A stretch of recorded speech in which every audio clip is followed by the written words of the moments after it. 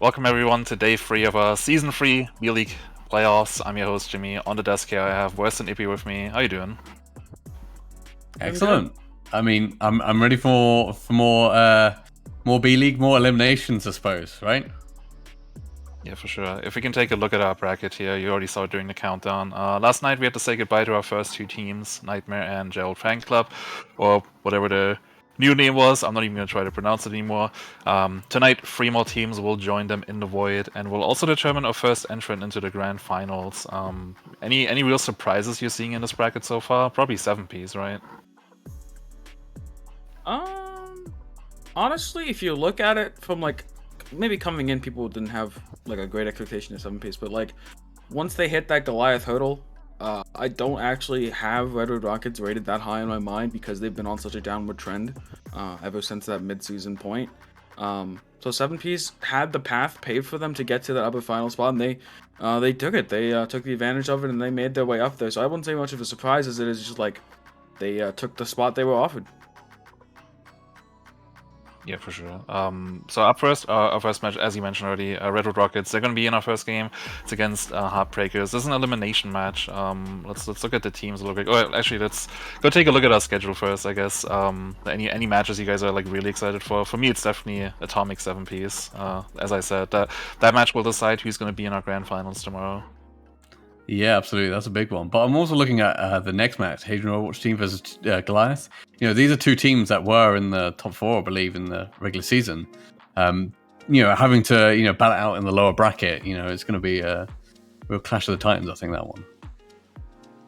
Yeah, Hayden OW team for sure. The team that, if I remember correctly, I think it was Recurve yesterday in chat saying that they had like a whole week of just getting coached by the entirety of Homie chat and Worst, who's here with us. Primarily just for Atomic. That's like the raid boss we're looking at here.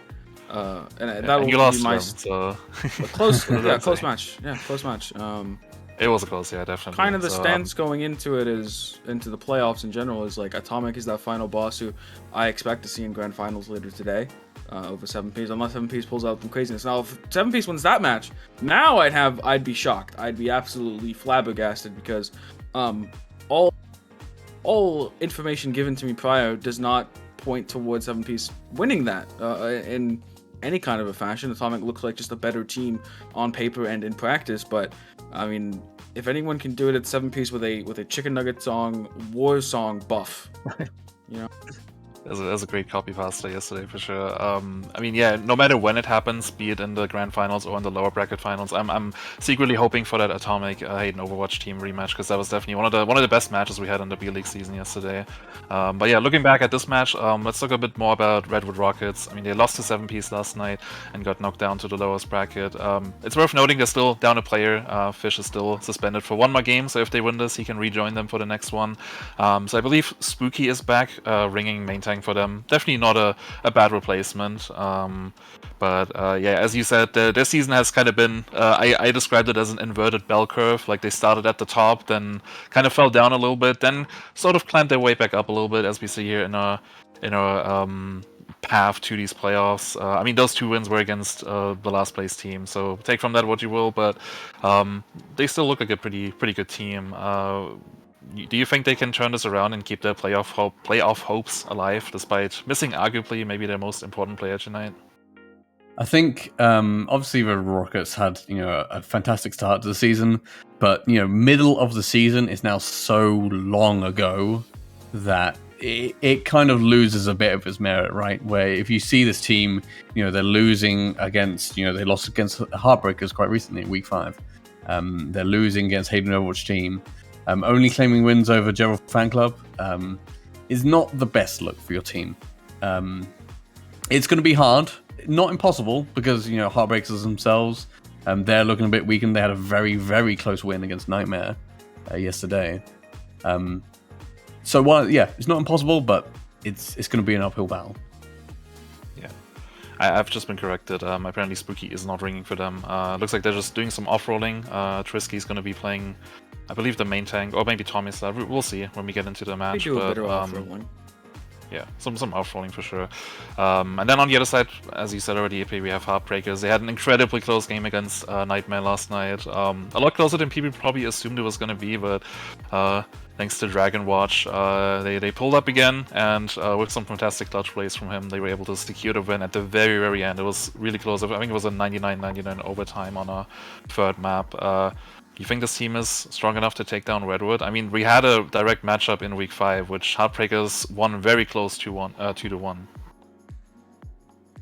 Yeah, I mean, if yesterday's matches are anything to go off of for Redwood, they can sort of just kind of fall over at times against double shield compositions that 7-piece was running out. Not even a double shield comp, they were just running out Orisa Diva, and they were kind of just falling over with their dive.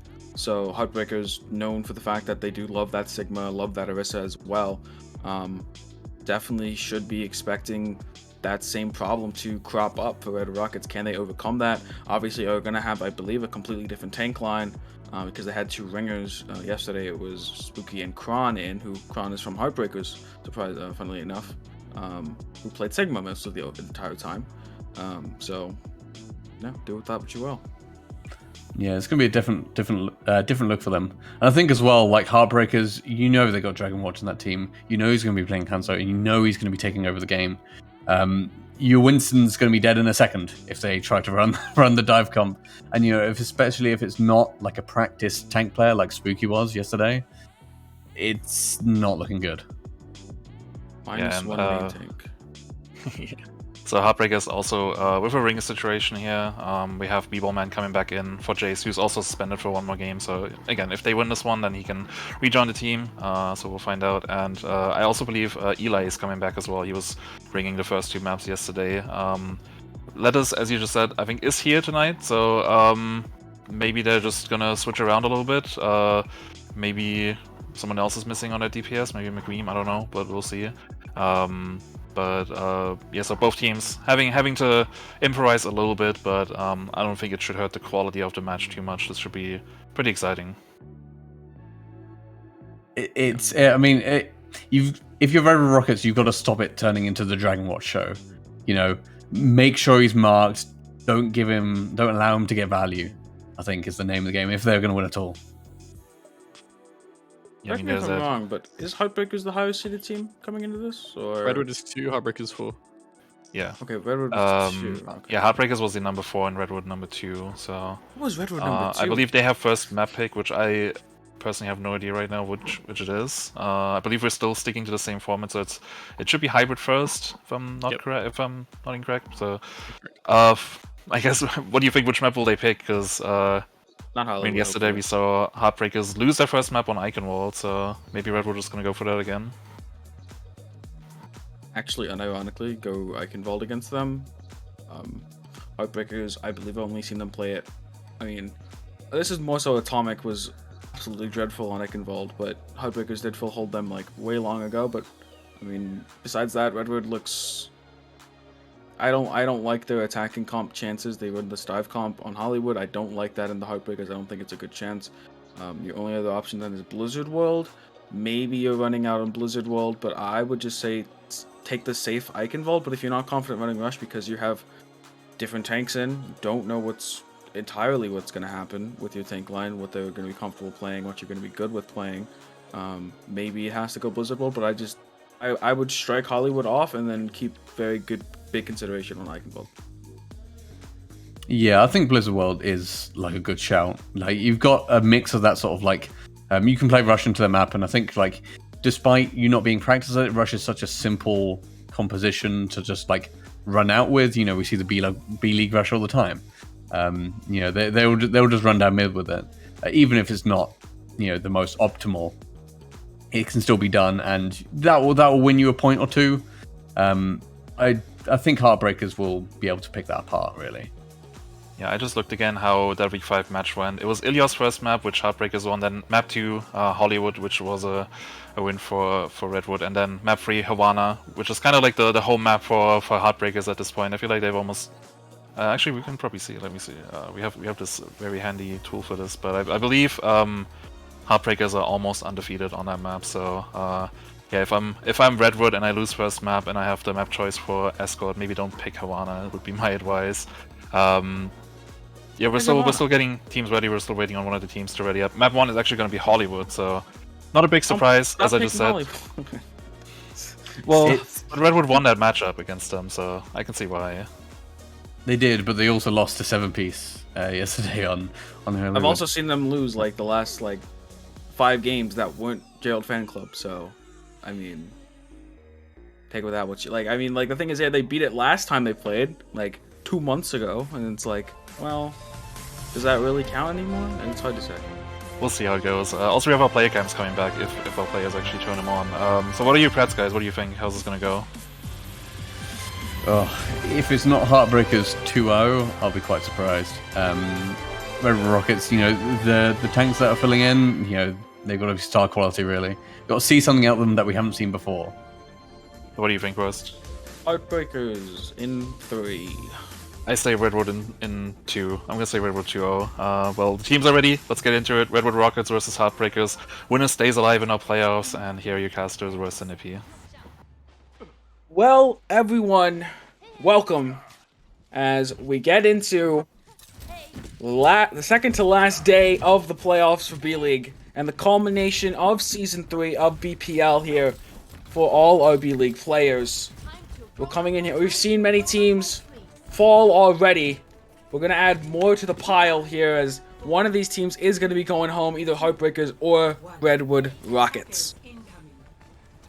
Yeah, absolutely. And Heartbreakers in position with the bunker comp that they play a lot with the Genji. Quite interesting variation, but you get to control that high ground a bit better. Let's see how Redwood Rockets deal with this. Don't quite understand why that Genji has to be coming in here for Dragon Watch. It does seem to just be more of this mid-fight controlling style. Could easily be a Hanzo, but there Trisky goes.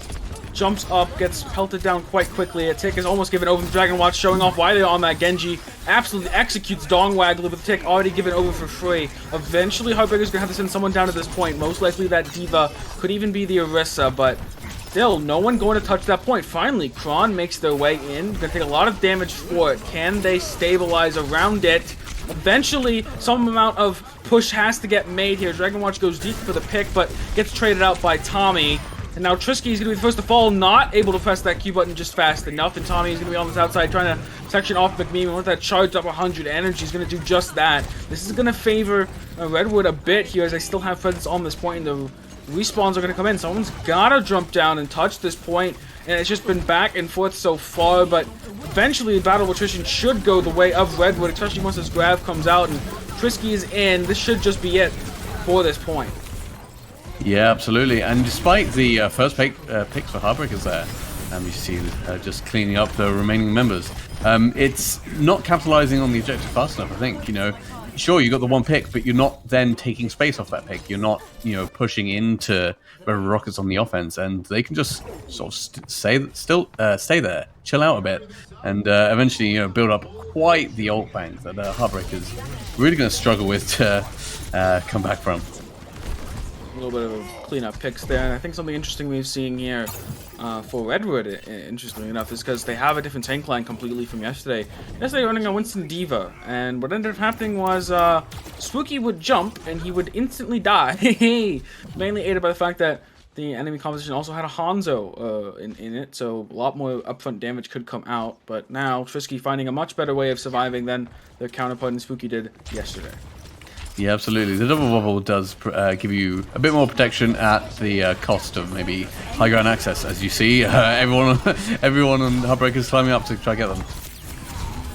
Yeah, and it's just kind of all in favor of Redwood. Kron's going to splash a little bit of blue in that kill feed, but it's not going to be quite enough. It's a big pond and a little bit of new water being introduced isn't going to change much here, as just going to be completely rolling in. Yeah, definitely. Redwood Rockets, the invasive species in that scenario. Great Dragon kills two, and an early grab in the spawn. What? They're around a wall. You have no clear line of sight onto them. It's going to stop them from touching, I guess. But, ultimately, it seems a little bit wasteful. But you know what? Tommy Slat knows what they're doing. Going to be cleaning up these kills at the end of it all. Going to be actually getting the point. So, in a weird way, it is just one grab for 1 point capture. And, if you look at it like that, completely worth it. Yeah, absolutely. And you've got almost 5 minutes coming into Hollywood C. A very difficult point to capture, but they've definitely got the time, if not the ultimates. And at least Silk, she does use the rally in that fight. So Heartbreaker's a bit weaker. Dragon Watch still holding on to this blade. Who realistically are you going to kill on Redwood Rockets with this blade?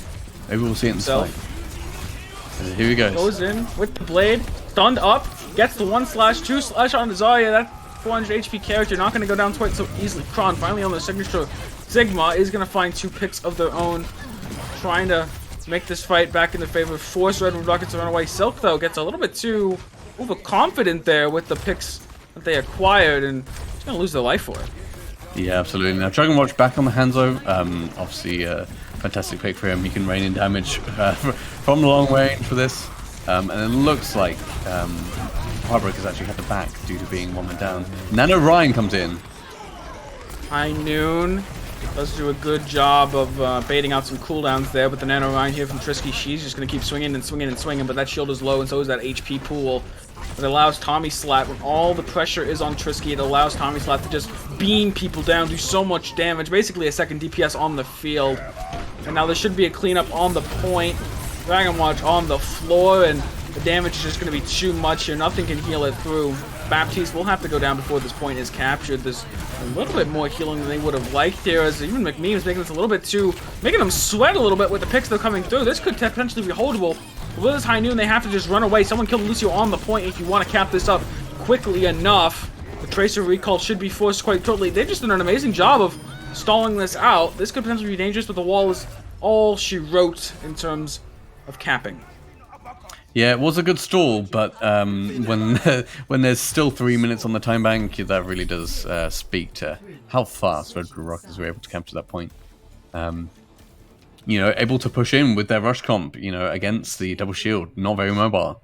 And really from there, once they gained control of the objective, you know, you saw Tommy Slat just sitting there, standing still, playing tower defense mode with the Zarya, beaming down anyone that dared capture the point. So, you know, despite what we were saying in the break, you know, Redwood Rockets come out flying here. Yeah, I mean, it's a different look for them in terms of what they have put together here composition-wise. This composition isn't any different, but the attacking composition was a bit different. Had that Zarya slotted in over the D.Va, and in all honesty, I think the first point could have been a lot more holdable. It's where Redwood had the biggest amount of trouble yesterday. If Dragon Watch was playing, I mean, the signature Hanzo or even the Junkrat, like, just damage. We needed more upfront damage to just burst down Trisky when she jumped in. It just was not there. So Trisky got way too much value on those jump-ins than they really needed to. So you see a little bit of a picture being painted by our players here, a little bit of artistic creativity coming out. Absolutely, as artistically creative as you can get with sprays in Overwatch, I suppose. But you see here Redwood Rockets running a pretty standard double shield defense. Tommy Slat actually on the opposite high ground here. Gives a bit more control, but he's going to have to rotate, surely, as looks like Heartbreakers going for a TP strat. Yeah, they're going to TP straight into them. Heartbreakers looking for something here. Beefall, man, opting to just hold the shield there instead of any amount of swinging. Fearful for their HP pool. One tick going over, very similar to how Redwood got their first couple ticks, but now Tommy dropped a little bit too early, I'd say. He's now under a lot of fire from this Lucio, just absolutely hunting him down. And should be finished off here by McMeem. That's a slow character going to be put back in spawn, but really the fight was completely won on the other side. You'll take that first tick in the first minute, but still a little rough. Yeah, Tommy Slat there does die in that fight, but, you know, is in a great position to counter the TP there. Because he's on the opposite high ground. He has free reign with his orbs of damage. Essentially allows, you know, softens up the target and allows Rocky Ducky to really finish them off. And from there, you know, Redwood Rockets do a better job than Heartbreakers on their defense at finishing off the fight and cleaning up. Yeah, it's kind of weird. Tommy Slat's on this low ground. I would like to see them just try to rush down Tommy at this point, but no. Instead, yeah, there you go. Just run over Tommy. Tommy is completely mispositioned there on the low ground as that Sigma. Needs to be on the high ground and force out cooldowns. And Dragon Watch is just able to fully put the pressure of that Reaper onto Redwood. And now this point should just be completely lost on a single trade. But they do in... Okay, never mind. I thought that was a nano voice line, but no, I'm just going crazy. No, I think so. So it looked like Heartbreakers were going for a TP strat, and maybe the TP was broken. Maybe they were baiting it with a 900 IQ buy. But yeah, as you said, you know, running over Tommy Slat absolutely is picking that situation. It's a shame Fungin also had to die in that fight, as that really seals the deal for them. Not really able to turn its ults. As now Heartbreakers controlled this high ground very handedly. It's gonna be interesting to see how the Redwood Rockets try to take this high ground. They're just going to get sped onto if they take this elevator. No, I like this rotation a lot more, but you still have to watch out. Rocky Ducky could get jumped on at any point. Has to use the coach gun to get over. Flip the side, try to make them try to walk onto you on this point. The window very well utilized, and while B-Ball Man is completely out of position, on that Reinhardt there, needs to be closer to an angle to get some cover naturally, but isn't able to find it, and now the rest of the team should be trying to fall back. But because they were behind them this time, the spawn is too far away, so they're going to have some stragglers taken out. Yeah, absolutely. Like you said, great rotation, force the point, a great call there from whoever's calling on Redwood. And now you see, like, just through that rotation alone, they're able to win the fight with just the window and the rally, very cheap. You've got some good DPS ults to lock down the point here, as Heartbreakers engage with the Simwall. Yeah, now they're going to walk forward McMeme. I think that's just a right click. Finds Rocky Ducky, and the end of it all, that's a Bob out of the fight. That's a really massive disengage tool you have. They could still pull the trigger here. Bongo Flux is not something to be looking down on. I don't know what Tommy Slide's doing. A little bit of Butterfingers on their feet. That's what make them fingers, would make them Butterfeet, huh? That'd be really weird branding to change to. As Shadow coming out, and everything is just kind of getting popped off all at once right now. The Bob is doing a bit of damage, but Dragon Watch is just too amped up with the help of his team and should be looking to push forward, but Rocky Ducky looks to put him down in their track. This window is just an attempt to completely finish it off, but Rocky Ducky, who's out of line of sight of that window, is actually doing so much damage here, kind of clawed their way back into this fight. Yeah, I don't know if they'll have the tank advantage to be able to cap this over. Maybe with the Flux, that is a huge Flux. Do they have the lamp? They do not, and not at least to save McMean. Yeah, Redwood playing this pretty well in terms of kiting in certain ways that Rocky Ducky is able to find these off angles. I mean, it really was a lot of that Ash just keeping them in that fight for way too long. Yeah, and I like this position that Tommy Slat is in right now, where you're with the Ash on the high ground, protecting the Ash with a shield, although you can still apparently find a gap, does Dragon Watch. Instantly, Rocky Ducky's gone. The first pick of a lot of these fights, you gotta start looking at that if you're Rocky Ducky, and they just drop right on top of them. Usually such a bad idea because it puts you in such a split position, which Tommy Slat is feeling the eventual effects of, as they are just getting bombarded by the entirety of Heartbreakers running behind and taking them out. McMeme has been an absolute terror on the Symmetra, but the problem is, if you're Heartbreakers, you didn't 6-man try to walk behind and take out the Sigma. Instead, you split up 3 for 3. And the 3-man core of Redwood on this point did an amazing job of punishing that fact, taking out your Ryan and now Rocky Ducky. Because this Diva is so concerned with this point, no one is looking at Rocky Ducky, and Dong Wangler with a little bit of cleanup with that tour ball. Yeah, absolutely. And, you know, it's time after time again, like these players on Redwood Rockets able to, you know, move into a better position, take advantage of the fact that no one on Heartbreakers is looking at them, and, you know, clean up the fight, essentially. And now Rocky Ducky, who, you know, was picked very early on in that first fight, now has the Bob ready to go. And we'll probably be layering in. The Shatter, I mean, who are you going to shatter here? Okay. A little bit of a weird TP there. Just trying to sacrifice your Symmetra to the enemy team. I mean, it's kind of this question, right? Is that TP ever really worth it? Even if you get more than one person up there, either they just break it too fast and no one gets up there, or one person gets up there like you saw and they die instantly and your entire team is forced to run away, and now more staggers are coming out. You only have 45 seconds. Yeah, 45 seconds, but a decent ult bank if they can get all their members out. They're coming up to the beat, which will save them in a pinch. Tommy Slack is coming up to that Flux, and so Silk, she should look to save this here. But the Symmetra, I mean, you've been TPing into them all game. Would there be better value? Surely, if you don't TP into them for the third time. No, they do, but this time aided with a much better usage of ultimates to cover the advance. That's what you want to see. You don't want to just walk into them when they aren't concerned with other things.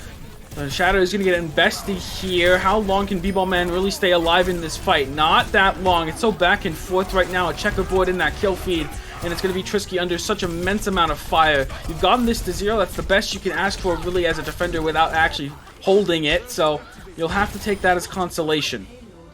Yeah, and it's a bit of a weird ult from Dragon Watch there to force them off the high ground. You know, I guess, yeah, that's what it is. You don't get any kills with it.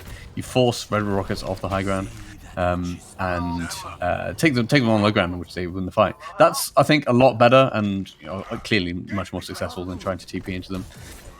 You now see McMean switch over to the Cassidy. A good point for, just essentially just raining in damage, looking for stuns essentially on this shatter. Beebleman has. He's gone. He is simply gone. Deleted from the server. The shield is broken by that bomb, and the shadow comes out. But some great peel from Function, who has been on the brig the entire time. Even in this Rhine composition, they're playing the slower style with the Sigma, with the Torbjorn, so it's actually benefited them greatly. They don't need the speed as much to engage. Instead, they're trying to play it slowly around points of interest and just leverage that brig as a kind of an anchor.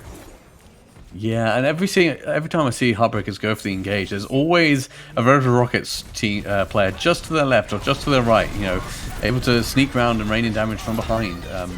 Not able to capitalize on these lone players. Shadow comes out, the shield is available, however, but B-Ballman loses their life, and now it's firmly in Redwood Rockets' hands. They have the Brigitte rally. The win rate with that ultimate is kind of insane, honestly, and I don't think that win rate stat will be changing anytime soon. Don't walk into the Dragons. It's your only win condition currently, as B-Ballman won't even be able to touch that point. Some great CC is layered on top to prevent the touch and coming in, and Redwood Rockets already 1-0. Kind of crapping on my predictions of that Heartbreakers win, but potentially still time in the series. Yeah, absolutely, and it's great control, I think, of the game from Redwood Rockets. Always making sure there's a player in position ready to capitalize. Whether it's Tommy Slat on the high ground, whether it's Rocky Ducky on an off angle, raining in shots. If Heartbreakers are going to come back from this fight, from this map loss, it's you've got to I keep saying his name right, but if there's a Heartbreakers player you definitely think of Dragon Watch. He's such a clutch player.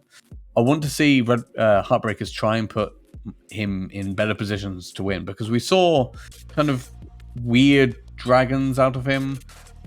He was on the Genji for maybe a little bit too long.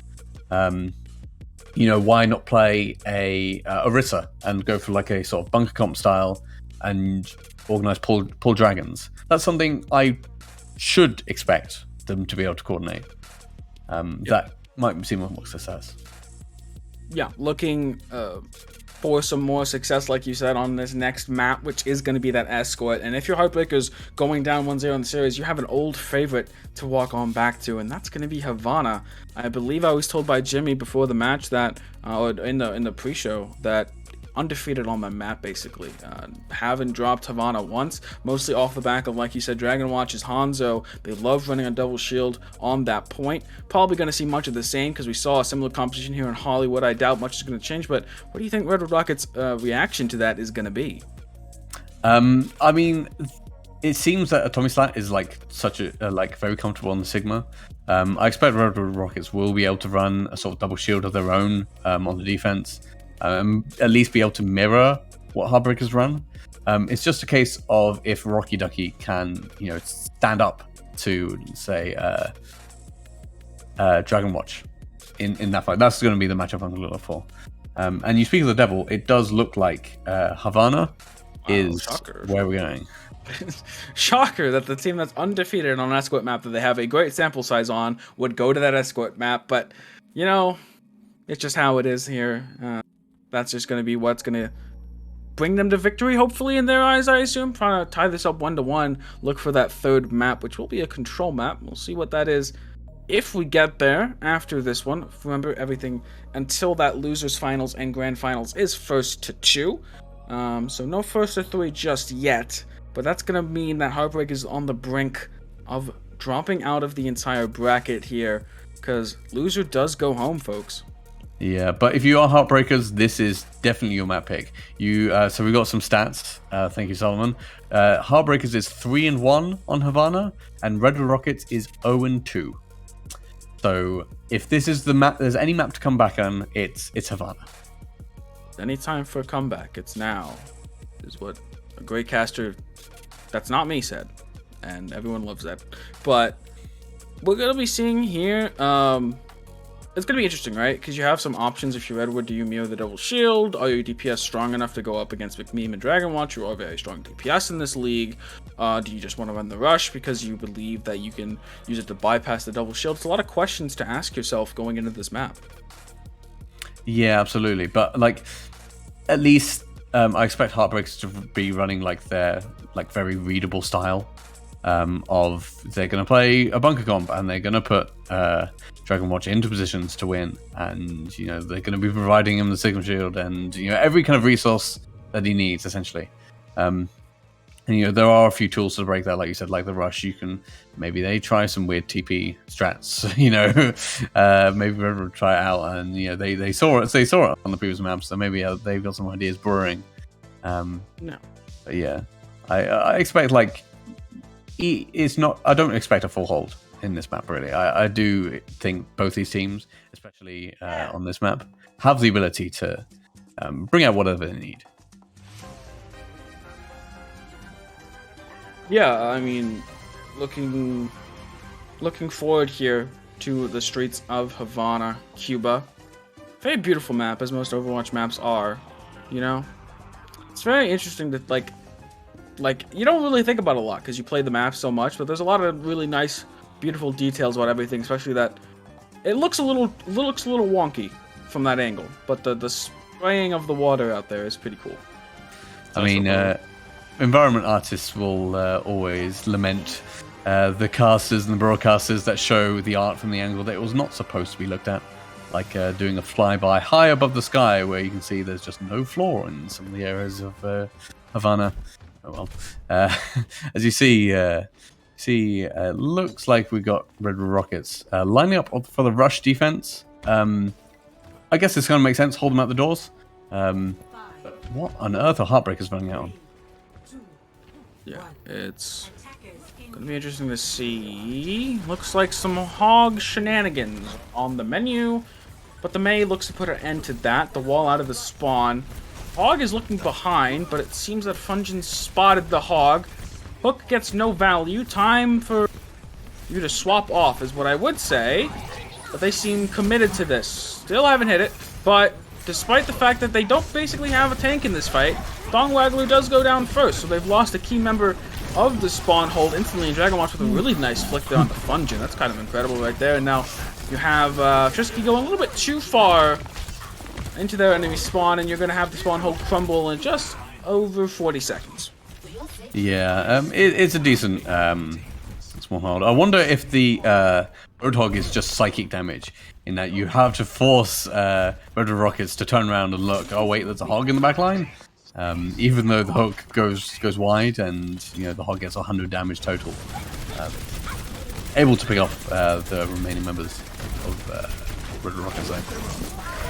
Window is going to be early, and the Diva Matrix will be the first recipient of that extra damage boost, as the backline is now under immense amounts of pressure here for Heartbreakers, but they have a little bit thing of a crossfire set up with Krog and this Orisa on the cart. They should get a lot of picks here if you are Redwood Rockets, but I don't know how long you can really keep this up. The defensive respawns might be a little bit too much. We get more cart stall and another fight guaranteed on this point, and that's all you can really ask for here on the rush composition. Yeah, absolutely. It's a great shutter from Trisky. Lands everyone on the down, despite lands everyone on their back. Sorry, despite the lamp coming in, there's enough damage dealt to all the members that players are able to take them out, finish them off. But unfortunately, the tank's still alive, and they are able to anchor down. You see Trisky coming in quick.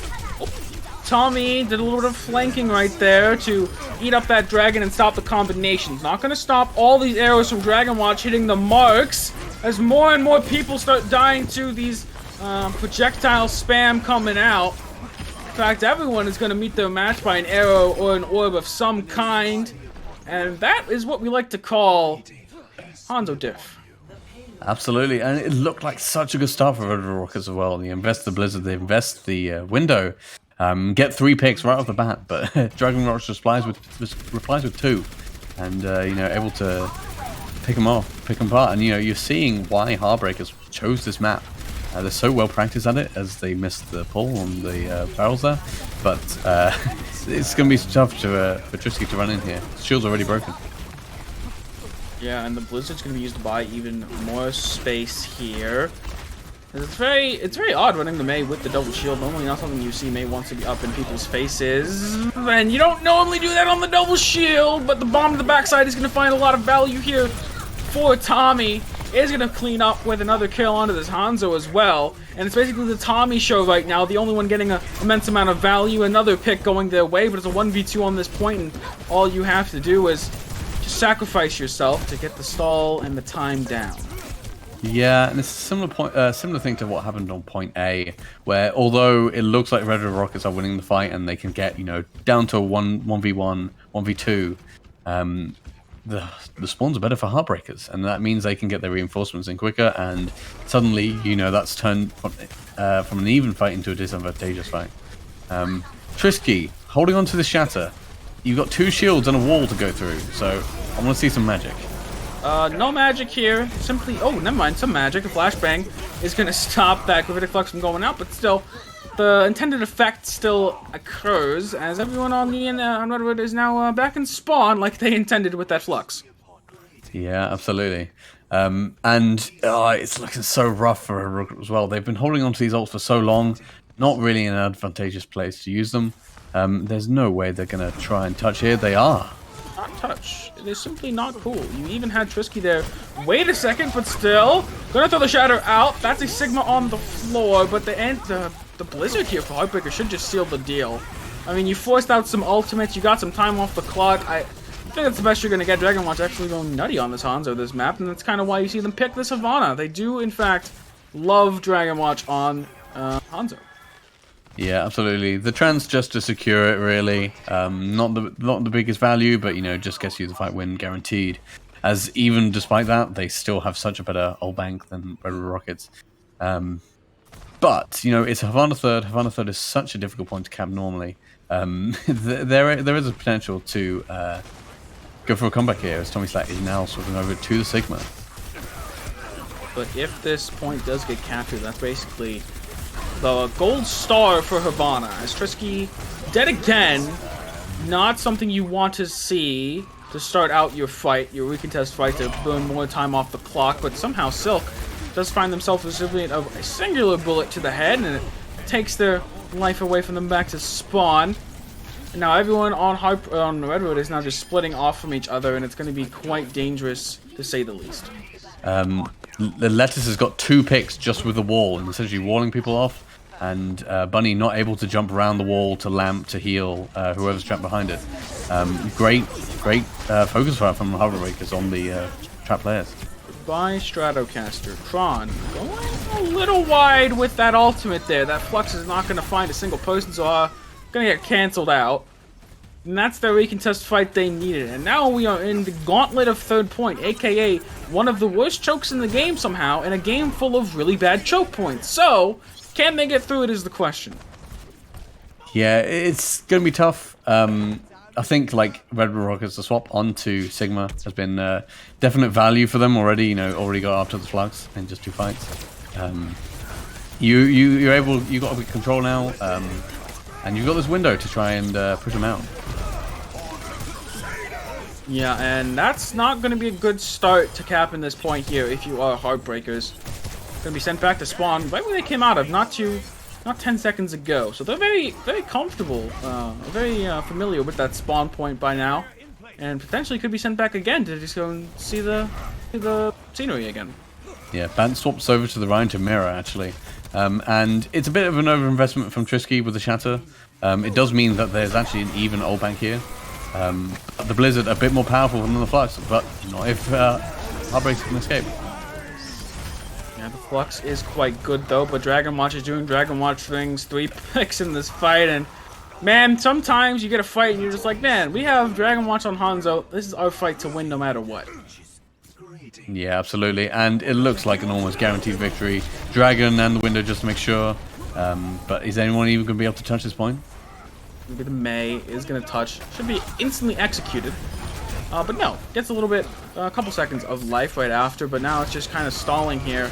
Trying to get that down to 0 if you can. Somehow they are pulling this back, however. Bunny does start it out with the kill on the Bant. Now you are kind of sweating here if you're Heartbreakers. You got to clean this up. Stop letting Rocky Ducky do whatever they want. They get the Bob out on the field. They're trying to Sig 9, but it's not going to work. The Bob is low, but this is the point where you can get really held back by reinforcements coming in, and when you let your Rhine die to the enemy Baptiste, and Rocky Ducky is just free firing from the side, there's nothing you can do. This point is not gonna get capped. That's incredible. What a defense from Redwood Rockets with no odds. Able to get the picks, call out the low health targets and finish them off. Great play from Bunny there, securing 2 picks in that fight. Dragon Watch look a little flustered during that fight, not sure which target to go for.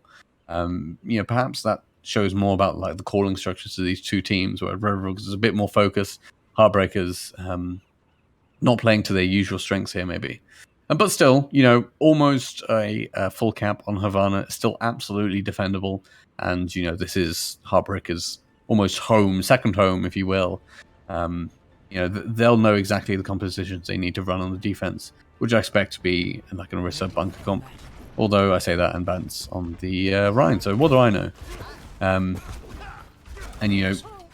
Give Dragon Watch, those opportunities to get 4 kills in a fight randomly.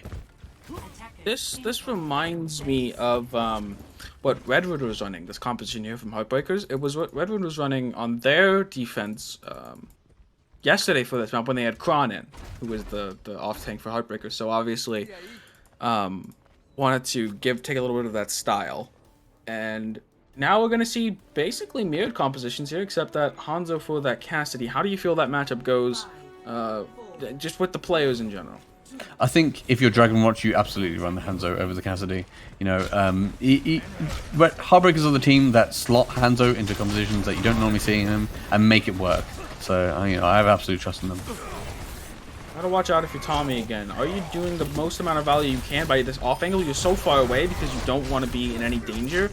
And so are you really doing much at all? You're gonna get booped back into the enemy team and you're just gone. I feel like this has been a chronic problem here for Redwood Rockets, is that Tommy is just mispositioning on this Sigma. You have to be in a place to get value while also being fairly safe, and I don't think that's the spot to do it. Yeah, absolutely. And it might favor you might want the Diva here on the offense. Just able to eat in those, headshot arrows from Dragon Watch, the icicles from Lettuce, and protect yourself. And I like this position from Tommy a lot better. Ooh, that's Lettuce gone. The May, such a critical character, just given the spawn hold, as Shatter should be coming out very shortly. Finally gets it. Will they commit it in this fight? No, but Trisky will. Trisky's going to try and end this fight as soon as she can. And the card starts rolling a minute after, more than they got off the clock on their defense. Yeah, and it's about even here, but the thing that Heartbreakers were able to do on their defense, their offense, is essentially, win these very, very close, scrappy fights. And, we'll have to see if Redwood Rockets can do the same.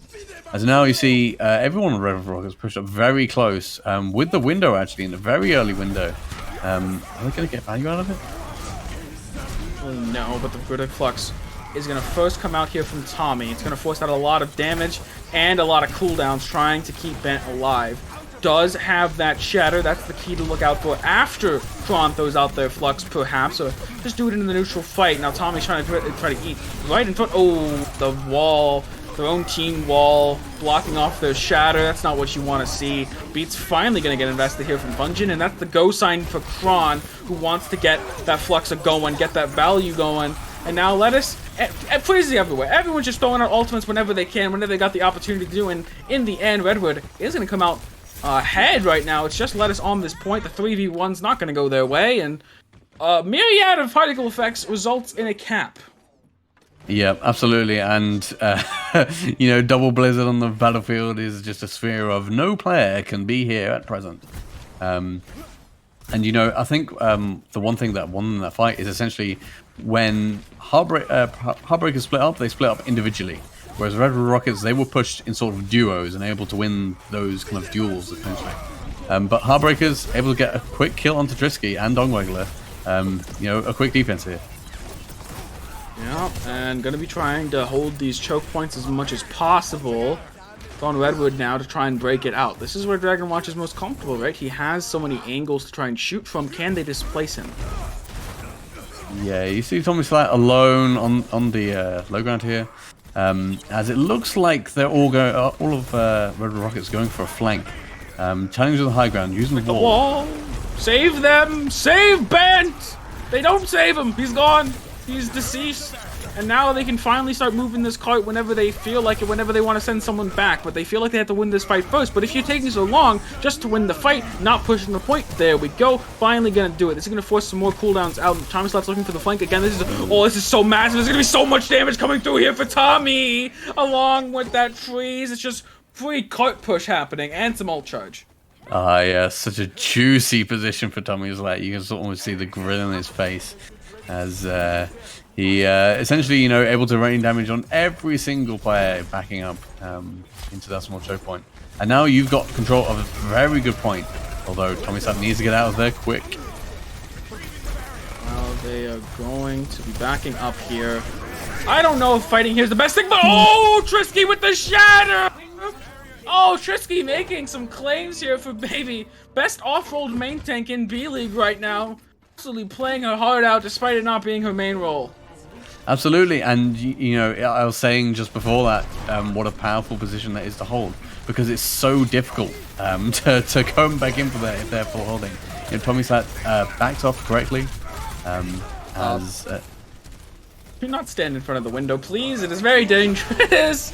They don't listen to my warnings. In fact, they're gonna just kind of commit too hard in the paint, and they will go down. And now it's time for the dreaded third point to commence. This is where Heartbreakers found their run cut short on their offense. Will the same happen for Redwood?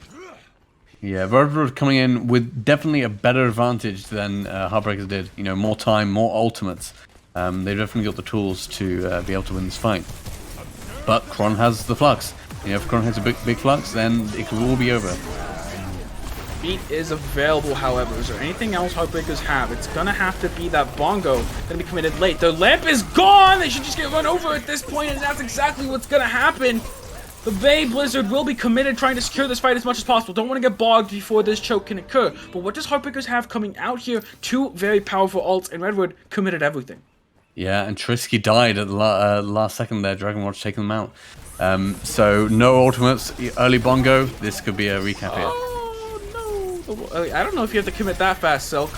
A little over anxious perhaps there from the Zenyatta, thinking they have to commit. Now you have to try to wait out this bongo as much as possible.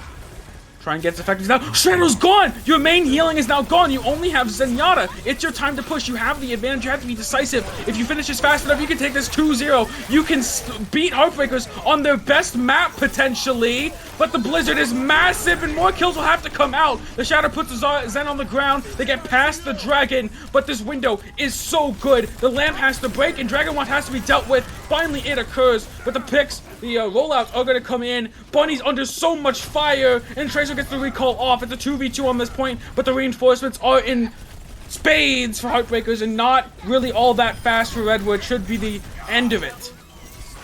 You say that as they continue getting picks, but there's no way that Dong Waggler sits here on cart and kills everyone. Right as Rocky Ducky gets the high noon off.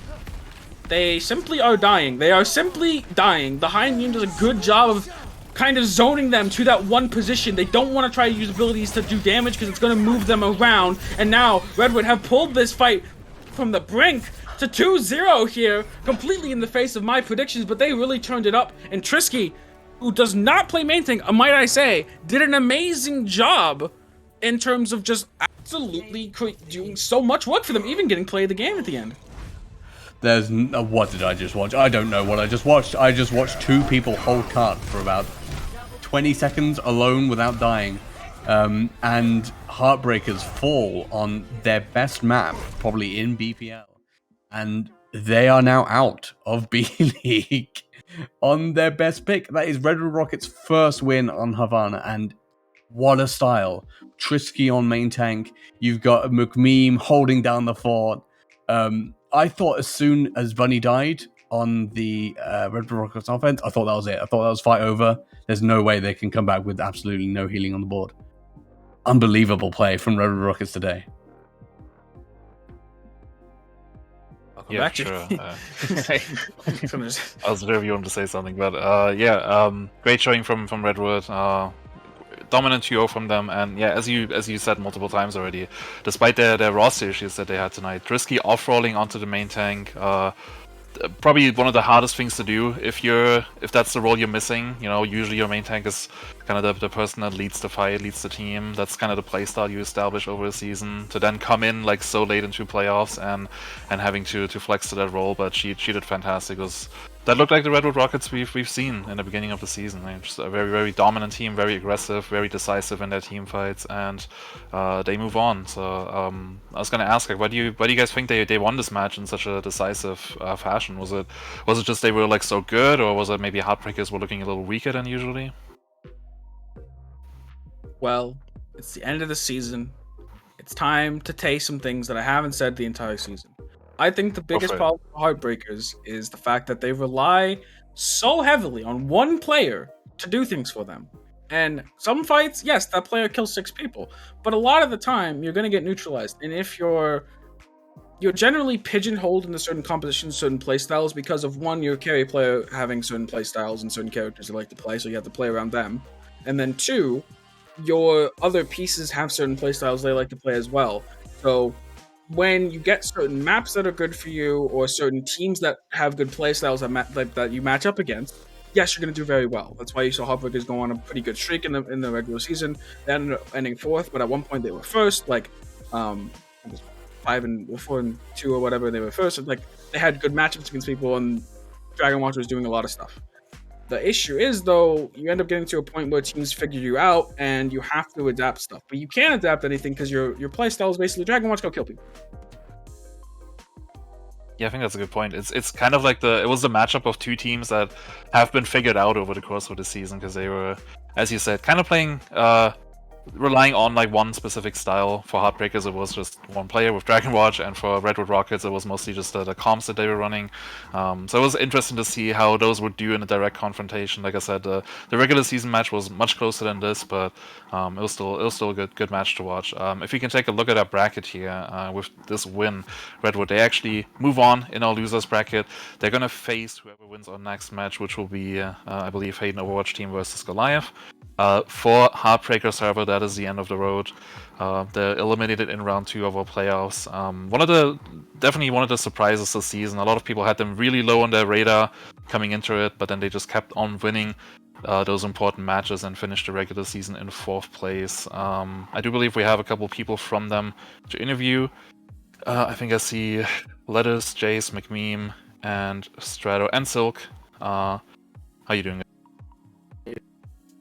Hello. Hello. Yeah, so just it's difficult talking after a match like that, but like what's going through your head right now? How you feeling? Personally, as a captain of Heartbreakers and all that jazz, I think we did good. We built a pretty cheap team, cheapest in B League, and I feel like we got a lot of good value out of it. I mean, I was, coming into the season, I didn't expect much. This was my first time captaining, doing anything like this, and I'm just so proud of all the players that we picked up, because they really stepped up and proved some people who, beginning of the season thought we'd be like bottom 2, but we ended up, surpassing expectations, even hitting first place at some point there. So, in the end, going out to Redwood, I think Redwood's a great team. They have some great players, so I'm just glad we didn't go out to Nightmare, because that would have been sad. But, we didn't. We beat them. And, we'll just keep moving forward and continuing the next season. I think we definitely have some fancy people who used to be on Heartbreakers who will be big pickups next season, particularly one DPS player who may have been unknown coming into the season. We shall see. Yeah, absolutely. I mean, that's the one name we've been saying all season long, hasn't it? But commiserations as well for the loss there. No, going into this, you were 3-1 on Havana. Yeah. Obviously, a very good map for you. What went wrong here, do you think? Just saying from spectating it, I think it was just individual mistakes and a bit of panic. I think when they got on to second point, I think there was a real panic amongst the team, and it's understandable. I would say that whilst we have 2 losses on Havana, I think Redwood probably the only team that deserved to beat us. That'll be a hot take, and that'll send people on Hayden Overwatch team molding, but that was a really close game. But Redwood, I think, were comfortably better in both of these two series. I think for us, it felt like it was just a lot of individual mistakes, which is kind of sad because we also had some great individual moments in that game. The Demon killed like 3 or 4 people on Hanzo. Tron basically killed their whole team on Sigma at one point as well. Lettuce walls on first were just like perma on Trisky, etc, right? So it's a shame. We made some good individual plays, but yeah, I would say just a lot of individual slip-ups I think really cost us in these key fights. Yeah, for sure. I mean, despite all of that, you guys made this a fun season, and you gave a lot of the top teams a hard time. This is just like for the rest of the team here. Like, how has Heartbreakers been for you guys? And are there like any games or moments you look back to fondly? Well, so come with me, man. So yeah, go on. Yeah, I enjoyed my stay at Heartbreakers as the very last player to be drafted in the entire league. I mean, I was definitely at one point I felt like the weakest link in the Heartbreakers, and I kind of just strive to improve, and I just tried to I tried to get better, and I think I did accomplish that with Heartbreakers. So, and my favorite moment probably has to be, that's a hard one, when we full held Atomic on Ike. That felt nice. Yeah, getting that full held in, it always feels good when you do that, and then you're going into the offense like, okay, this is almost free money, right? So I just want to say, thank you all for playing, this season. Is there anyone you want to shout out, or any last messages you want to have? Yes. You got any? I'll go on last. Go for it, Lettuce. Atomic people are very cool, and everybody who doubted us, they got what they wanted, but they are not cool, and they should go outside and touch some grass. Shout out to Person, to Drayden, Titan, Tianyu, among others, and all the ringers that helped us out as well. Shout out to all of the people who had some fucking minor grievance with our team or with the management and decided to just go into B-League and chat unbelievable amounts of shit without giving any context to anything, or actually attempting to resolve any issues with the team. Those people are very cool. I like those. I think as I said all season, my DM's are always open. I think, my team have not been the most liked this season, but I think, there was always going to be a villain team. Yeah. I've been the villain before in general. It's not a BPL season without a villain team, you're right. Exactly. I'm fine to be the villain arc till the end of the time. People can flame me all they want. But in the end, yes, we went out and we probably finished like 6th to 5th. I picked up a team that wanted to improve, that was hungry, that wanted to show people that they were better than the sum of their parts. They absolutely were. I think if anyone walks away from this season, there was a narrative that Mustard and Salsa said on the desk yesterday that it was just Dragon Watch and friends, and I think not only is that narrative incorrect, it's also genuinely disingenuous to the amount of work that everyone else put in this season, in particularly Kron and Lettuce. I think Kron and Lettuce did more than him that map, and I think that's undisputable, not to discredit him, obviously, like he's clearly the MVP. But Lettuce and Kron in particular, like, they were complete freaks on Havana, and they stepped up when we needed to. So they've had some great performances as well. But hey, narrative is narrative. I just hope that people don't walk away from the HBR thinking it was just the Dragon Watch show, because there were some great plays here that should be it definitely wasn't. Yeah. I mean, this really was a team of people that not a lot of people believed in the draft, and you guys showed up, and I think you can be more than proud with your accomplishments this season. You get some great upset wins, some great matches overall, and a possible MVP candidate on your team. So, I just want to say thank you very much for coming out, for talking to us, and good luck in your Can future. I say one more thing? Yeah, sure. This might be a little, I don't really know the word for it. Might be a little petty, might be a little copium, but we should have won against Hot, and Hayden is overrated, and so is Robbie. Wow. Ain't no way. Damn. Shut up. Throwing some spice on the way out. Well, you're out the tournament. Still throwing spice from you. I like it. We are out. That's true. Oh, well. All right. Well, thank you very much, and again, good luck for the future. All right. GIR, Awesome. take care. Well, Ibby, it's just you and me right now. We're set to deal with something real quick. He will be back for our next match, which will be Hayden Overwatch team versus Goliath, the rematch of Week 2. We'll be right back after this. BPL Season 3 is brought to you by the new BPL merch store. Get your hands on our Season 2 collection, which features custom designs on t-shirts, hoodies, stickers, and more. And stay tuned for our expansion, where we'll add all of the Season 2 and Season 3 team logos to even more merch. Check it out today by using !merch in chat or at bpl-merch.solomon.gg.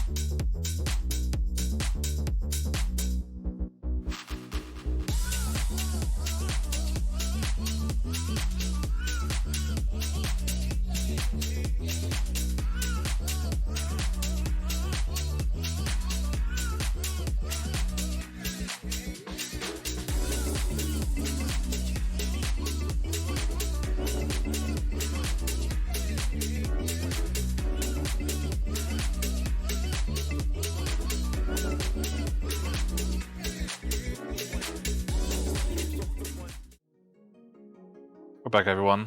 Quite a statement there from Redwood Rockets. They win the first match of tonight, 2-0, and now it's left to find out who's going to face them in our next round of lower brackets. Still here with Ippy versus Back, and our next match is going to be Hayden Overwatch team versus Goliath, another elimination match. Their regular season matchup in week 2. That was a decisive 2-0 for Hayden Overwatch team. I still remember it was a very emotional match. Some stuff being said afterwards, so quite looking forward to this rematch here. Ippy, I'm asking you first because the worst is a little biased, of course, but you think this could repeat tonight, or will Goliath get their revenge? I think it's gonna be super tough because both these teams have looked, really good recently. Despite Hayden Overwatch team's 6th place season finish, I think they've looked good, like more recently and throughout the tournament as well. I don't think losing out to, was it Atomic, is such a bad thing. Atomic look like one of the strongest teams. So, you absolutely have a great chance to bounce back versus Goliath here. Yeah, you just mentioned that match against Atomic last night. That was an absolute banger, 1-2. And there's nothing really that Hayden Overwatch team has to hide from. Even though they lost that one, they looked very, very good in that match. Wes, you're coaching them, so tell me, how's the mood in the team right now? Well, a bunch of players just came off the Toronto Defiant tourney, so a lot of them are warmed up. We'll see if that's a good thing or bad thing. But yeah, I mean, you can call me biased, but I'm gonna be like, when I'm on cast and everything, I'm just 100, even outside of cast, honestly, I'm 100% factual with everyone, including my players, including other like, obviously everyone thinks of that team, Recurve coaching. I'm there as well. I wouldn't say I have the same impact as Recurve. He is much more of that, like, in-session coach, that he is going to be the one, like yelling at them to, like, do certain things and, like, getting in their head. And I'm more of the guy that, like, very analytical, very just, like, I'm just, like, kind of in his ears going, this is going wrong, this is going wrong, this needs to change, that kind of stuff. But, I mean, mood in the team right now is, after that loss to Atomic, we think we repeat grand finals, basically. Our thought is we go back up to them in grand finals and we fight them from the lower bracket. That's to be said. 7Ps could upset. Not likely to upset, I would say, but still can upset. So that could be an Atomic matchup a bit sooner in the grand finals. They have to also get past Goliath here, who is not a slouch of a team, but has been middle of the pack for so long. Yeah, I mean, that would definitely be a rematch I would love to see, but before it gets to that, they have to go through Goliath first, who had quite a rough start to playoffs. They lost to Redwood in the first round, 0-2. Bounced back last night against Gerald Fan Club with a decisive 2-0. Now they have the chance, like I said, to get revenge for that Week 2 regular season match. What do you guys think they gotta do to win this one, and what should they focus on against this explosive-looking Hayden Overwatch team? I think Spooky is like the anchor for this team, right? Definitely a main tank player, like a very experienced BPL main tank as well. He was placed in season 2 as well. Essentially, like, what I want to see is what I saw from Redwood Rockets last game, which is like focused calling, because a good calling will have all your players like going, in the same direction, and that can be over teams which have, two standout players that maybe aren't, making individual mistakes and not following the team as well. So that's what I want to see from them. Yeah, I think fundamentals as a team is going to play the base thing. Goliath, it's kind of, a lot of people think of this team as like a spooky and optical show, in a sense, where it's like those two players. Yeah, I mean, some people do think that, honestly. And I don't think that's entirely accurate. I think the team, when they look really good, it's because they have really concise, coordinated team play that accentuates Spooky and Optical Crash's strengths. And I think when they lose, it's when those fundamentals start to generate in a bad way. So if they can keep those fundamentals high, I think they have a good chance. Yeah, and one thing I noticed yesterday for Goliath is that they did a role swap, actually. Their support line with Eden Hall and Squall, they actually switched places. Squall is now playing the main support, whereas Eden Hall is now the flex support, playing the BAP, the Moira, whatever. Also, there were like rumors that maybe Brightside we might see them on DPS tonight. So, do you think like these swaps that they're doing has like potentially changed their potential as a team? I mean, they looked really, really good yesterday. I mean, I do know Squall for constantly complaining about being in BAP jail. That's just how it is sometimes as a flex support player, right? But switching roles, like it it can be a detriment. Obviously, like you're not playing something that you haven't been playing for the entirety of the season, but it can also like give you that little bit of freedom to work some different muscles that you haven't been working in a while, and get full power out of them. Whereas your flex support muscles might be worn down a bit. So I think like it's a risky swap, but has potential to take this team to another level, really. Yeah, and as you can see here, it looks like the support line for the first map for them is going to be Eden Hall and Stonewall. And their first map is actually going to be that's also Goliath pick. They picked what was it? Hollywood, right? Yeah, Hollywood. Yeah. I believe I remember when you just came back into the voice chat, Royce, you said like, "Oh, I think we're going to lose the first map because statistically this is false information that is being levied against me. I did not say that. You might have officially. said that. But statistically speaking, Hayden Overwatch team 0-2, whereas Goliath, they have won their only regular season match on this map, so no big brainer, or like no big brainer for them to choose this one. But yeah, let's do Brett's real quick. What do you guys think? I mean, it was probably obvious from you, but what do you say? Could be a close one. It depends on the form of both teams. I'm gonna go with a conservative 2-1 Hayden Overwatch team, because it depends on form. What about you, AP? Oh, it's really hard for me to pick, actually. I think obviously like the coaching for Hayden Overwatch team is probably like one of the best we've ever seen in B League, like B League ever. In that they're actually being coached sometimes. Nice to see that. Okay, what's your result? But yeah, I'm probably gonna have to give it to Hayden Overwatch team 2-1. I was right last match, so I'm gonna say Goliath 2-1. I hope it's a close match, but we're ready to go, so let's do this. Hayden Overwatch team versus Goliath, rematch from week 2 versus an API casters. Thank you very much, Jimmy. As we are going to get back into it here, the lower bracket, loser will be going home between Hayden Overwatch team and Goliath, and the rollouts are coming through. We're seeing these compositions in full force. It's going to be interesting. Yeah, a dive comp coming out from Goliath. I don't normally like the dive comp on here, but like versus a rush baseline, I think that's a lot more value. You're able to control this high ground a lot better than the Hayden Overwatch team can. And you can get optical crash into good positions with this echo. You can see raining in the stickies from far as Spooky goes in for the tickle. You can see some decisive play coming out here from Hayden watching. There it is, the speed forward. Can they get on top of Spooky fast enough? No, the rotation now has to come through. You're the rush composition. It's time to start rotating around, looking for what you can do. But the engage is going to come in from Spooky. First Spooky almost going down almost instantly, but the damage has been done. The cooldowns have been gotten out of from Hayden Overwatch team and looking for more damage to push into the corner. And now it's time for Green to get attacked here by Optical Crash. They find their counter out of position and take them down. But now the re-engage onto point. And a lot of damage is going to come down here on Optical, forcing them to run away. But Dux is gone late in the fight. The Baptiste now has to walk back from spawn. This is their time to resurge back in. And Robbie holds the shield with the bomb attached to it, and that's not good for your HP pool. This fight is just spiraling out of control, deeper and deeper into Goliath's favor. Yeah, absolutely. And I thought, I was going to be saying, at the end of the lost fight for Goliath here, a bit of an early engage from Spooky, not waiting for the nano from Eden Hall, which you would, consider what you would normally engage with in the dive comp. But, great picks from Optical Crash, especially on the Cassidy and on the map there. You see Spooky going quite aggressive with this Primal Rage. This man just walked in the cafe, pressed Q, and jumped the high ground. I don't know if that's the play, Spooky. Especially if you're going to be staying on the Winston. But you know what? They are committed.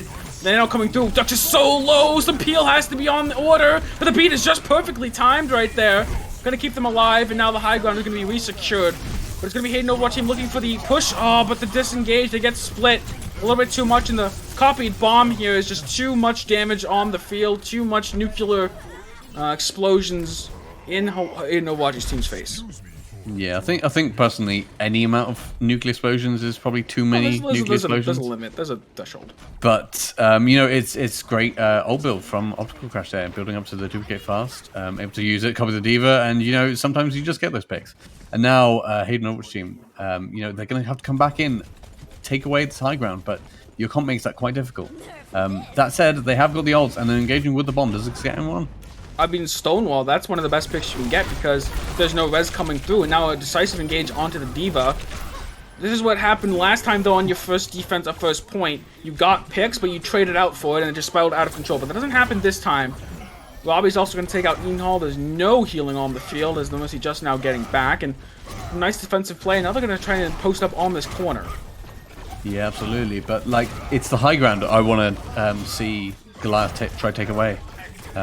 Sorry, Hayden OW's team take away from Goliath. You know, these dive heroes are very easy to get around the enemy team. And they engage with a bomb. It still somehow catches Greenie, not so far away is the bomb, and the pin is going to come through. Robbie's going to try their best to carry this fight out, trying to put the Echo on the ground, and that they do. Optical Crash, seen as the carry for this team at times. Going to be taken out, displaced via the Shatter, but also going back and forth. They're going to have to stop this point if they want to make this worth it on the defense.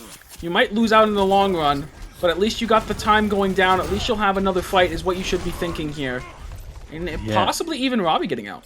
Yeah, and Tremoran taking down 2 there is actually what swings that for Goliath. Now they're able to take a lot more space as the Nano Monkey comes in. Tremoran, unfortunate, walks into the charge. Is going to lose their life, but Spooky's trying to play bodyguard right now. A Stonewall should lose their life for that res. Yes, it does. Robbie's just going to be swinging around. But they got Tremoran back in the fight. It's been a big part of their victories in these fights so far. Another pin. Robbie's have been absolutely deadly with these pins so far. Bomb's going up. It's another copied bomb. It just seems Hayden OW's team cannot hide away from it. More ult's going to be committed from both sides, but in the end, it doesn't look like it's anywhere in Hayden OW's team's favor. It should just be the lost fight and the second point secured. Yeah, absolutely. And Optical Crash does it again. You know, a great copy. Able to capitalize off the split Hayden OW's team. You know, and essentially, you know, take out, you know, the odd members, the odd support that's just out of position there. Robbie's doing an excellent job of controlling, like, the DPS, the tanks, you know, getting great pins, but unfortunately not enough. That said, Goliath now swapping over to the rush composition. I think this makes sense, and this comp not really able to dive, and Hayden OW's team engaged with the window. Window is going to be the engagement. Now we're going to see, can Hayden OW's team, for once in this map, complete the Do Not Die to D.Va Bomb challenge? Very difficult, I know, but Spooky's going to get crunked right now. Panic trades their life for it, but ooh. Picks back and forth. Tremoran swapping off to that Doomfist after the Pulse Bomb was released into the wild. And now it's going to be trying to do a close hold here, but you don't have any more resources. Might have to back up. Yeah, and I think you should back up if you're Hayden OW's team. You know, you don't have the closest spawns right here. You're going to have to give ground like they do here. And, you know, it's Tremoran again. You know, you keep your eyes off and you miss it. Really nice Shatter coming out here. Putting them on their back. Hashtag Rob Nation, as many would say. We're going to see here if that can continue. They still have a lot of time on the clock that Goliath has accrued from their attack being quite quick. Yeah. In this grand scheme of things. Hayden OW's team has some great defensive tools here. The Blizzard and the window. That can end a fight if placed correctly. Sure, Optical Crash has the high noon, but a ward off main tank. Goodbye, Spooky. Spooky was not long for this world. Putting so much resources into trying to bully the enemy Reinhardt in this situation is exactly what you need to do.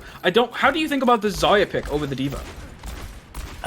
It's a little bit weaker, I think, because obviously you lose the ability to eat these D.Va ults, and, you know, sure you can gain energy, but, like, a window fire strike. Can't do anything else.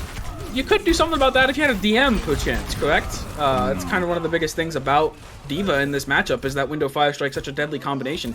Completely mitigated by basic ability on the D.Va. But at least Robbie dies, so they get to have some reprieve. Yeah, and it's perhaps falling to sunk cost fallacy here. You know, 64% on the charge for Zarya. Sure, you know, Grav's a great ultimate and you can get some really big picks with it, but is it worth it? Some high noons floating against each other. We're going to see which Texan wins this duel. It's going to be Greenie this time around. The freeze also coming through. Spooky's now gone to the Shatter to follow up. So far in the rush mirror, it's been all Hayden OW's team all day. I think in the future we might want to stay away from this mirror, Goliath. Maybe Robbie's just taking over the game right now, not letting Spooky play the game.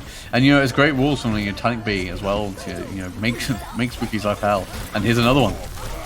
Spooky's dead. Spooky's gone. Spooky's gone! No! no! Spooky's having a main tank experience right now. You have to be more creative with your pathing. You gotta be a little bit less predictable because these walls are gonna absolutely destroy you. And with just a few seconds to go, we got the grab. Is anyone going to be able to touch from Goliath? Touch does come through, but anyone get traded out? Spooky's just charging in. Spooky kills Robbie by charging in from spawn, basically.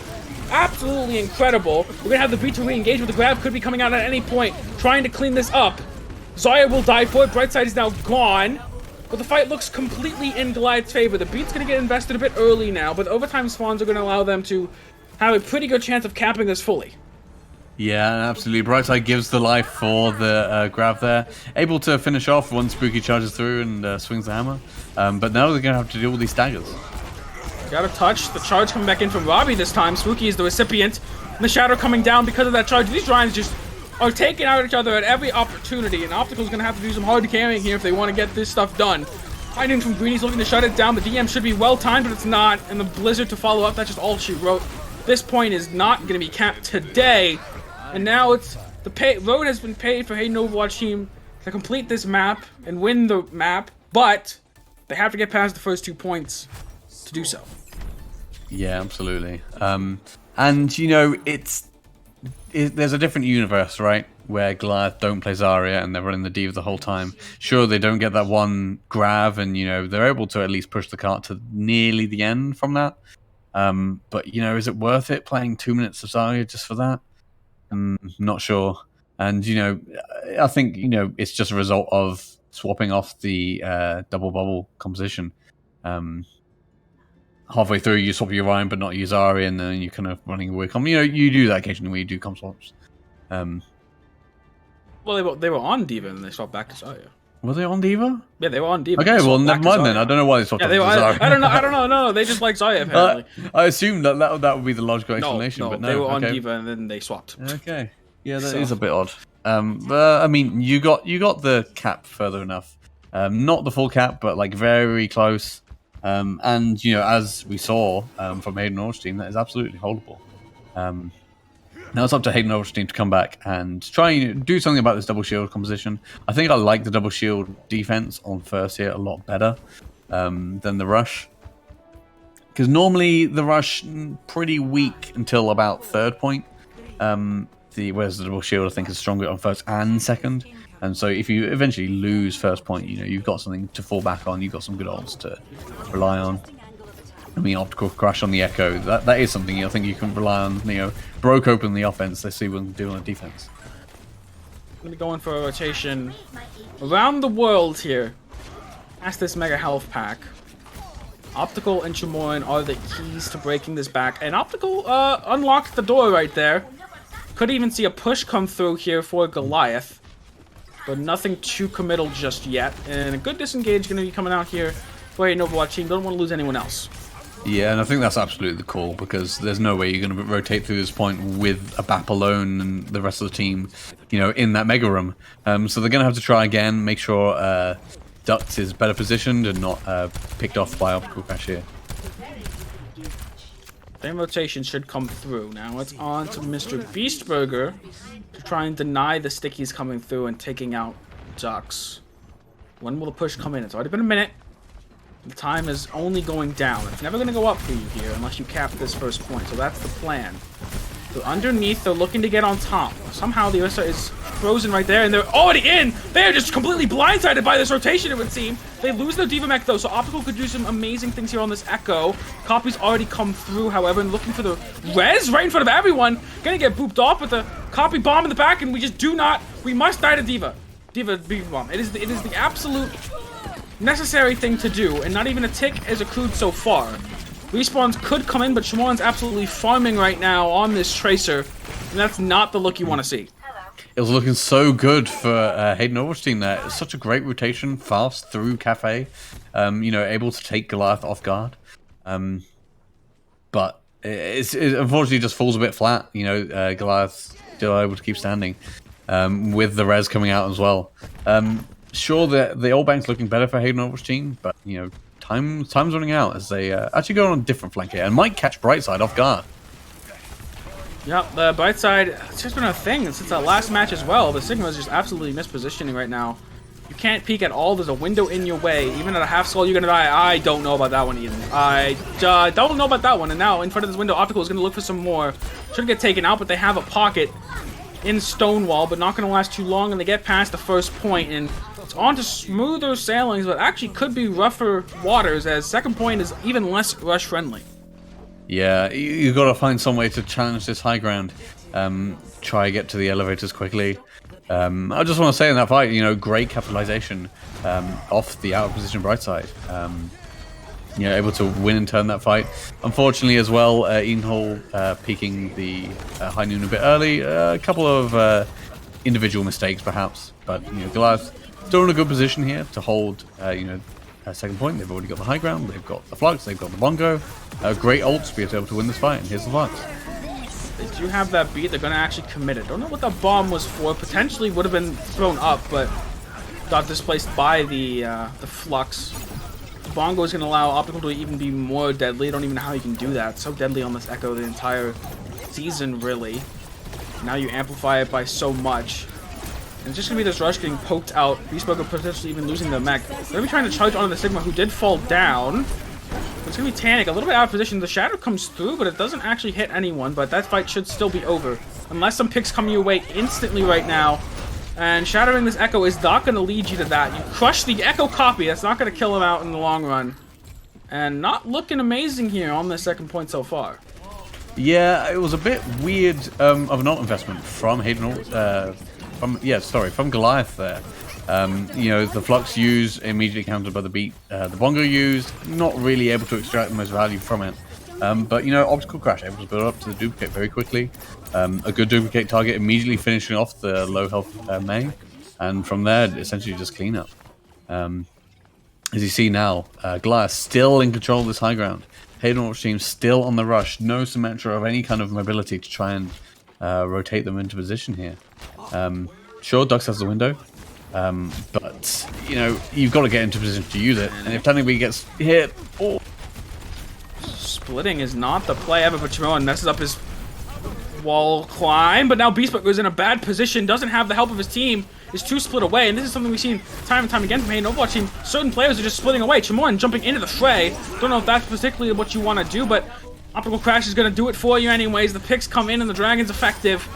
And now it's time to think, hey, Overwatch team, do you swap this up? Do you have to change? And I think the answer might be yes. Yeah, if there's going to be a change, it's going to be now if you want to have any chance of building any ultimates. To the dive, maybe even a ball, but it looks like Robbie's still sticking as Reinhardt. But not able to see as much value from it as they did it on the defense. And as well, Chimoran has some cojones to drag in front of a window from Hayden Overwatch team, but you know, it's able to split off the team from using it, and they can't do anything with it. You see Hayden Overwatch team going on a rather odd rotation through bank here. They're looking to find some amount of space, but Green is just dead to Chimoran out in the open, trying to high noon. Now it's going to be time for the Echo copy to come through. The beat is going to be used in response, but what can it really do? Optical is just gone out of that copy at a time, and Tanic is just dead now. The bomb's going to have to be massive to turn this fight in their favor. Doesn't quite do just that.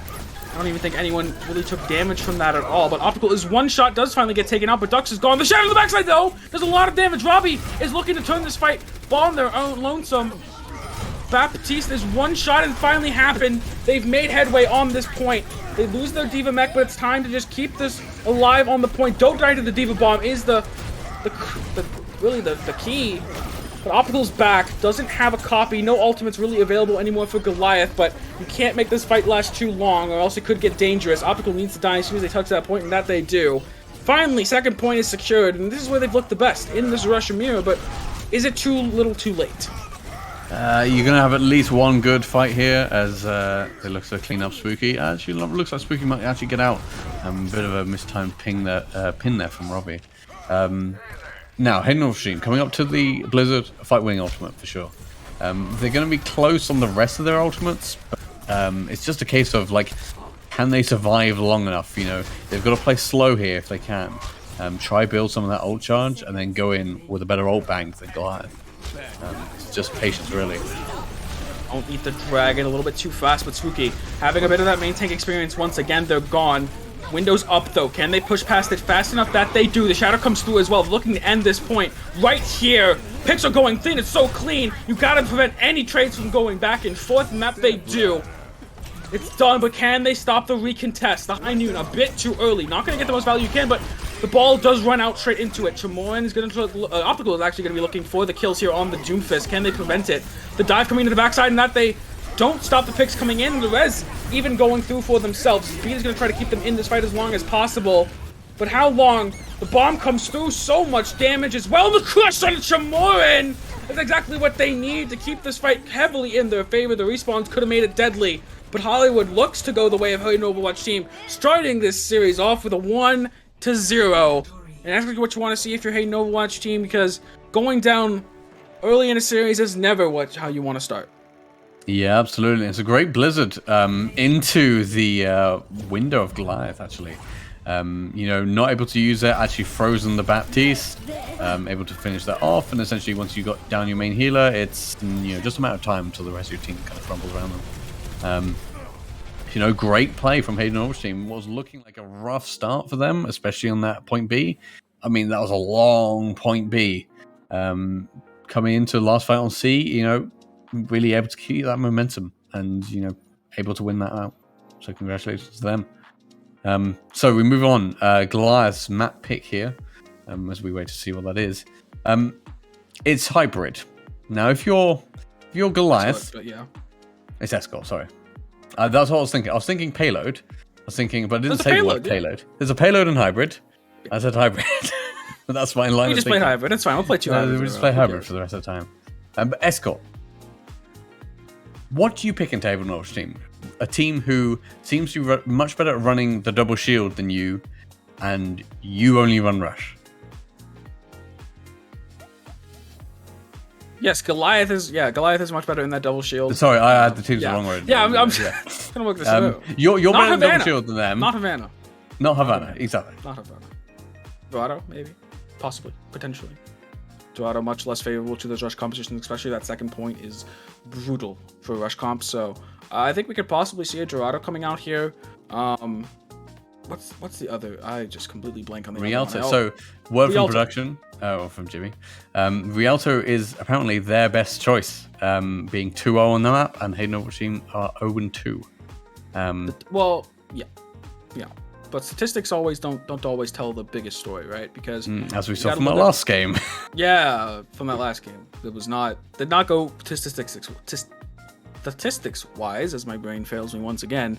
But I mean, you gotta look at styles. Double shield, you might want to be running on the Dorado. Rialto, you can still run double shield, but Rush has a much easier time into it there because there is smaller angles. First point can be a drag, but still possible. We'll see eventually what Goliath wants to go with, but I wouldn't be surprised with either Rialto or Dorado, but just no Havana. Yeah, well, looks like the words come in. Dorado will be in the map pick. So like you were saying, makes a lot of sense. I think Glass probably have a lot of looks here. They can run the double shield if they want. They can run the dive defense, good on first point at least. A lot of good things, and as well a good echo map. And I think keeping Optical Crash, on the echo, getting the value from that pick, the Diva Bombs, quick duplicate builds, is absolutely like a win condition for them. Yeah, and I mean, I think as you also look at Dorado for Hayden Overwatch team, yesterday against Atomic, this first point was rough for them. They ended up winning the map, but they got held for 3 minutes basically in a spawn hold on Dorado. Not something you normally see, and it was just they just were flabbergasted by it. So maybe Goliath trying to pull some strats from there, perhaps maybe seeing their shakiness on this map and trying to go for that, but we will end up seeing what their strategy ends up being on this map. But before that, there is something you guys all at home can do to check it out. We're getting closer and closer to Christmas time, And you know what that means? Gifts. And you know what it also means? New clothing for everyone. So, if you want to get some brand new clothing with some sick designs, such as the one behind me, you can go to BPL. Yeah, look at that. I mean, Ippy even has it right there. That's some good stuff. Some good quality stuff right there. You can go to bpl-merch.solomon.gg. You can go check that out. go see what's available and what patterns you do. Honestly, as someone who wasn't here for season 2 and only bases it off of just the patterns alone, not on like the lore, the BPL lore, Alpine has some sick designs, and also you can customize the background to basically any color you want. So that Alpine jersey doesn't have to look like that. You can even have it with a black background if you want, or a white background, or any other things for any of the other shirts. You have plenty of designs. You got tees, you got long sleeve, you got hoodies. You also have smaller stuff if you want, phone cases and such, even though it does cut a little bit weird, but phone cases and stuff of that sort. So go check that out over there. All the A-League teams from Season 2 are available for purchase, so go do head that out. It does help out the league a lot. And not all of it goes to BP, which you might be surprised about. Some of it will make its way eventually down to other people. Potentially. It's all in perhaps, yes. It will trickle down. It'll trickle down. It'll trickle down. That works every time. As we all know. And yeah, you know, great merch as well, comfy, and you know, great.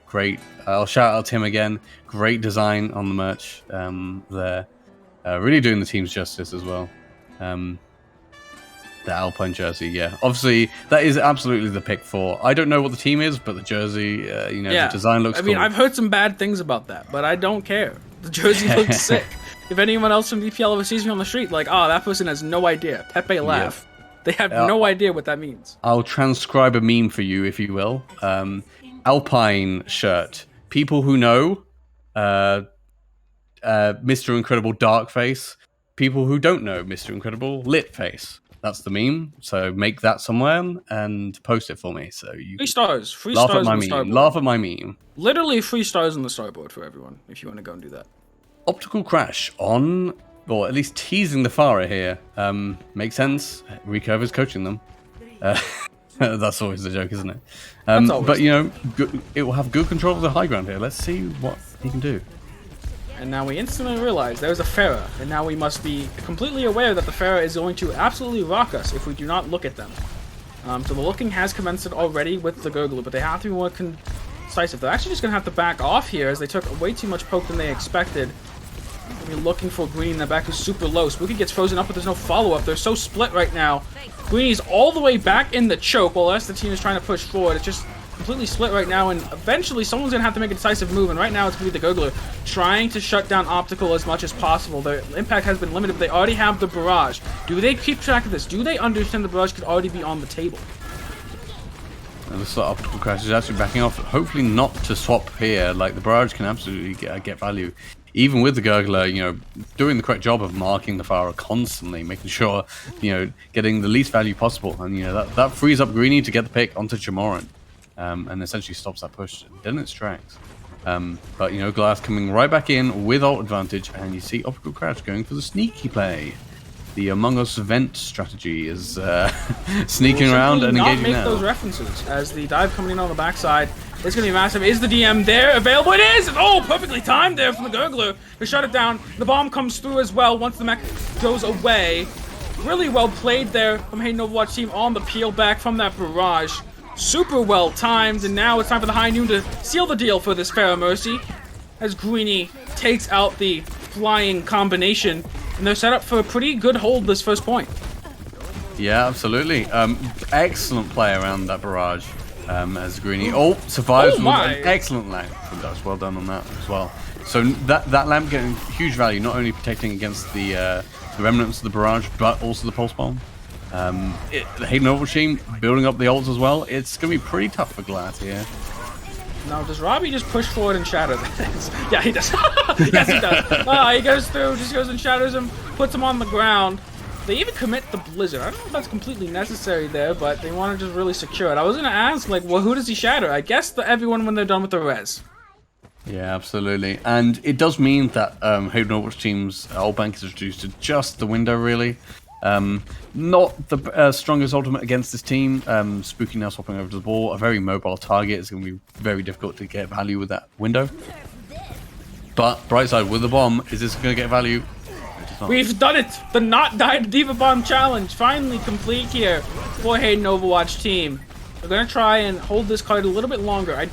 Unless they completely like stagger this out, I don't think there's a single possibility where they don't get another fight here, but this is the start of it. If they get picked here, on the way out? They don't. So they do manage to get another fight, come back on to this point. Yeah, the wall invested there just to make sure that Robin can get out alive. And it means I'll have 6 for the recontest here, which is great.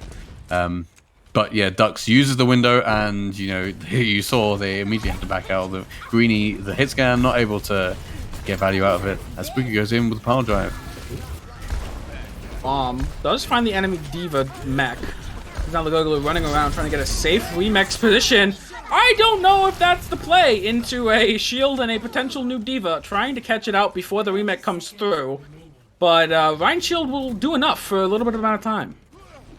Yeah, and you see Optical Crash, invest in the barrage and, correctly swaps off to the Echo, but is it too little too late? It's just 15 seconds left on the time bank. No real ultimates other than Squall on the Mercy. I'm going to have to build up to a quick, Valkyrie. The Spooky live long enough. Another great DM there coming out from the Gurgler. The High Noon is going to be on the field. It's time to hide. It's time to run away. It's time to not peek this like we have done multiple times this series so far. You've lost Dux to start. That's not good. And Optical is getting so much value while dinked. Not quite enough follow-up shots to hit. And now it's time potentially for this to fall apart. Greenie has to look for something here. Flashbang still in the pocket. Never going to use that cooldown, it would seem. Instead, going to just back up. There's not going to be another fight coming in here. Overtime spawns just a little bit too much. And second point has now been accessed by Goliath. Yeah, and it's a little bit unlucky there. Greenie misses the shot onto Optical Crash just as he beamed down his target. But a great investment of the Valkyrie, quick build, and it means that you get some, fights into this. What was looking very desperate for you there. Technically swaps off onto the Sombra here, obviously trying to counter Spooky on the ball, and Eden Hall is alone and killed. Bye, Eden. This is what they're saying right now is the beam is going to come through here from Optical. A little bit too far away, though. Majestic living with just 1 HP. And here comes the recontest. We could see even a bit of a spawn hole, but then, a really great pulse bomb here from Shimon is going to prevent that from happening. He's been such a stellar DPS player for this team this entire series so far. Yeah, absolutely. Great picks when you're not looking at him. And there's another one. As it means, sure, you lost the fight, but it now means that Heavy Norwich team have to give space here. They can't hold without their main healer. As Dux will be walking back slowly from spawn.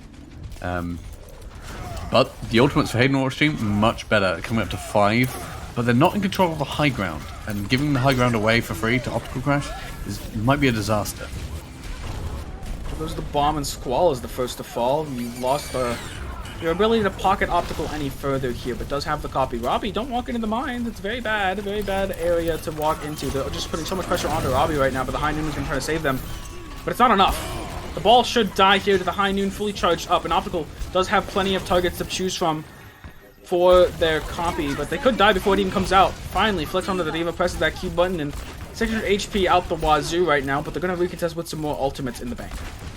Yeah, and it was looking desperate for Goliath there, but they invest the ults and come back, and they're able to kill a couple of members of Hayden Norwich team and really push it forward. EMP Shatter. I don't know if that's completely worth onto the solo Diva, but they take out Spooky in the backside, looking for something more. Valkyrie is going to get popped in that time, but Optical's a bit too high for that Transcendence to really heal them up fully.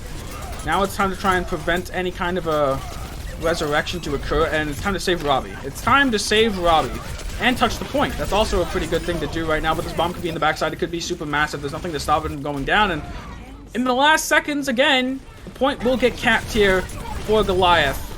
Despite it's not looking that way. Yeah, 3k for Brightside there, on way over 4k. And I want to say as well, for the Hayden Norwich team defense, is that Greenie's done an excellent job of keeping Optical Crash in check, which I think is their win condition here. It's just that you need to keep all your other pieces together too, otherwise you'll still end up losing the fight.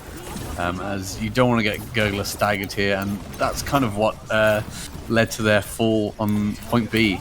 Yeah, and Gurgler loses max. You have ults, and the High Noon's invested. Can I get any more? Looking for something. Still going to be winding down. No one peeks it. Good response this time, but Spooky is going to get caught out once again.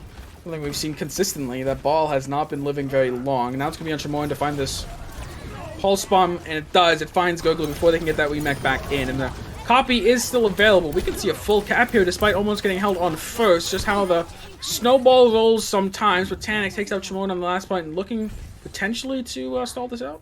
Yeah, with mines and the duplicate and almost coming up to the trance and killing the Mei late, it's looking like a very definite cap for Goliath here. It's going to have to be a miracle. Yeah, right now it's going to be the Shatter available now for Optical. Doesn't hit anything. Just the demeching Diva, but just runs over the Gurgler, their primary target.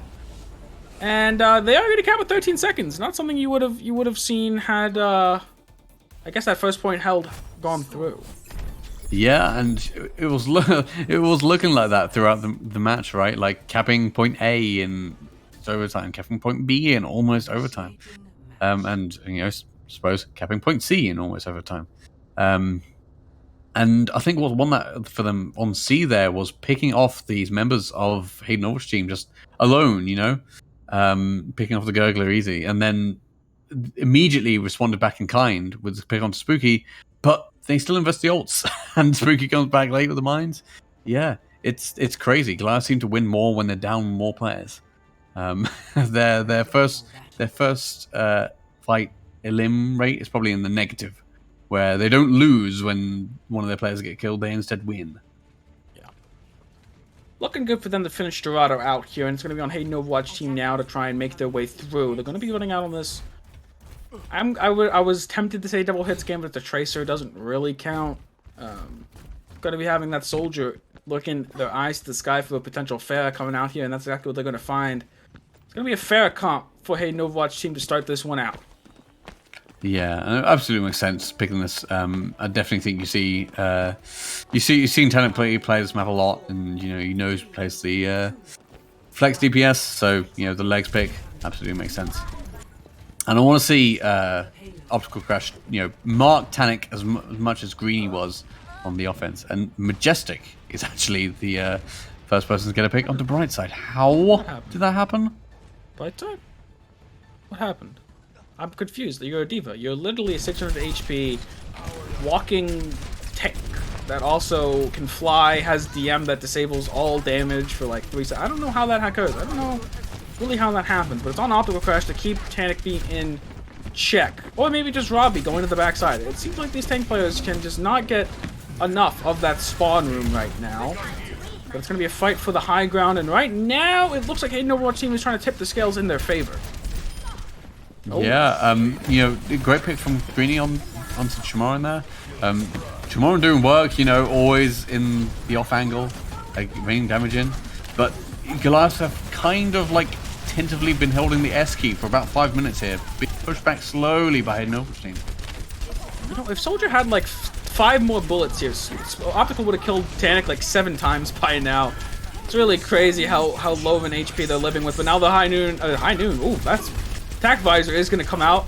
But there's now a diva in your face, and you'll take an entire ultimate into one diva any day of the week, it would seem. But they're so low in the backside, and they don't really have any more resources to give right now as the barrage comes through. It's good! Finds 2, and the pulse bomb to follow up. There's just nothing left on this point for them. And just the Tracer to stall this one out. How long can they do so? I don't know if it's long enough to get another fight here. Almost certainly not, and even if it was, it'll be staggers into this. So, Chamoran doing an excellent job of staggering out, but the cap will come through eventually. And you saw how much damage immediately the barrage did to Goliath's defense. The pulse bomb layered on top. I don't think I've ever seen a pulse bomb barrage combo before, but you're able to pick up 3 with just that. And then it's just a case of dismantling the rest of the pieces. Burns is a sugar. The advantage for Goliath, though, is that at least they have both tank ults. They have the Valkyrie as well. You've got the ults to be able to hold this fight, but you can't have Majestic get another random kill onto your tank again. It looks like that might be happening. Well, Majestic might be the one dying to the tank instead.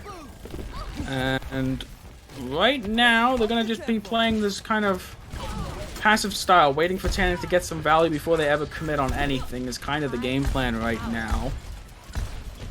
And we're looking for some amount of damage on the backside. Gurgler taking a lot of damage of their own. Majestic just trying to push this cart. The bongo can be used aggressively along with the bomb potentially, but it's going to be Robbie, in fact, who's going to be on the aggro play right now. The Mercy is just 1 HP. Might finally take them out. Robbie, they're just one, but three die in the backside of the fight to the bomb. An amazing bomb from Brightside. Cleans the fight up and puts it clearly in Goliath's favor. Yeah, Goliath, say, oh, you're trying for a pile driver bomb. Very cute. We don't even need the pile driver. We can get 3 right off the back. Excellent play. And now, the old bank for Hayden team now much better than Goliath. So coming back in, Tank B's looking for this angle for the barrage. It's difficult to find, but with a pick on Chiron like that, it gives you more space. Goodbye, high ground. You are now dead. That's kind of what they're thinking right there. They're just kind of gone from the fight. And now this Mercy's ducking and diving, going low, but Tanic's looking for something. Gonna be walking in the waiting arms of Robbie right there to clean this one up. Can they get the cap in before Recontest comes through? This Diva's gonna be late. Yeah, looks likely. You see Tank B swap off here as they get the cap in. So, Spooky and Edenhall have been holding on to these ults for a very long time. I want to see them invested. Brightside swapping off to the Hog. Pull Pork combination is, a kind of well-known strategy. But who really are you going to hit with a pull here? Are you going to hit the BAP, maybe? You're maybe not hitting anyone else on the team. See? Look. Perfect. See what I said? Squall ends up dying, but you know what? They have all the space they need now that Tanic is gone. They're going to be pushing to the backside. They're even going to get that DMAC coming through, so the reset's going to have to go. And you doubted that they would hit it, but it looks like they're going to maybe swap off to a 6-man comp. Or just a rush comp. Nope. Had the Reaper. So full swap. I mean, yeah, if you're going to do a full swap, now's the time. You got loads of time to build these ultimates up. And, Glass Soul Bank is not that strong. Absolutely capable here with potentially a lot more time than Glass finished with. They're most likely going to try a bomb engage quite early on. Push everyone else this high ground, but not if Glass act first with the window. Right now, going to be the pull, doesn't find anything. They're just waiting out the window while also pushing the cart. That's multitasking right there, but Robbie somehow still ends up dying. Despite the fact that they were just trying to go in that corner as much as possible. Now it's the Doomfist in the backside of the fight, and Optical's allowed to just get so much off angles right now, and now it's time for the fight to reset. The corner has failed them. They must now run. They must now book it. Ducks will not make it. They are sadly a sacrifice. Chimoran coming in from the top ropes there, diving in, knocking up all the targets for Optical Crash finish off. Love it. And, the Doomfist pick for Chimoran has done value. Before, on Hollywood in the previous map, even though they lost, Chimoran able to get picks while Hayden OW team not looking. Now, Hayden OW team need to try and rotate again, picking a different route going through the high ground here. Start. They need to not have their main tank picked off early with the stray Helix Rocket. Oh, it did enough damage there, the stray Helix Rocket. But the bombs this map have been incredible so far. A 3-man to respond to a 3-man. BPL Diva Bomb moment right there. The challenge, again, not completed from Goliath. Yeah, and Hayden OW team coming in obviously with a lot of positioning. Majestic back fast off of the kill there. They're going to have the Blizzard very soon. If they build this up quickly, they're able to lock down this point and probably guarantee the cap faster than Goliath. But they have so many more ults in their advantage. Even the Blizzard's going to come out. The pin in the backside, and Squall is just squished in between two Reinhardts, pinning it out. It's never what you want to be as a Lucio, and that should be the cap coming in from Hayden Overwatch team. And they almost had a first point hold here. So the fact that Goliath are getting a second chance is a miracle for them. Absolutely, and like I said, building up to the Blizzard, using it early, locking down the point. A great wall and a great pin as well. The counter pin making a Squall sandwich is an interesting play. But, great picks from Hayden OW team. And, I want to know, what these bombs are. Are these Diva players setting them up, in the labs, until 4 a.m., looking at all the angles? Or is it just, capitalizing off the chaos and, finding people out of position? 3K, 4K bombs either way in this match. Very explosive, quite literally. As now, Goliath on the ball again. It didn't look too hot for them at least on point A. What do you think? You know, we could see a repeat of what we saw on that attack. They held for a very long time. Now it's going to see who dabs better, right? So Hayden Overwatch team. Okay, there's a pause coming through, but it's not happening. It's happening. Don't. Finally, it happened. We did it. We paused the game. Again, it's going to come down to who kind of has the better adaptations to the first attack. For Hayden Overwatch team, they have to play the building better. They have to play the corners better. They're taking way too much spam way too early on the rush composition. And for Goliath, they have to be able to get around and get angles better, if you will, and not get caught out too much. A lot of that thing was the fact that Optical was playing a little bit too close to areas where that D.Va can contest them. So they need to play away from those areas, look for other ways to get damage down. If those adaptations come through for either side more than the other, it could look like a very different round. Yeah, absolutely. I think what I want to see on the extra rounds here as well is not going for the Pharah, going for the Echo straight off the bat. I think Pharah is a character, like, you play Pharah for the barrage build, right? And that gives you the value in the long run. But if you're down on the time bank, like Goliath are, I think you just play for the Echo for the better assassination potential with the sticky bombs and the beam. Able to get that first pick a bit easier. And, snowball your way into a defense.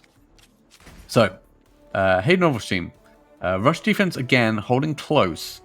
They're not holding the small room as you might expect on the extra rounds. They're actually holding left here. Taking over the cart immediately. And the Gurgler heads up. Trying to look for the Pharah. They may have missed them. Dux is one shot. Heal Dux. Heal Dux challenge completed. Gurgler is super low as well. Everyone needs some healing right now. But they take out one part of the spam damage puzzle, which is that Hanzo. Now I'm going to be hopping off for the Tracer. Chamoyan has been so great at that Tracer this entire time. And Optical's playing in very similar positions where they were before, taking a lot of damage here from Greenie, but Greenie's a little bit on their own. Now they're dead. Well, they should be dead, but they kind of just skedaddled around. Greenie got away with something that they probably shouldn't have right there, and Spooky ends up dying for it, funnily enough. Now there's only 20 seconds left, and it's just so low on time. Again, we have to see a really nice job here from the Gurgler, who's going a bit too far. This is not what you want to see from your D.Va. You can't lose your mech like this early into the fight, especially when Barrage is on the table. A bit of an overcommittal. You're taking it a bit too serious to try and get the fair as much as possible. But wait. They rebuild the mech. Although Robbie goes down actually at the beginning of this fight, and they were doing such a good job before of like speeding into the opponents. Can they continue? Barrage looking to finish it off with the 2K on the Barrage. And it should just be clean up for Goliath here. But what I was going to say is, Hayden Overwatch team did a great job of running into Goliath straight on. Ignore the fire and just run at the people on the ground. Unfortunately, the Gurgler goes a little bit too far there, although, tries to assassinate the Pharah, misses, and, you really wish you had the D.Va on the defense there. But Hayden Overwatch team, positive for them. They're coming back in with 4 ults. Noon is going to be the first thing thrown out right now, but Chamoyan a little bit too fast there. Get out of the mines! Oh, Majestic had beat. That's really bad. The bomb going forward, though, combined with this Blizzard. Now, that's just a well-timed combination right there. Finds the kills they need, and Optical is the only threat left available, unless you count the Zen, who, yes, does a bit of damage, but not 1v5. And that should be it. A first point hold. They so coveted that first round, and they find it. Now, this time, it's their turn to attack and find just a little bit over that first choke point. Yeah, absolutely. And it was looking like a bit of a disaster there when the Goliath kind of sacrificed themselves for the greater good. Well, for the worse good that turned into a greater good, I suppose. Maybe they're just clairvoyant. They can see, well, if I donate my D.Va mech here, we'll hold them just below the bridge. And I see it. Hayden Overwatch now coming in with a lot of time to capture not a lot of ground. And, make this a quick finish for Goliath, who, now playing for their tournament lives, essentially. Yeah. And what on earth am I seeing? You're seeing a double shield composition from a very long time ago. Man, this throws me back, man. This throws me back to the days when... Man, I always hate being the boomer that just like, oh, this composition, this came out, this was a thing for like 5 weeks in scrims, and everyone was like so happy about it. They were like, dude, Orisa Ryan is the wave, and then it was like, no, it's just Orisa Sig. This is right after Double Shield. Some nerf came in, and they were like, guys, we can run Orisa with Reinhardt, and it'll be amazing. Didn't end up being that great on many points, but looks like they're gonna go for it. Maybe Spooky just heading over to a comfort pick on the Reinhardt, and he's known for his Reinhardt play. Tanic B going to be running in some spam damage, but I think like Tanic B is going to have a much harder time building it against this double shield and with the entire team on the high ground. Optical Crash getting out of dodge there. Tanic B in a bad position. Chamoy and Wall did not go where they intended, but you have to deal with Optical Crash here. He's gonna beam down literally everyone if you don't stop them. Gonna be jumping up with 69 HP. That's a bit dangerous, but they're gonna find it nonetheless. A pretty nice kill there for Tanic B to find with that amount of HP they had. We're gonna be seeing more damage on the backside and no Ashe to contain it. So pretty rough so far for Goliath. Yeah, and you kind of wish you had something like a Diva to be able to challenge the Pharah here, as it's essentially just Tanic B, Greeny picking off the remaining members of Goliath, and it looks rough. You know, I'm gonna be honest, that was a weird composition to come out for Goliath, but all in all, their form was pretty dang good today. They had a pretty good season, but it's now time to come to an end. The 2-0 comes out from Hayden Overwatch team, and that's the lapse for Goliath, for Goliath, yeah. As they are, in fact, going to go home, but they had an incredible season in terms of what they were able to do. Some upset wins early in the season put them in this weird place where at the time they were one of the top teams, and then they kind of fell a little bit, then they went back up to that 3rd seed. And going out in this fashion to Hayden Overwatch team, I don't think is the worst way to go out. And now we're going to see what Hayden Overwatch team is able to do later, as they will be playing off against who won the Redwood Rockets. Yes, the Rocket people. I'm not mentally great. shattered. My brain's still there. You can be proud of what your team has done there. It's a good showing from Hayden Overwatch team, and they move on in our lower bracket. Who would you guys point out as like a standout player for them this match? Who would you say was like player of the match here for Hayden Overwatch team? I definitely think Robbie took over game 1 on the Reinhardt. It seemed like it's kind of doing laps around Spooky in terms of damage, in terms of eliminations, in terms of value shatters. I think Goliath, sparks of hope on Dorado there. Some great plays from the Gurgler, but Hayden Overwatch team able to surmount a great defense and super easily take that over and rein in the damage and get the victory. And congratulations to them on that win. Yeah, and my MVP for this game is Dux. Ducks is my MVP. Yeah.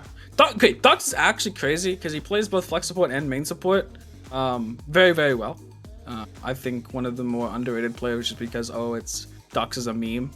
But I think legitimately Dux is very good. Is still Dux. He makes himself a meme. Is still Dux. Very good player, but is still Dux. I'm not going to say that they're not Dux. They are very much Dux, but pretty good. Pretty good player. Yeah. You wouldn't say that docks them some points, right? Good performance from him for sure. So, as you said, they move on to face Redwood Rockets, which we will see later on as a Goliath lost, but Goliath moving did on. Not win. Solomon, please change that. Thank you. There you go. So, what do you? Oh God. Okay. Yeah. Sure. But what do Hayden Overwatch team have to prepare for against Redwood Rockets? I was actually looking for that match. This is a rematch from week 6, which Hayden Overwatch team won very closely, 2-1. I remember that because I was casting the game with Dividing. But yeah, what do they have to prepare for facing this new Redwood Rockets team that we saw today? I think. Let's ask Coach Worst, I guess. Yeah, sure. Yes or no? More of the same. Redwood Rockets don't do anything crazy. Especially right now. I guess they can technically have their main tank back. I guess. Yep. Technically. I do. Yeah, they can in fact have their main tank back. So it won't be Trixie. But she played amazing on main tank. I think it's still gonna be much of the same style, and in any way, Hayden Overwatch team can probably just mirror whatever they want to do or look for. I mean, more of the same. You're gonna see probably the same stuff coming out. Yeah, and for Goliath, sadly, it's the end of the road, but definitely a great team to watch this season. What is something they can be proud of that they've accomplished? I think a third place finish in the regular season, absolutely. They're part of the 4-3 jamboree down there, right? You remember those seedings are different by only a map. They were able to win the maps they needed. A 2-1 that was instead of 2-0, is the thing that put them over. And it's able to give them the pick in the tournament and the run through. It's a shame it has to come to an end so soon, but I definitely think they've had a good run. You can ask them. I will. Yeah, we could ask them. I think we're getting ready to interview some of them. I think I will mostly remember them for just so many crazy map-free games. That one against Redwood Rockets comes to mind for sure. When Spooky was just saying no, I don't want to lose, and he powered up and basically won it for his team. Currently just waiting to see who we can talk to. I see a lot of people in the rating room. Are they ready? I think the entire team. Sure, let's go. Let's drag them in. I'm just gonna go down the list of names just so everyone knows who's in here. The entirety of Goliath. Everyone. Brightside, Chimera, Eden Hall, Optical Crash, Spooky, Squall, Stonewall, and Tekujan, Azu, one of their coaches, and Tekujan, of course, the captain from. Yeah, don't forget Sounds. There's one more. Sounds is one of our. Oh, Sounds is also here. Sorry, I didn't see you because you were. There's a lot of you. In the list, so yeah, we have a lot of people here. So, how's it going, you guys? I mean, you guys definitely didn't go down without a fight. So what's the mood right now? We've emerged from the clown car. I think at the end of the day, we're not upset because we went out there, we gave it all that we could, we played our hearts out, and yeah, we hold our heads up high. Yeah, I agree. Yeah, I totally agree with that. Yeah, good to hear. I mean, that's what counts if you're having fun. So speaking of fun, I mean, you guys had a great season. I just mentioned that. One thing I remember about Goliath specifically is all these crazy map-free games you guys had, against Redwood, against some other teams. So this is a question to anyone, or even Spooky. I mean, you're the captain. If you want to say something, how has Goliath been for you, and anything you remember fondly about this team? I want my team to talk first. I want every single person on this team to at least say something because they all deserve it. So let them go first. We start with Brightside. Just start at the top. Yeah, go from top down. Brightside, you go first then. I'd say this was my first season doing anything in BPL. So I mean, I had a good time for the little bit, was 2 months-ish, 2 months plus. So everybody on this team is pretty great. Everybody here, I wish them good luck in the future, and I hope to play with them more. So yeah, that's what I got. Thumbs up. Right, Cham. Oh shoot, I'm next. Well, this is my second team, and second year being here. It's pretty fun playing competitively with teams, and this team was just fun too. I didn't have that good of a year, but my team is just so good. The Optical Crash show comes on every night on Friday. Oh my gosh. And I'm just happy. Yeah, second team for me as well. I'm kind of trying to cycle through what I want to say, and nothing is really coming to me. So obviously you referenced it before. We had a kind of an up and down season, to be honest, where we beat some teams that probably people didn't expect us to, and we lost to some teams that people probably didn't expect us to. But I think that was kind of just a result of the adaptations that we kept making. We kept running into a problem, and not a problem in terms of a bad thing, but literally a something to solve. And so then we go to the drawing board, and that's kind of one of the reasons why we got the whole squad here with all the coaches and everything. And we really kind of work together to work through and solve those, which I'm personally really proud of. And regardless of kind of the end to it, which I am frankly a little bit disappointed about, I think that we all, as you referenced it before we got dragged in, but we all individually and as a team improved significantly. Where if we would have played the first week team that we were, we would just dominate them right now. So not too much to be upset about. Let's hear from the man himself. Optical crash. I remember, I forgot who it was, but I think it was one of your friends in Twitch chat, just like doing one of your games, just kept spamming. It's the Optical Crash show, and I think that's how this whole kind of started. I mean, it was a good show to watch. Yeah. So how was it for you? I mean, I don't know. First season of BPL, I feel like I did pretty good this season. I feel like there's times though where I could have done better. I feel like sometimes when I was playing like trash, I feel like we lost sometimes because of it. Maybe because the entire team was playing poorly, but I mean, I hate that I ran into here, honestly. I wish I could play with these guys more. With Goliath. But, I mean, I don't think I could be happier with this season. Cool. Squall, what about you? Ah, man. Man, words. God, what a team. What a team and what a time, man. Like, I mean, this is my first, like, full-length season. So it's, like, the first time I've played with a team for longer than a week. So it was certainly, not per se an adjustment, but, like, you know, it's totally a different ballpark, really. But oh my god, Chim, so good. Eden, so good. The amount of times, let me just say, the amount of times in scrims I turned around like, oh shit, someone's on our Zen, I need to go help Eden, and I'd get back there and they're already dead. And Eden's just sitting there with like 5 HP alive. Like, I don't understand how this man does it, but he's nuts. I mean, I don't want to go individually because I mean that's a lot of people and I don't have words, but it's been a lot of fun. Everyone on the team is super cracked, and I think we figured. I mean, it sucks kind of that we got into a groove kind of like at the end there, but the amount of improvement that we did over the course of the week is astronomical, and you know, it was just a lot of fun in the last week or two. Once we really found our stride, it was a lot of fun, and I enjoyed it a lot. Great. All right. Who else? Stonewall? Who else would like Stonewall to say something? is next. Hi, yeah. So yeah, this was my first season in BPL, and like I didn't really know what to expect coming into it, but I have not had this much fun playing Overwatch or any video game in a team setting in years. Like everybody on this team just made it such a fun environment to come into every week. Even when things were getting rough, everyone kept morale up. We bounced back. We had highs and lows, but overall, like everyone said, this season was a lot of fun. It sucks that it's over, but you know, good memories. Yeah, that's the game though, right? I want to hear from the man himself, Teku. If he's here, you know, obviously this is your B League team. You're kind of like you're the father figure maybe for this team. But what have you felt for Goliath? I won't say much because I do feel like Azu and Sound and the team itself did a lot more than I did. Like I feel like I was pretty much the brand, and then I helped here and there.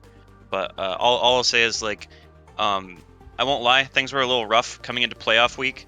I think that the whole team would agree with that. But the fact that all of them decided to bunker down instead of giving up and like really try and figure out what was going wrong and like make adaptations, like it warmed my chilled icy heart, and like it was nice to have a team that didn't want to go down without a fight. And like I like from the bottom of my heart, like thank you everyone on the team for like being great to work with and keeping your hearts in it and continuing to make improvements even in the last 24 hours. I guess I can go. Before I go, More people left. Also, you're next. I want to shout out one of our other players, Null, who sadly wasn't able to make it today. But they came in mid-season and put on one hell of a performance. I don't think we'd be the team that we are without them just being quietly, just doing everything that they can to help us win. So even if they can't be here, I just want to give them a massive shout out. You're very, very epic, Null. And then as for myself, this was my first season actually like fully coaching a team. And while I think there's a lot left to be desired on my part in terms of availability, I'm happy with the progress that Goliath made. I think definitely Sounds helped me out a lot with covering when I couldn't be at scrims or covering when I couldn't be just with the team. So I want to thank Sounds. But I also just want to say, yeah, the progress that we made between this past week and today is immense. We fixed our issues, we took it to the max, and I don't think any of our players should be leaving this VC sad or like feel like they could have done more, because at the end of the day it's a team game and we played our all, we gave it our all. So yeah. So I came in pretty late into the coaching team, and this is my first time in the Petrimary League, and I didn't really know what to expect. But the team was definitely a pleasure to work with. Like, the coaching team is fantastic. We had a lot of great ideas, and the team is very open to experimenting and trying new things. And we just came up with so many different things, and they made so much progress since I think I came in like about a month ago, and it was just a huge difference in skills levels since then to now. So very proud of the entire team. Awesome. Well, last but not least, we have still Spooky left, the player captain. Yeah. Spooky, I know from personally interacting with you how much this team meant to you. So, just tell me, like, how was it for you? This season was a roller coaster of a ride. I felt like I learned so much from every single person on my team, all my coaches, like experiences. I've been in every single BPL season, but I go into this thinking I got to learn something new, and I felt like I learned how to also improve as a captain and as a player because of everyone here. And then to say to every single person on my team, I just want to say thank you, because it's been so well, and I'm happy everyone stayed with us. And to close the season out, it was one hell of a ride, and I'm super happy with the ending. Awesome. Love to hear it. Well, I can definitely say you guys had a lot of fans in the community, in the Twitch chat during the matches. So sad to see you go, but I think you can be more than proud of your season. So I want to say once again, thank you everyone from Goliath and the coaches, of course, and the owners for coming out here, talking to us, and best of luck in your future. Yep. Thank you. Thank you, Prod. Thank you, every coach. Thank Every you, single caster, every single everyone. See you next Shout season. You out. guys are amazing. Shout out to my younger We'll have an sibling. ice cream party now. Ice cream party at Yeah, Head ice cream party. Scored Ice cream very on me. big. Ice cream. Woo! Ice cream on me, team. Let's go. Damn, I want some ice cream. But yeah, great match, and hey, man, that's how you want to go out, and so good job from Goliath, a great season from them, and also good job from Hayden Overwatch team. They move on to face Redwood Rockets later on in our fourth match. Up next, however, we have Atomic versus 7Ps. You don't want to miss this one. It's our two undefeated teams remaining in the playoffs, fighting for a ticket to Grand Finals. We're going to be right back. BPL Season 3 is brought to you by Pika's Halo Hootenanny. That's right, it's a non-Overwatch event. Come and play in our first Halo Infinite event on December 17th to 19th, the week after the B League Grand Finals. We'll have a player draft, free-for-all steaming match, and a double elimination bracket. And of course, we'll stream the whole thing here on the BPL channel. Sign up to play, captain, or help out at phh.solomon.gg. Feel like you know what you're going to do on the day, or do you feel like you truly are about to be in probably the best match of the season? I think this will be our biggest test yet, because this run through the top bracket has kind of just been like the rematches that we have lost over the season, and I think we're just showing that over the season we've improved. Everyone leveling up over the season, and I think if we keep it up, we might be able to beat Atomic. Is acquired. The bomb is gonna go in, and everyone put your hands together for the chicken nuggets bomb. It's going in. Stomp your feet. We're 7-piece right now, guys. They do an amazing job. Clap your hands, everybody, for chicken nuggets. 7 pieces. Stomp your feet, everybody, for chicken nuggets. 7 pieces. Here they come. 7P on the run. Stand up and cheer. Number 1, 7P. Here they come. Team of the year. 1, 2, 3, 4, 5, 6P. 10, 9, 8, 7, and 6p. The sky's gone and the blizzard's out. 1, 2, 3, 4, 5, 6p. It's on the sky. 10, 9, 8, 7, and 6p. Clap your hands, everybody, for chicken nuggets, 7 pieces. Stomp your feet, everybody, for chicken nuggets, 7 pieces. 7 pieces. Here they come. Everybody, for chicken nuggets, 7 pieces. Form an orderly Here they fashion for your wings and a side of fries. 7-piece going on where they will face Atomic in the winners finals for a place at top 3 or top 4 or even grand finals. But the copium is big for any 7-piece fans in the chat. That was a great performance.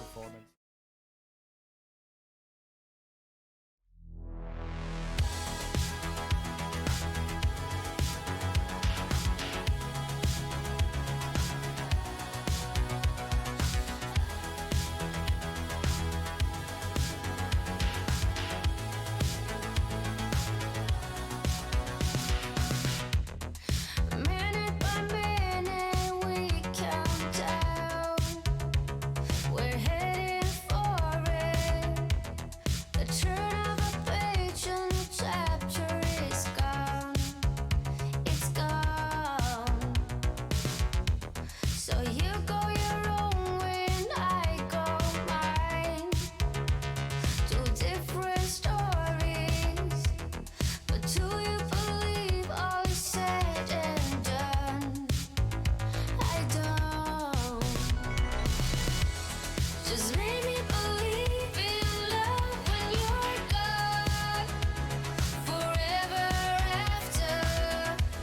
Just make me believe that we find someone here in the afterglow. I believe there's a lesson to be learned. Let's pay it forward. If you're playing with fire, you might get burned. Let the flames go higher. Just make me believe in love when you're gone. Forever after. Just make me believe that we find someone here in the afterglow. Open your heart, open your mind tonight. Not even a storm can tame this heart on fire. Just make me believe in love when you're gone. Forever after. Just make me believe that we find someone here in the afterglow. Just make me believe in love when you're gone. Forever after. Just make me believe that we find someone here in the afterglow. Here in the afterglow.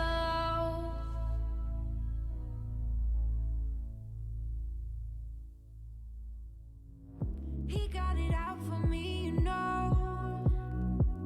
He's such a lion searching prey.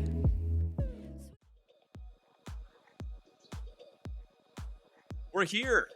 We're here once again for some more Overwatch action. As I'm sure a lot of you know, my name is Hot Dog, and I'm joined by Blank, who has returned after unfortunately not making it to the grand finals. We're doing the run back here. 2 matches of fun time. Running it back to back with the winners finals for B League today, and then afterwards a match between the winners of our previous 2 matches. But yeah, I had to miss the grand finals last week. I wasn't feeling super well, but obviously worst AK Best Cast stepped in, did a killer job. But it's good to be back here for what should be some fantastic matches. Yeah, we've got a banger of a match, as has been mentioned several times. We got 2 undefeated teams here squaring off for what should be like I keep saying, it's just gonna be a good match of Overwatch. I think honestly been pretty spoiled the last few days, the amount of games we've been having. That's exactly the right word to use as well. I mean, like, both these teams in the upper finals for a reason. Whoever wins today will book their ticket to the B-League Grand Final. So a lot on the line here. Of course, whoever loses will still have a second lease on life. But I mean, you want to win right here, right? You want to book that ticket. You don't want to worry about having to claw your way back up to the Grand Finals. And like you mentioned, both these teams have stayed up in the upper bracket for a reason. 7-piece in particular, taking out Redwood Rockets 2-0, I should say. Which certainly surprised me a little bit, just the way 7-piece came out swinging and played a really good game. Atomic, of course, a very strong team throughout the season, heating up at exactly the right time, and here they are on your screen. Yeah, and they looked good last night too. I mean, Hayden Overwatch team were able to give them a run for their money. But overall, no, they're looking very solid, and like you're saying, 7-piece has been making some really solid plays and just good gameplay as well. We got some good face cams. Look at yeah. Look at these excellent, talented faces as we're kicking it off here on Blizzard World between these two maps. And I should mention just a little bit of backstory here. These two teams actually did face off, I believe, in week 2, and it was Atomic's first win over 7-piece, where they mostly played a rush mirror.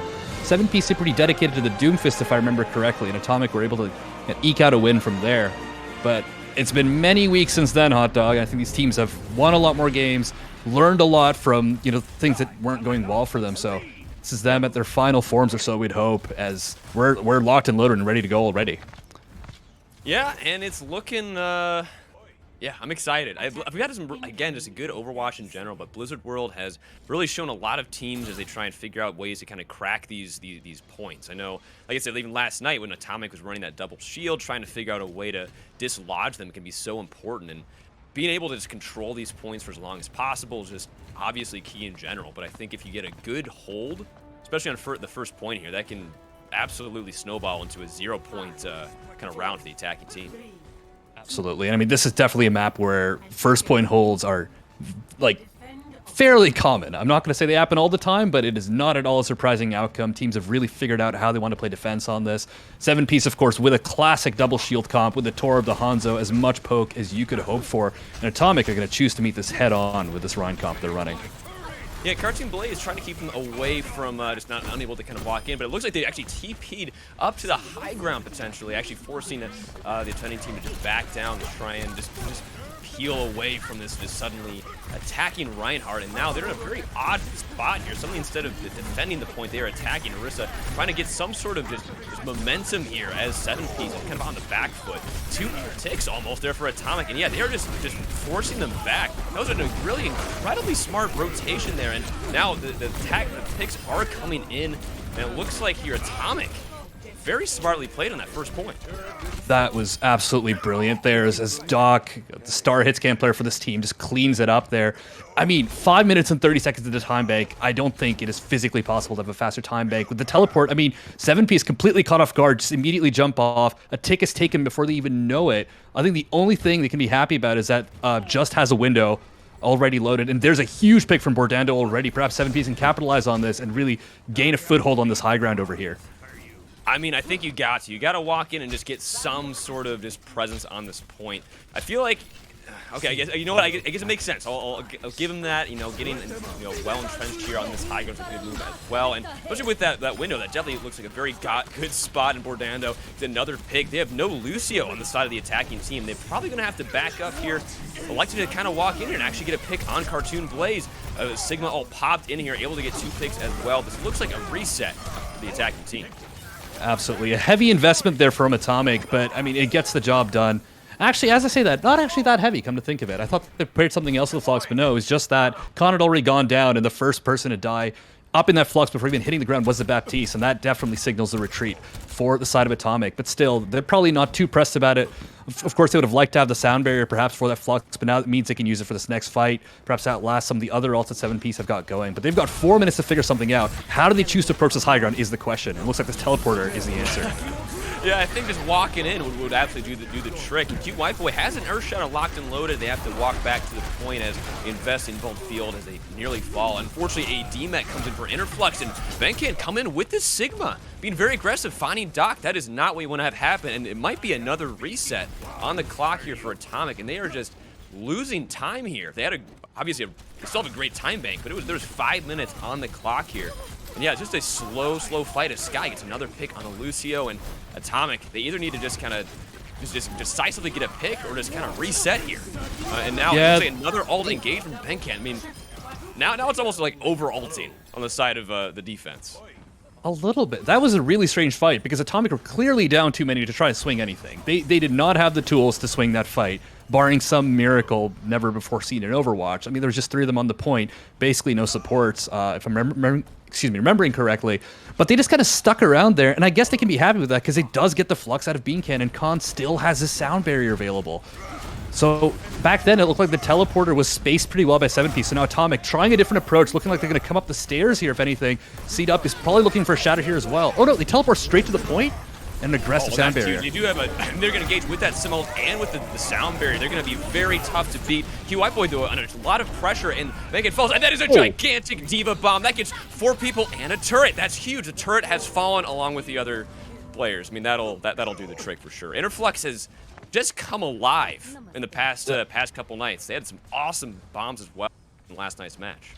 Yeah, and I mean, that bomb might just take the cake as far as those go. That was a 5-piece on 7-piece from Interflux, an incredibly placed bomb. I mean, we've seen a lot of Diva Bomb kills tonight, but I think that one has got to be the most incredible one I've seen so far. So now Atomic still, despite a couple defensive stops there, making good pace, but here's a window, that from 7-piece.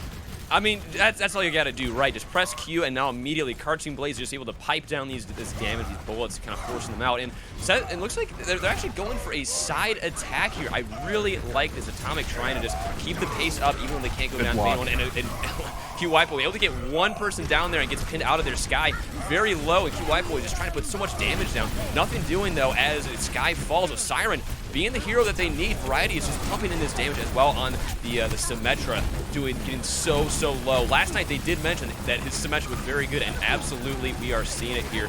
Lots of presence being put on the point there, and once again, they're just doing these weird rotations where they force the defending team kind of behind them, and this is just a very effective way to play these points. Yeah, the microwave is alive and well from Verity and just melts the defenders into the ground here. Atomic still. I mean, at first the rotation, when they saw the window, they immediately rotated to the left side from the attacker's perspective, and it looked like it wasn't working out too well for them, but they take out Sky, and here's a window already as they push the pace even further, forcing 7-Piece to back up even more.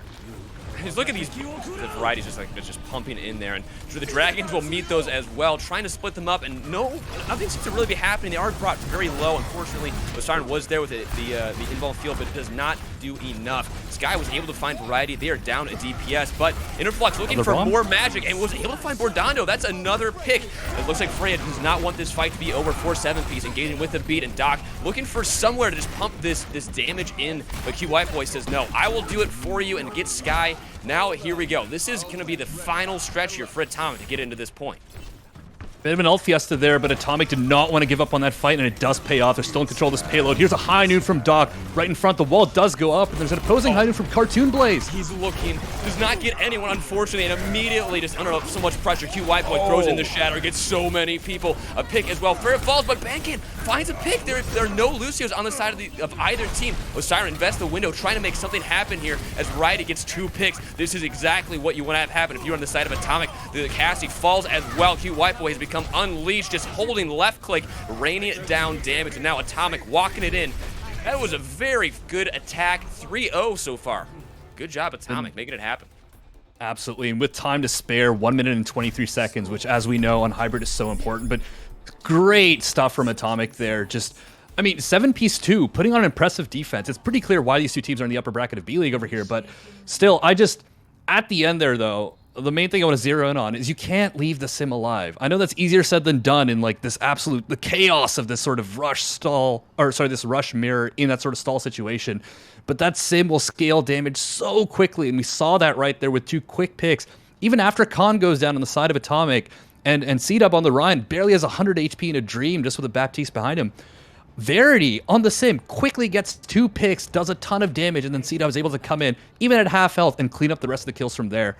So it's something they have to look out for. You called it out earlier, Hot Dog, but this Symmetra pick is so powerful for Atomic. They know how to maximize the value from it. We saw it from the teleporters, and we saw it here from just the absolute microwaving that happened at the end. Yeah, and again, I just want to again stress that they called this yesterday. They said Variety was played well on the sim, and obviously if you watch their game against Hayden Overwatch, you can agree. Yeah. They played very well on sim, and objectively, I think you can say they played pretty well on sim on that point as well. And those rotations, they were so fun to watch and so creative. Yeah, creative is a great word to describe it. And now we have a sim on the defense as well. We'll see how Atomic choose to make use of this, where 7P is still sticking to that May Cassidy setup. So pretty much a rush mirror outside of the sim pick from Atomic, but it seems to be their wild card. They seem to be getting a lot of value out of it, and 7Ps have to be ready for what's to come. Already, the Symmetra Orbs doing a ton of damage to the approaching attackers. And Freya right now just looking for some way to just get this team out of this weird position and able to just kind of put some pressure on the point. And really good peel on the side of Atomic, just walking back, not letting them get overwhelmed by the speed that the Lucio brings. And Doc just pumping in the damage, not really able to get much, but as I say that, sorry, Sky does fall, and now it's a reset. A very quick little fight there, and 7P's already down a minute on this attack.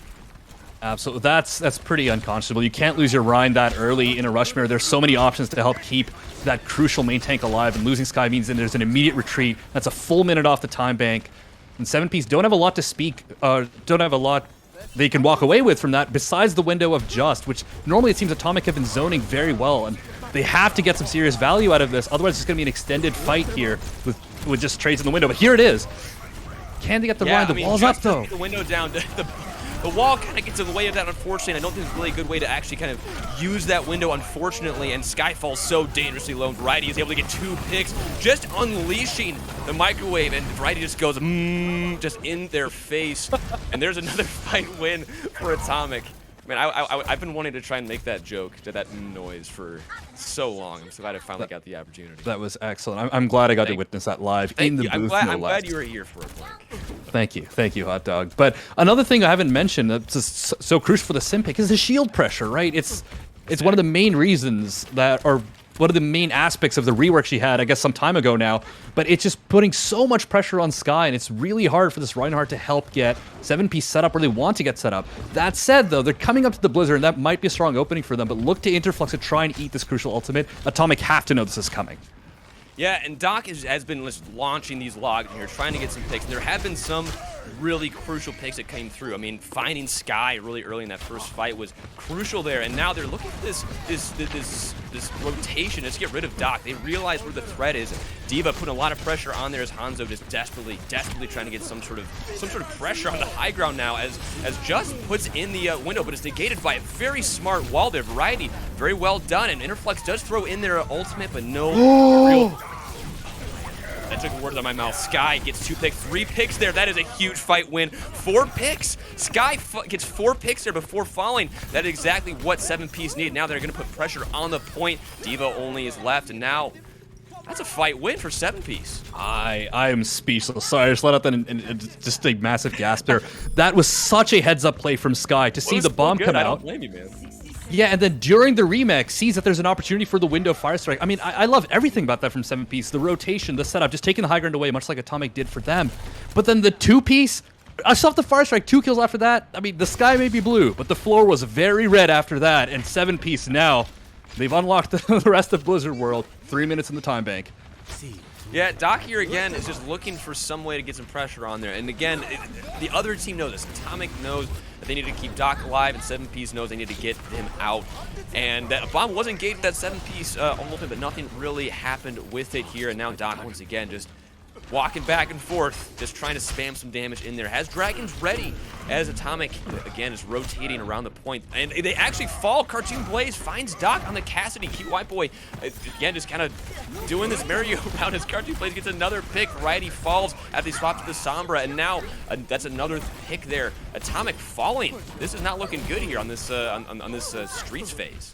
No, Atomic are definitely falling apart a little bit. On the flip side, 7Ps are absolutely coming alive. They stormed that high ground, and here you see why. I mean, 7Ps are able to hold for a bit on second point because they had that double shield setup. They could still do a ton of damage from range. Where 7Ps, Atomic had to push forward to meet. Let's hold that thought as there's a high noon all the way in the front from Cartoon Blaze. Will force a bit of a rotation, but no picks yet. Yeah, it didn't. Nothing really happened, but yeah, you're totally right, man. This is just. lot is going on all at once. And Bordano does have a Blizzard ready as Khan throws in their sound barrier. And now it's a very interesting zoning ult, not allowing them to get on the point as their Reinhardt gets frozen. And Sky is just pumping in the damage. And now looks like Q Whiteboy has sent back to spawn. Cartoon Blaze coming alive. But now they fall. This is a very back and forth fight. Variety finding 2 picks there, just falls. And now 3 picks. DPS are coming alive right when they need it. Atomic seem to have gotten that, seem to meet something happen here. Yeah, and they're going to stagger the Diva if Bean can here as well. Finally dies just before jumping into the drink, but that setup for them was great. Bordando was holding on to that Blizzard for a long time, and the setup of the Blizzard into the Shatter, I should say, when I'm referring to the setup, looked really good for them, but it's the DPS swaps from Atomic, the Sombra, the Reaper, who both basically have their ultimates as well, I should add. That added threat of the Sombra hack means that Sky has to be a little more careful, a little more hesitant in that fight. And then this threat of the Reaper afterwards helps Atomic bring it back from the brink. Here's an EMP into a Shatter. Oh, it's massive. That'll do it right there. Freya falls dangerously low, but yeah, Doc and Variety, they're coming alive, just like you've been saying, finding the picks that they need to do. And that was a big EMP, exactly what the Doctor ordered for Atomic here. Absolutely, an EMP a day. We'll keep the. This was better in my head. I'm just gonna let that fade in the wind or whatever. Oh, you 7-piece now. Okay. Yeah, it's. I'll revisit it. We'll retool it. But 7-piece definitely have to retool something. 30 seconds in the clock. I mean, that's a big beat right there. Gets it on everyone able to walk in, but Doc says no. We are going to press Q and able to get 3 picks there.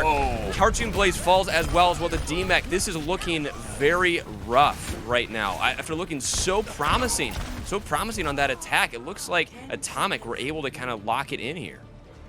And I think this is pretty much it. The stall picks are out. Sky's on the ball. Bordando on the Doomfist, but they may not even get a touch here. Half a second remaining. The ball does not get there in time. That's Atomic taking a lead here, 1-0. I still remember, I think it was during the World Cup when that Tracer was like half a meter from the payload. Immediately the round ended. That's exactly what happened. Like, Wall was so close to be able to contest that. And that was just a big bomb. Interflux was so good that map. Just absolutely nasty stuff there. I mean, that 5-piece completely opened up that point there for Atomic and was crucial. I mean, in the end, Atomic do hold 7-piece a second point anyways, but, just knowing that you've completed the map, you can rest so much easier on the defense, knowing you have a lot more room for error, and Interflux definitely a key player, and helping make that happen for Atomic. But yeah, I was gushing about this earlier to the point where it bled into a fight, but I love the Sombra Reaper swaps from Atomic. Yeah, definitely. No, you're totally right. They're so good. They did so much work. I mean, immediately they had that EMP and they were able to win that fight super quick after that. Right, and then after that, Doc as well, I mean, within 2 fights had the Death Blossom. And obviously there's a couple tools in the rush to try and help deal with that. You've got the Lamp for a little bit of sustain. You've got the Diva Defense Matrix, which I should probably mention before the Lamp, if anything. But Doc holding on the later fight, after it had broken out, the Ryans had done some trades. I think one player had fallen on each side. In that chaos, it's a lot harder to keep track of that pesky little DPS, right? So it just jumps out of nowhere, hits that Q button, suddenly you're down 3, and that is all she wrote for that map. So an absolute slugfest, I should say, of a first map here. And I hope this goes the distance because both these teams still look really, really good. Yeah, I mean, this is what we were thinking was going to happen, right? It was kind of hard to not have a good map or match when it's 2 undefeated teams kind of duking it out, right? Totally. But still, a little bit of shades of what we saw in that regular season match all those weeks ago, where although both looked really good, Atomic just a little bit ahead when it comes to the comps, the picks, the Symmetra at first, and then the Sombra Reaper that I'm blabbing on about endlessly now. Whereas 7-piece, I really liked their double shield setup, especially on their second point defense, but their first point defense is probably something they're going to look back on and wonder, like, what could we have done different? Because that's where a lot of things went wrong for them, and it really put them on the back foot for a while. Yeah, and you're very right. And, speaking of 7-piece, it seems as though we have a familiar face. I know they kind of popped in briefly, or I think I saw them briefly, but it seems that Alwyn is ringing for 7-piece tonight. Yeah. A bit of a classic face of BPL lore coming out of hiding. You truly love to see it. Welcome. Totally, yeah. Welcome back to the king. Welcome back. Yeah, playing under the name Just, which I missed in all the action, but filling for 7-piece today, doing a fantastic job. Freya and Alwyn both. But again, Atomic's still pulling a little bit ahead, and we'll have to see what their map pick ends up being. I believe Escort will be coming up next. I don't think the pick is in just yet. Man, I wonder. This last night, I'm so bad at knowing the map pools. This is where I'm asking you, do you know the map? Hey, producers, do you know the map pool? Well, there's Gibraltar. There's Dorado. There's Gibraltar. Havana. Havana is another one. I played that a few times. Actually, I think Havana would not surprise me if you saw that again, because I think that was Atomic's map pick last night from remembering. Yeah, it would have been Atomic's pick. Yeah, because I believe Hayden Overwatch team took them to Dorado and actually won that map against Atomic, and in what was a phenomenal 3rd-point defense. Like, if you haven't seen that VOD, go back and watch it. Any of you watching at home, it was just a masterclass in how to do a rush defense when your backs are totally against the wall. But yeah, then after that, Atomic wanted to go to Havana. But in this case, or in this time, I mean, I wouldn't be surprised to see 7-piece try Dorado again after seeing what happened yesterday. Because otherwise, like, I get the feeling both these teams want to play static comps, or rather, they want to play Rhine comps or the double shield. And they're quite good at both of these. So I don't really see Gibraltar happening, which is fine. It makes me a little bit sad as a monkey main, but, you know, we can't have it all. Listen, if you believe hard enough, you can play Monkey on any map. I truly believe that. Like, if you believe in your heart, the monkey of your spirit will shine through. It does, and then I remember that Ball is a hero in the game. That's true. Okay, and I'm sad all over again, but that is true. But it's okay. You win some, you lose some. I mean, mostly lose some. But 7-piece, hopefully, or rather, I should say, God, I had a better segue in my head there. But are hoping not to lose this next map. I believe they are. Oh no, never mind. Sorry, I'd misread something we just heard from our producers. I thought the map pick was in. But no, yeah, I wouldn't be. Map 2 does seem to be Havana. Oh shoot! Okay, yes. In where's Havana? Is that Cuba? No. Cuba. Yeah. I was right. I'm very smart. I always forget I'm very smart. You are very smart, Hot Dog. And that is why they call him Hot Dog Overwatch. He's single and he has a 401k. I've got a 401k. My stonks. They do be rising. Stonks. They absolutely do be rising. And I mean, now we know Havana. So that's going to be the next map. That makes sense. I like that. I like that. Yeah, and I mean, I know we've been talking about double shield and comps and all this, but if we're going to Havana, I'm very excited for the matchup between Doc and Cartoon Blaze in particular. I mean, I've been raving about the DPS players here, but that one is definitely going to be fun to see because obviously Havana favoring so much long-range damage, long-range poke, the Ashe, the Widow if you're feeling spicy, the Hanzo. And it's always fun to see these duels and how they can completely swing fights. So in addition to the tank comps that we've been blathering about, that's also definitely going to be fun to see. I think no matter what we see, it'll be fun to see. I mean, the first map was looking very even. I think it could have gone either way, honestly. I really think that Atomic just kind of out-created, because they're just so creative kind of with the rotation. I don't know how to quite to put that. It makes sense to me. They just have a lot more like flexibility. It's probably a good way to put it. It feels like. So I think if 7-piece kind of follows the amount of flexibility they have, make sure that they have good hero swaps to what Atomic's running, I think it's going to be even closer. And I think 7-piece might be able to make this a 1-1 into a map 3 here. I certainly hope so because I would love to see these two teams duking it out as much as possible. And it is a blast to be up here casting this match. But I was going to add on though that I think something that 7-piece, I mean, I'm sure they're discussing right now what they want to do for this next map. Something I'd like to see them take a page out of Atomic's book is just the proactivity, right? And I think this was really exemplified on point 3 when on 7-piece's defense, they put down a window as soon as 3rd point was being entered by Atomic, and immediately Atomic just rotate around the left side and go for a hard push on that end. And they're met by 7-piece, sure, and it's like a bit of a slugfest, but that kind of proactivity, that's sort of like, okay, we can't go there. We're not even going to wait it out. We're immediately going to path elsewhere. We're immediately going to rotate. We're not going to waste time. We have a 4-minute time bank, but who cares? We're still going to play like it's about to be overtime. It's all about tempo. Yeah. I mean, I think the one thing, and I've played Overwatch since literally season 2. I've been around the block a few times. And the one constant has always been tempo. Like when as long as you're able to kind of keep the tempo at your pace, you're able to run these rush comps, like fun dive comps and remove it. Obviously, there have been some exceptions, when there's been some double shield, more static comps. But for the most part, tempo has been such a big part of maps winning one way or the other. So one of those things, man, that I think if they keep the tempo going, keep that pressure up, you're totally right. That's just a good look from Atomic. Absolutely. It's also about decisiveness, right? Like, you decide what you're... I mean, like, the rush mirror, I would say, to some extent, has been figured out. Like, your Rhines are going to trade hammer swings in the front. Your Divas are going to eat the fire strikes. Like, I could go on and spell it out. Like, there's very defined sort of dance in the rush mirror. So it really boils down to, like, which team is making calls faster? Which team is collapsing on targets faster? Which team is using their speed boost better? So I'd like to see 7P step up on that front. And also, they're teasing a Widow right now. Though they are on attack, so we may be getting juked here, but that would be very fun to see. Oh, I like this. Look at her go. Look at Interflux go. look at that funky, fresh diva beat right there. I love it. The footwork is just impeccable. And Bridie has another fun teleport already planned. Yeah, immediately going to go in and just be aggressive here. Some sort of escape route as well as Bridie just pumping in the damage once again, going just microwave route, pumping in the damage. That shield from Sky is so low. Redondo falls dangerously low. 7P's getting a lot of damage pumped into them as they're trying to walk in onto the point, and Immortality Field was thrown in.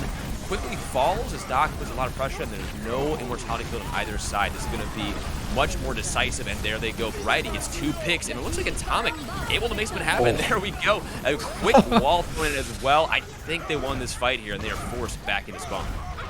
Yeah, I mean, Alwyn does win the window battle, and that Osiren just got their own, but it's all for naught. Verity already has the wall up, and I mean, that's a minute off the time bank already, and here again, we're seeing the value of the sim, just the damage differential, and I like this heads-up switch from Cartoon Blaze, immediately swapping over to the Pharah.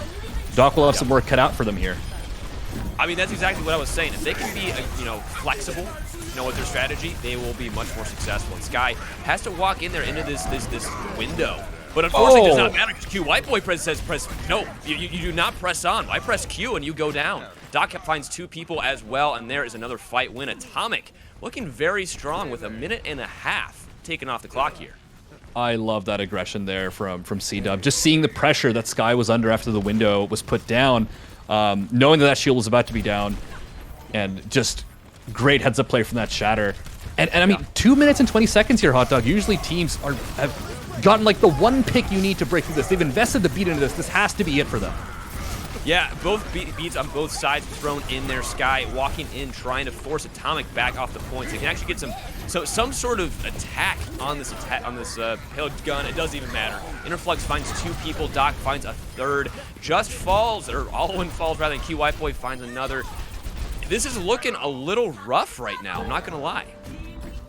Yeah, and I'm starting to question the Pharah pick a little bit. I was just excited for the prospect of more raw damage coming out of 7Ps, but I mean, the Pharah's an all-in pick. You need multiple hero picks to support her if you're really going to rock this. Now, Cartoon Blaze does switch back to the Cassidy here, but I mean, Verity's already got another wall loaded up. There's going to be a ton of just front-loaded damage on your front line.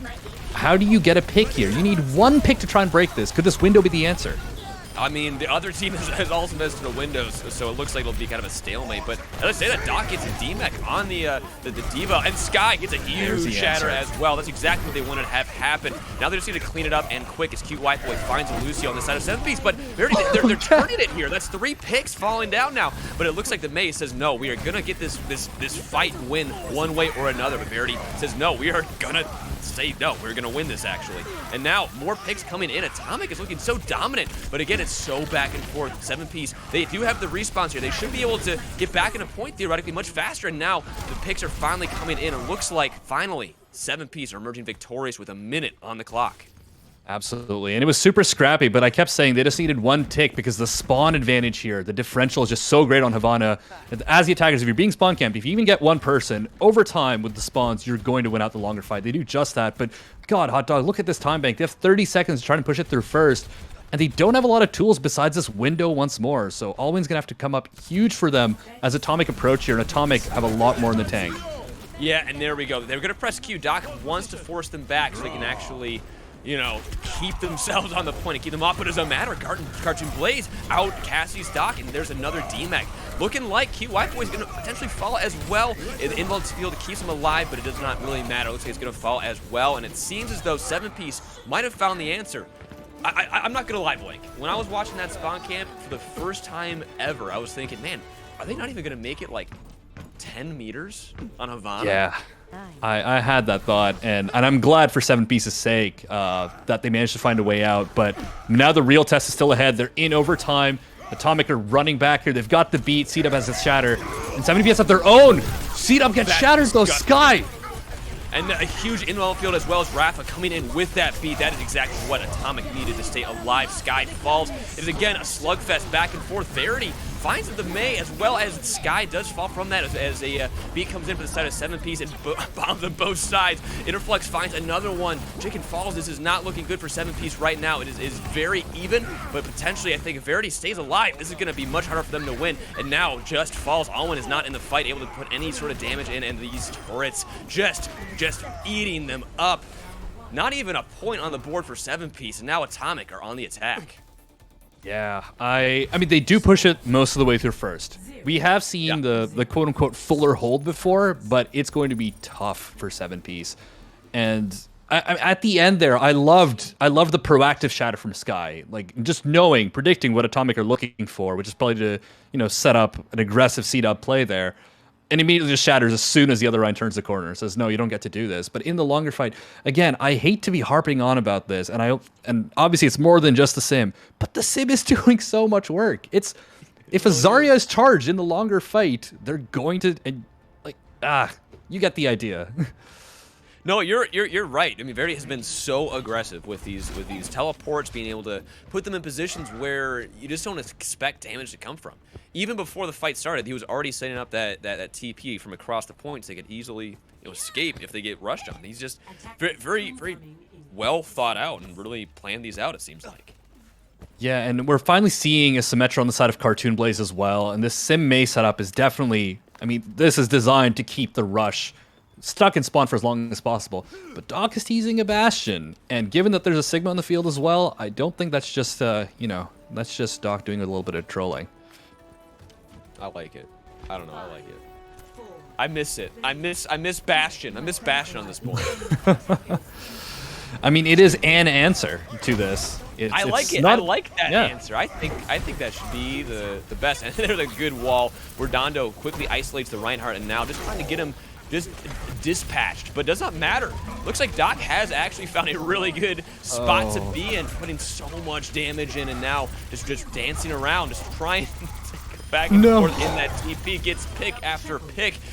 That's gross. That is some gross stuff right there. Like I said, I like it. I liked it a lot. I love it, actually, even. Right, and I think Seedup might actually be going for a swap here to the Orisa, because now that the Bastion is fully set up on cart, it's whatever, 2017, 2018 again. Pirate Ship is back on the menu, ladies, gentlemen, and everyone in between. Sky there went for a pin on the Bastion, but there's a teleporter underneath them. And he just teleported right back in my Heartbroken 2 for that poor main tank. They have one last lease on life, do 7-piece. Can they stop this in its tracks? He needs to put more damage in. I just love this. Go Bastion. You can do it, buddy. Verity falls, and now they just need to walk it into this point. Cute White Boy finds the Immortality field of 7-piece, and a D-Mech as well, and a Hanzo pick. This is looking like it might be the end. Verity, another pick. D.Va falls from the side of 7-piece. This is looking a little bit rough for the defending team, and now Doc has a Bastion all in the back foot there. Doesn't even matter. Just dropping down, getting 3 picks there. Doesn't even matter as Atomic gets the clean sweep, a 2-0 on Havana. Man. Who knows when Overwatch 2 is coming up? But yeah, but we just saw the Omnic Crisis right there. That was pretty brutal there from Atomic, and an absolute statement win over 7-piece. I mean, it's just, they had a strat. It's pretty old school, but they executed it to perfection, and I don't think 7-piece had the answers, and we're seeing it right here. Hey, old school. Something like that. Old school's cool school, Blank. Yeah. Old school. Coleslaw? Coleslaw. I'm not going to talk about coleslaw this whole time. Old school coleslaw. I go to old school because it's cool school to eat my coleslaw. Sorry, we have a match to talk about. But yeah, that was just a dominant showing. I mean, again, like I said, in the first few seconds, minutes of that map, I was like, man, this looks like a full hold before they even like get before the first corner of Havana. That was so dominant from the side of Atomic. Right, and they did break through. Again, credit to 7-piece, and they did so in a very fantastic, showy fashion with a massive Earth Shatter, but not able to get much further after that. And like, you have to be expecting that Bastion strat. it's one of those things that obviously will not work if you have to actually go through most of the map. But Atomic just had to go most of the way through first. The element of surprise is usually enough to get you there. The teleport up top, there is one downside to that where some teams forget that you actually have to push the cart, but they leave Interflux on the Sigma on the cart just basically to solo push it while the Bastion is raining hell from above. And Atomic with a clean 2-0 book their ticket to the grand finals tomorrow of B-League. One of two teams that'll be vying for that championship. And now 7-piece to the lower finals where they'll be facing the winner of Redwood Rockets versus Hayden Overwatch team. Yeah, and I think it can be very fair to say that I think if you get to the grand finals without losing, you're an undefeated season. Even if you lose grand finals, which again I'm not saying they will or will not win, Atomic I'm going to call them undefeated for the whole season. That was a dominant showing, very consistent, well done. And 7-piece still though, they've got a shot. They've got a shot here. I believe we've got one more match later here in a moment, but before that again, we've got more stuff to talk about. They're looking they just look so good. Atomic were looking so good. They had fully game planned. They were clearly watching tape, watching what 7-piece were going to plan for. And obviously a lot of these strategies weren't necessarily new, but they were just executed extremely well. Like Atomic, like you mentioned, like not necessarily undefeated. They did have 2 losses in the regular season. They actually started a bit slow with a loss in the first week, of course, but after that just heated up. They were predicted to be a very strong team in B-League, and minus a shock loss to Heartbreakers, if I'm remembering correctly, they've basically been undefeated this B-League season. So definitely a very strong team, and I am not at all surprised to see them ride that momentum all the way into the grand finals. And I believe we might have some interviews on deck here soon. I believe so. I believe we do. On deck, ready to talk. Hey, yo. Hey, some fellow gamers in the booth. Hello. Yeah, how's it going? It's going good. It was a fun match. Yeah. Not gonna lie, I wasn't expecting the Bastion strat to work, but it did. I liked it. It was. I love Bastion. I love Bastion so much. I think I casted another game where Bastion was Bonesaw Bastion. Man, it was just truly blessed these days. But yeah, you guys looked so good. You guys mentioned last night, Verity's Symmetra, how much of an impact that was going to have, or had an impact in the last time we chatted. What extra plan, or did you guys do any other planning with that Symmetra here? Or was it all just kind of jazz, baby, just figuring it out? We've been mainly practicing to work on the fly with our planning and stuff, and I feel like it benefits us more than just doing a set routine on repeat all the time. Yeah. Part of our routine is Toxic puts together a ringer squad. They just shit on us, and then we figure out what we're doing wrong. We end the warm up usually being even, and we figure out what to do. Like our TP setups on Blizzard World. We know we played against Hayden yesterday, so we knew people were gonna know our TPs. So we were like, okay, we have to do different ones, and so we just workshopped a couple. And don't tell anybody, but Sim is very good. Sim is a good character. I won't tell anyone. Yeah. Don't tell anybody. Yeah. If you watch back the VOD later, I may have said a couple words about Sim, but nothing too spoilery, so nothing to worry about. Nothing too in the woods. But I also had another question. I mean, on Blizzard World, I really loved the Sombra Reaper you guys pulled out. It felt like kind of out of nowhere, and it just immediately brought so much value. Was that also something that was kind of pre-planned as a strat for that point in the map, or just something on the fly still? Are you allowed to tell us? It's something that we like to run from time to time. Depends on how the players are feeling, because I kind of just give them a whole bunch of options, and I say, oh, you can run this if you feel like it. Maybe, and I try and get everyone on heroes that they really like, or maybe heroes that they're comfortable on. Yeah, and then I never setting one comp. It's setting one comp is you're a bit rigid, so I just give a whole list of options. It's this, and then they pick basically when they're in the game. Usually, whenever something's not working, it's normally a C-Dub or a Siren to make the call for the swap, and we adjust accordingly. Yeah, the comp just forces us to play fast, and that's just I think that's why we're good at it. I don't think it's a particularly meta comp. I don't think it's the best comp in the world, but I just think we're really fast with it, and that's why it works. Yeah, I know that. I would definitely say that is very accurate. And yeah, thank you guys so much for the fun Overwatch action. I very much appreciate the fun games. And I think we got some more coming up here. Coming up next, what? Tell us about the next match. I believe it's the Redwood Rockets against the Hayden Overwatch team. Am I right, Blank? Yes, you absolutely are. And I actually wanted to hear some thoughts from our guests about this. So obviously you guys have now sent 7-piece down to the lower bracket where they may come back to facing the grand finals, which of course, by the way, congrats on the grand finals berth. So we're excited to see you there tomorrow. Thanks. So of those teams, who do you think might make it out? Because I've got my thoughts, but I'm curious what yours are. See, it's hard because how long was Redwood's main tank like banned for? Are they back? If they are, they will be back. Okay, so I think it's really even. I think they're both good. It could be either really even or just completely one-sided. I want to believe that overall, since Redwood's main tank is back, I think Redwood win 2-1. 2-1.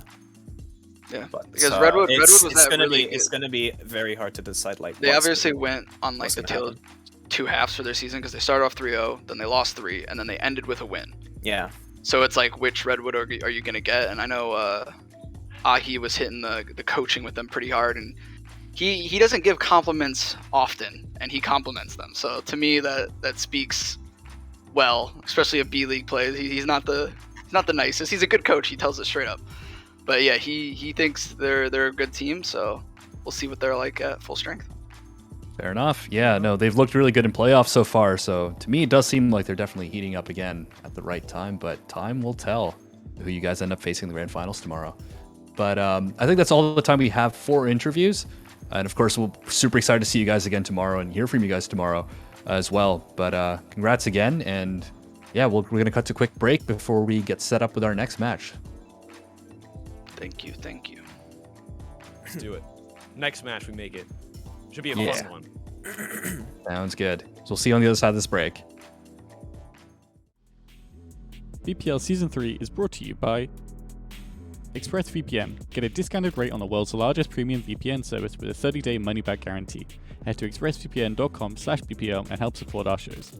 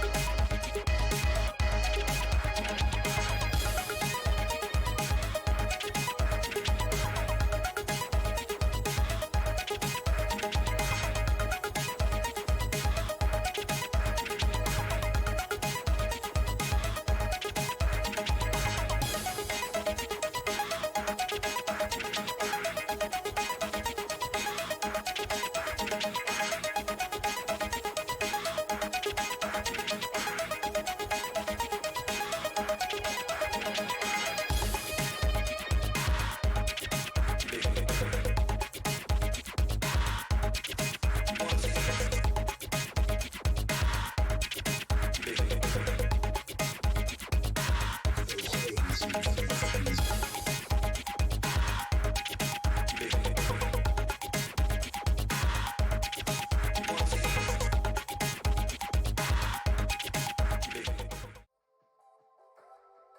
back.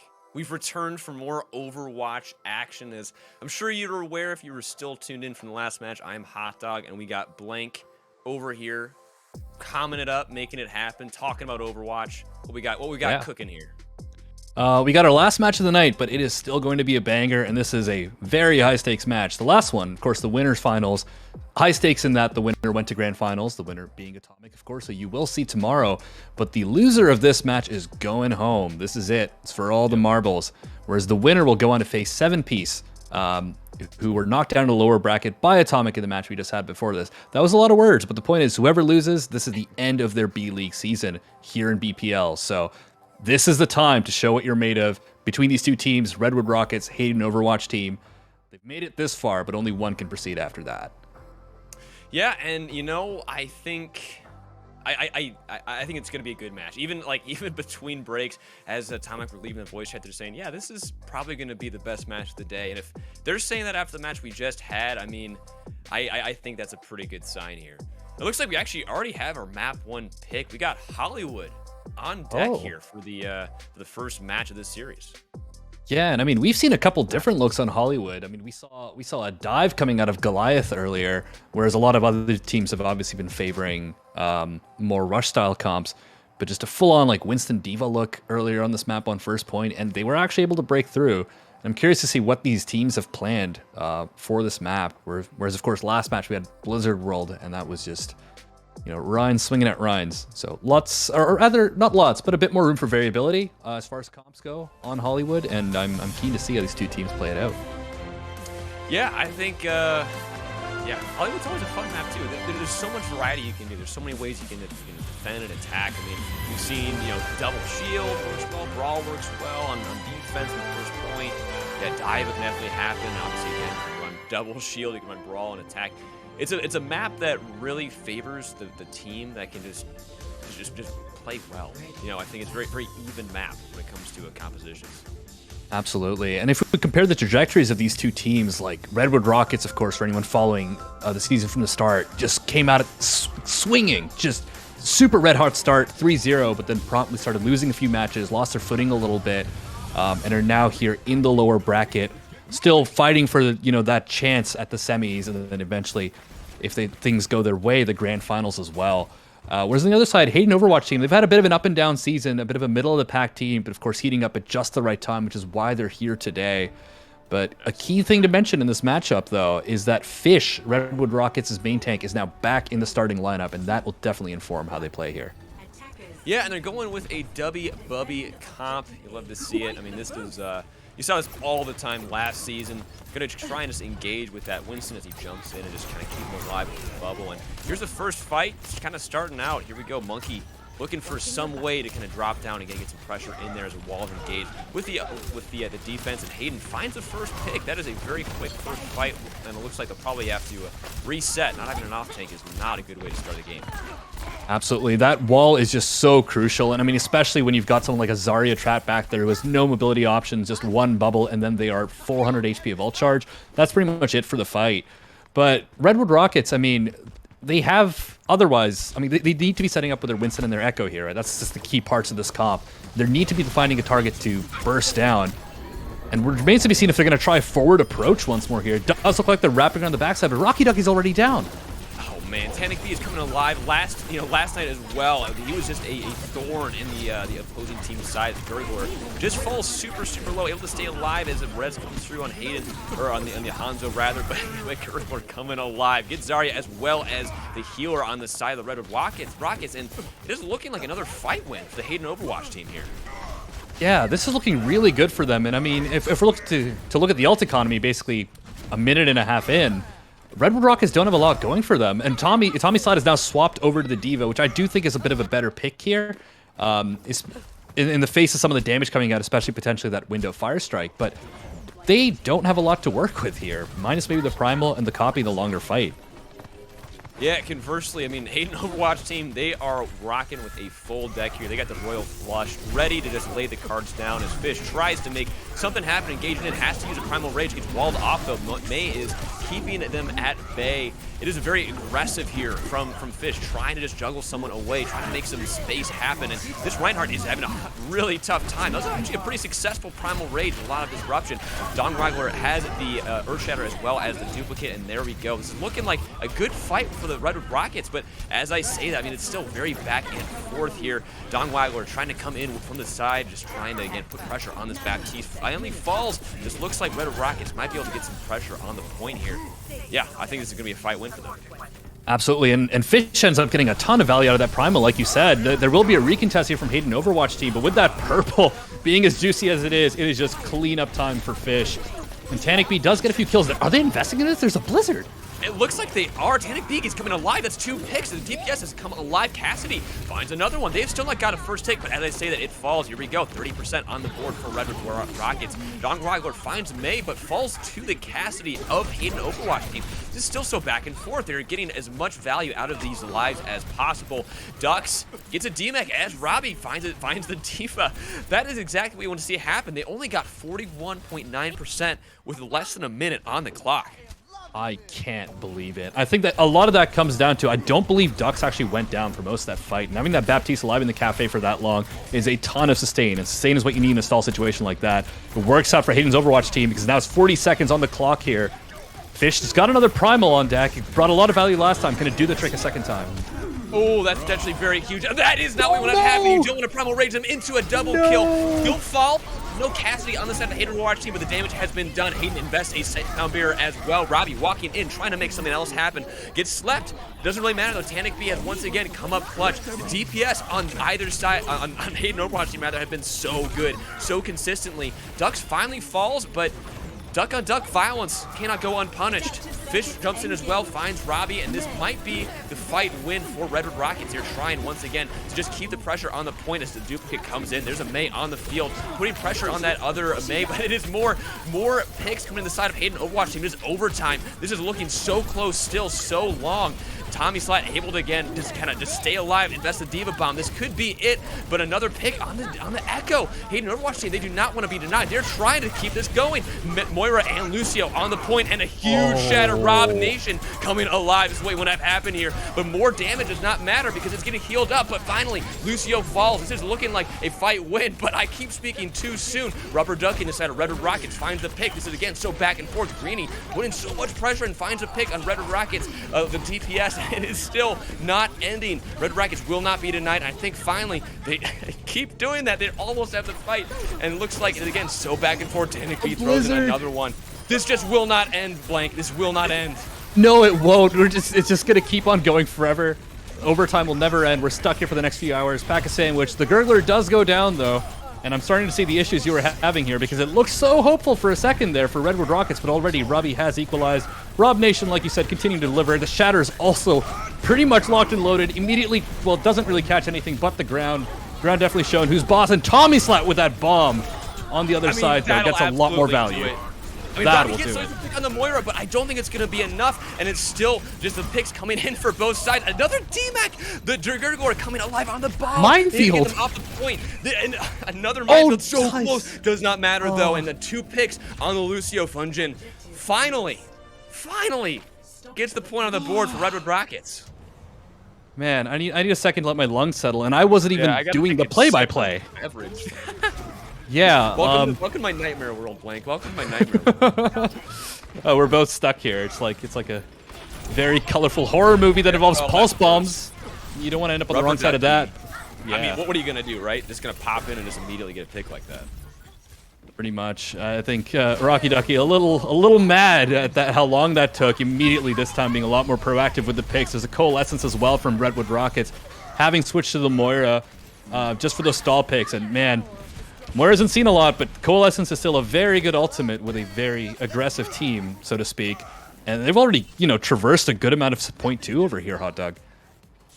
Yeah, I mean, Yeah, this is just going to be, like you're saying, is kind of just stall picks have kind of kept going. But at this point, they're looking very good on this composition. And now Function does have a sound barrier ready to pop in, and Greeny was not able to get a pick with that Deadeye. But now they vacated the point. Now just kind of figuring out what to do next. And engagement with that sound barrier, is that going to be what they need? And it looks like a sound barrier on the other side as well. Hayden's dropped his beat as well. Fitch finds himself with another Earth Shatter, potentially going to launch it in as a Blizzard comes in, launches it in, gets 2 picks on the tanks there as Robbie falls with his tank all ready to go, and is looking kind of doomed here for this fight for Hayden Overwatch team. And now they're going to have to reset, as it looks like they might get one more fight potentially before this point.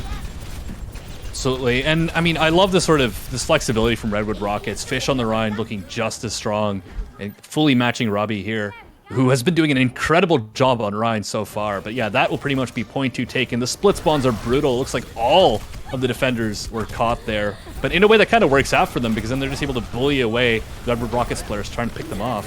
Now I've got a weird fight in the side here. There's a bomb out. And what? I mean, dude, that's gonna happen. Tommy Slight gets 2 picks, and a third pick comes in as Tanic B falls to the fury and power of that Lucio. And now Redwood Rockets, they're just piping in the damage, getting the momentum going that they need. They're waltzing into the third point here. How did that bomb get to? I don't know. Well, I don't know. What's done is done, and is irreversible because of the passage of time. Some nonsense like that. But speaking of time, there's 1 minute 27 seconds on the clock. There's an aggressive coalescence from Trisky, which is what you want to see, but it won't save you from that shatter.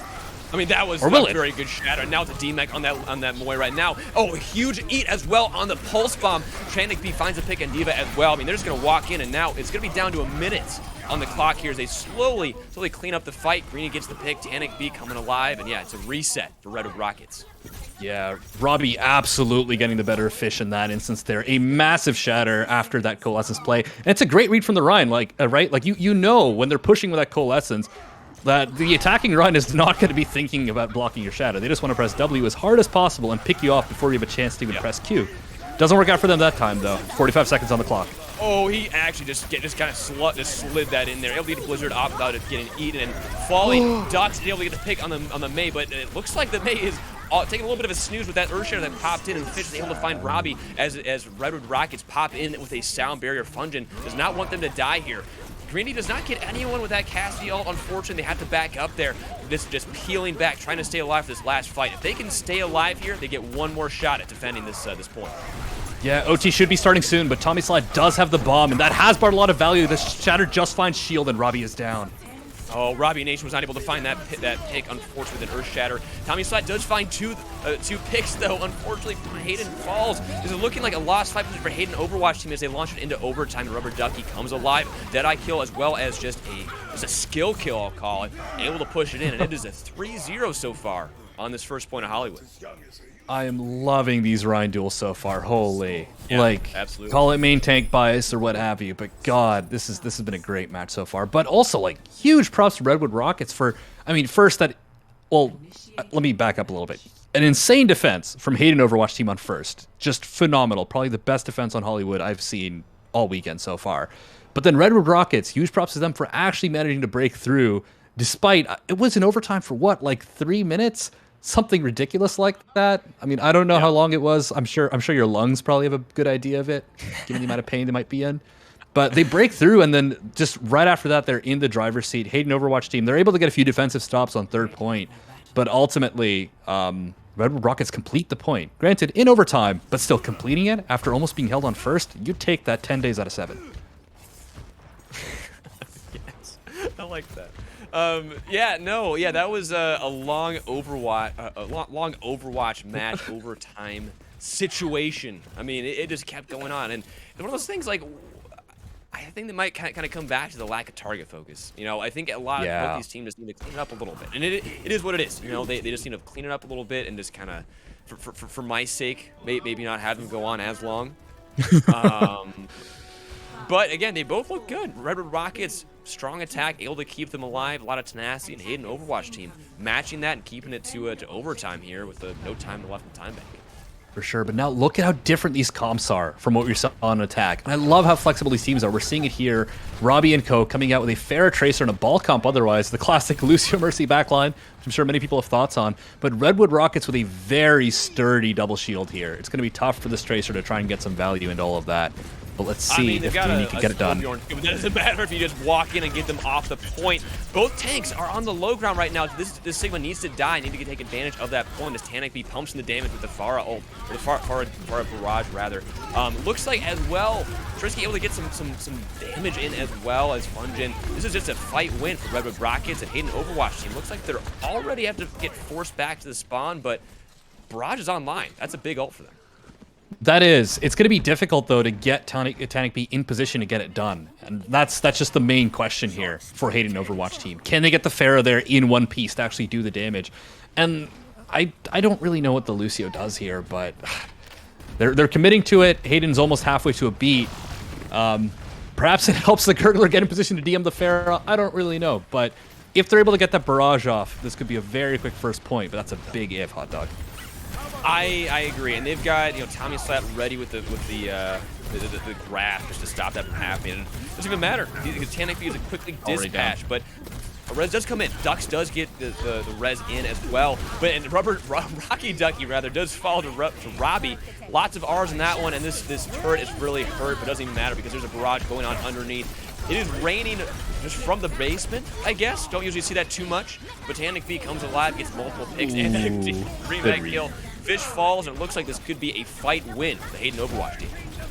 Absolutely, and Tommy Slide also invested the Fluxer to try and turn the fight, but it was too little too late and goes down in the middle of the animation. Rocky Ducky is back and doing some serious damage, but I think will be dealt with swiftly by that large South Korean mech flying in his direction. Yeah, Tonic B. Sorry, you were about to say something, then I'll gush about the barrage. It did not matter. I was going to say that I like how Rocky Ducky is kind of like Robbie's name and Duck's kind of put together. So yours is probably a little more important, so go ahead. There are lots of R's. I'm sure, lots of R's in the lobby earlier because we got jumped in. Sorry, that was funnier in my head. But Robbie, all the way at the top here, knocking a few people off. That stun, that break stun, ever so valuable. The minefield is dropped, and Robbie will roll away. But yeah, I just wanted to mention about the barrage. I love how Tonic B played that. Saw the opening in the midst of the chaos instead of trying to get some set play going. And then in that constrained area, got a ton of value. But Tonic B is going to have to try to do that again here, and point 2 is a lot more open.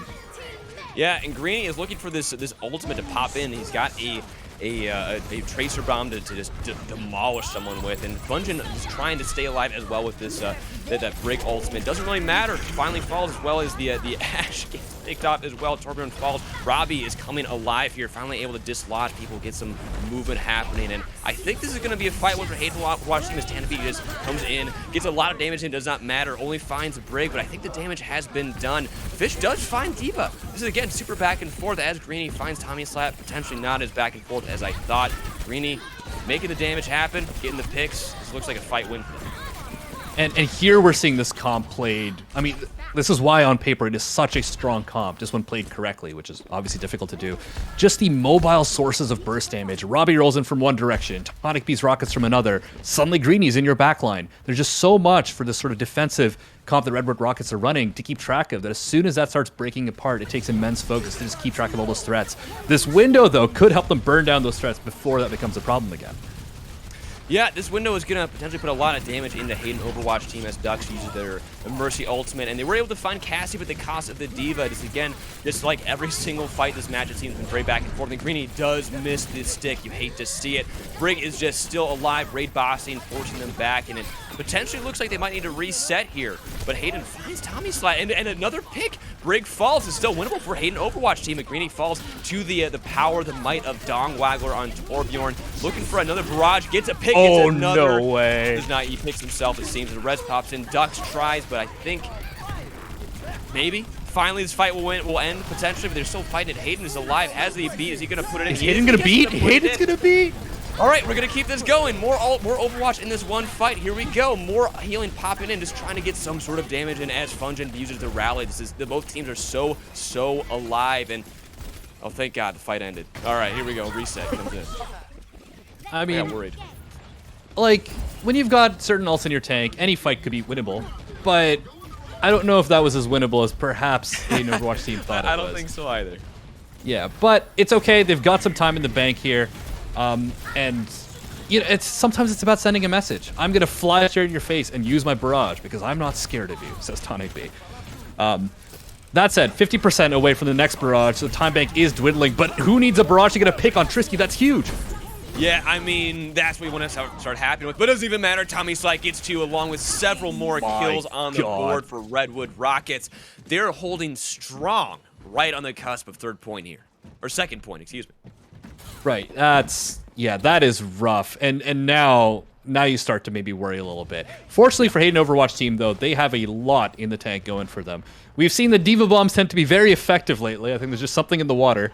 So we'll see what the Gurgler can get done with this, provided there's no pesky lamp on the other side. And Robbie's Minefield, too, can do some serious damage. But Redwood Rockets are on the high ground right now. They do seem to give it up, and Dong Waggler, no! Why would you do that? Okay, so he just kind of jumped in. Barrage pops into Tanic B, putting so much damage in, and I'm going to call that a 3-piece because he kind of killed the Torbjorn by just intimidating him off the high ground into the bombs. And that's a fight win. 2nd point for Hayden Overwatch team. What happened? I don't know, but yeah, there was maybe a miscommunication, maybe a call for some kind of rotation, thinking that, hey, we're going to get caught up top here by the Diva Bomb.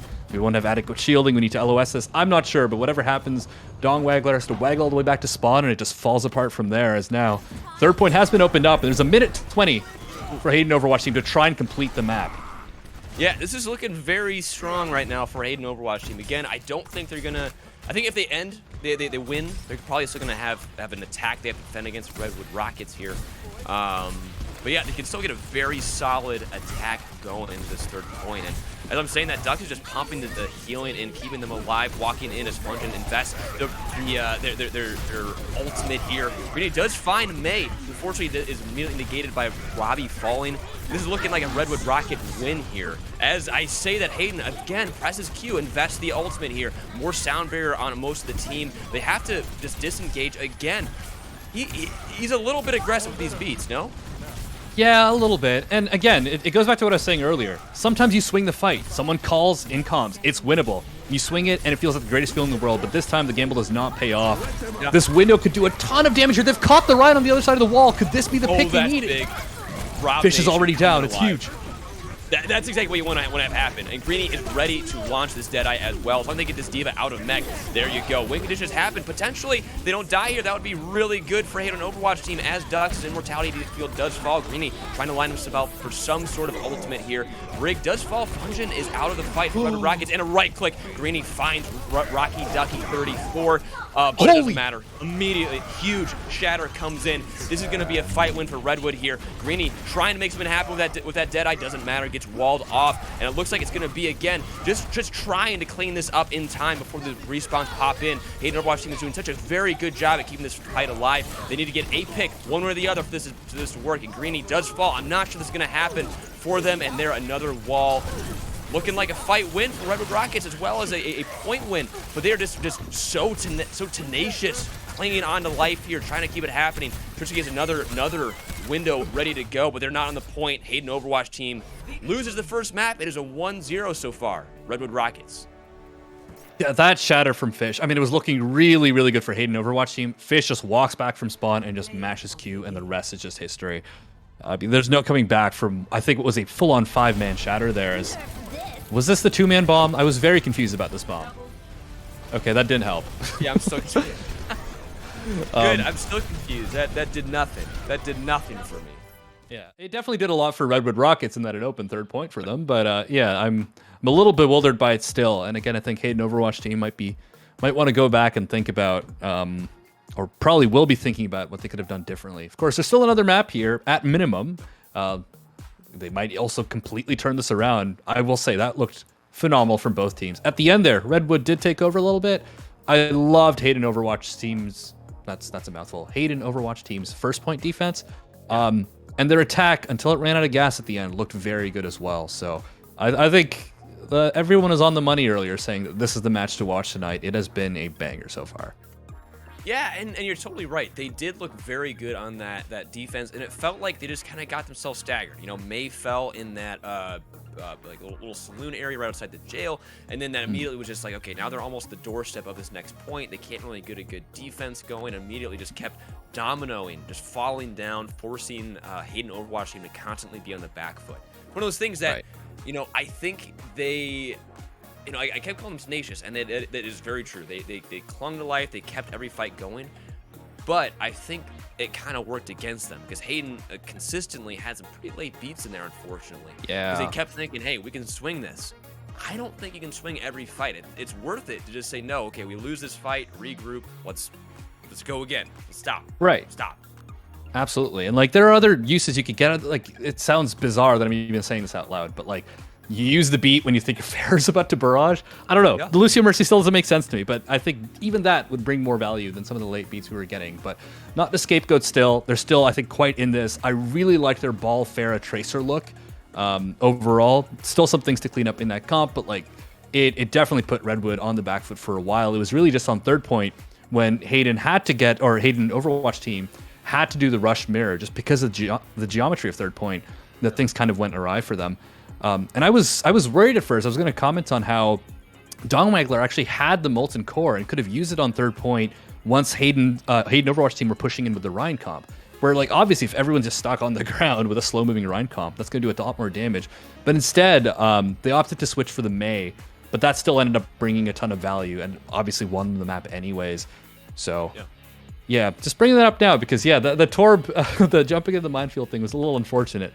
Didn't mean the Molten Core was there for the next fight, and then there was a swap to Mei anyways. But all's well that ends well. Redwood Rockets up 1-0, and it's Hayden Overwatch team's map pick. Yeah, I think it's going to be... It's going to be, I think, a lot of the small adjustments that Hayden Overwatch team need to make. They're looking good. They're looking good, and they're still being very close with these fights. And again, like when they're playing their strength, they're being consistent. You're able to focus fire, kind of keep fights alive for as long as they have. Get Rob in a position where they can actually kind of capitalize on his more aggressive kind of play style.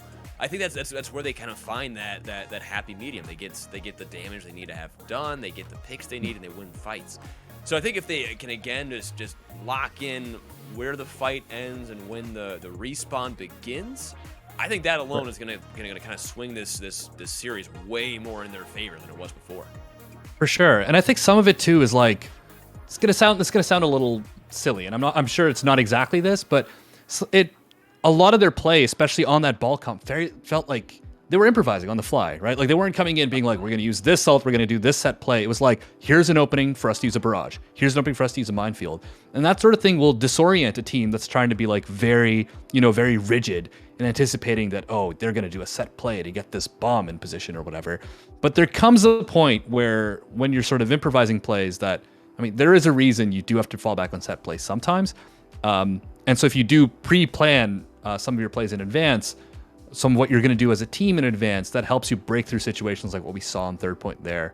So ultimately, Hayden Overwatch team not able to kind of make that final push. Not least, of course, I mean, I haven't mentioned this, but like they did switch to the rush wholesale, right? That resets your ult economy. And you've only got a minute 30 in the time bank, so you've got to have a really good understanding of the rush mirror and the neutral to really get value out of that. But you're kind of between a rock and a hard place at that point because that Ball Farah comp is going to be tough times. You're trying to make it work on third.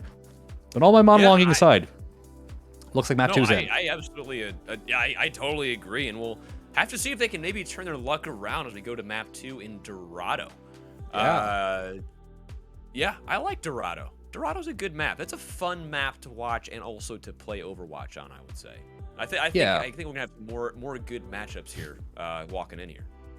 For sure, and this is another map that's really favors, especially on third point, the Rhine comps that these teams like running. But also, like Ball is quite viable on Dorado, especially on first. And it seems like both these teams have that in their back pocket if they want to use it. And it also makes sense that Hayden Overwatch team would pick this, given they took Dorado off of Atomic, who are now in our grand finals after almost clean sweeping the upper bracket. So this is not a super surprising map pick. I think they're really hoping to kind of channel that magic once more that they had in that other series. Yeah, I think you're exactly right. You know, if they can kind of make Atomic, stumble, go to one knee, well, let's run that, run that play, do that one more again. Let's do it one more again. Do it again. And again. Do it again, but Yeah. better. Also, again, and also do it next time in the next map when you win this one. Make it a 3 map 3, please. Please, yeah. Give us more of that. While we do get Dorado set up, I'm just gonna lay this out. Casting this does feel like a bit of a tongue twister, and we've alluded to this, but I need to be very clear about this. We have Robbie, we have Rocky Ducky, we have Redwood Rockets, and we have Ducks.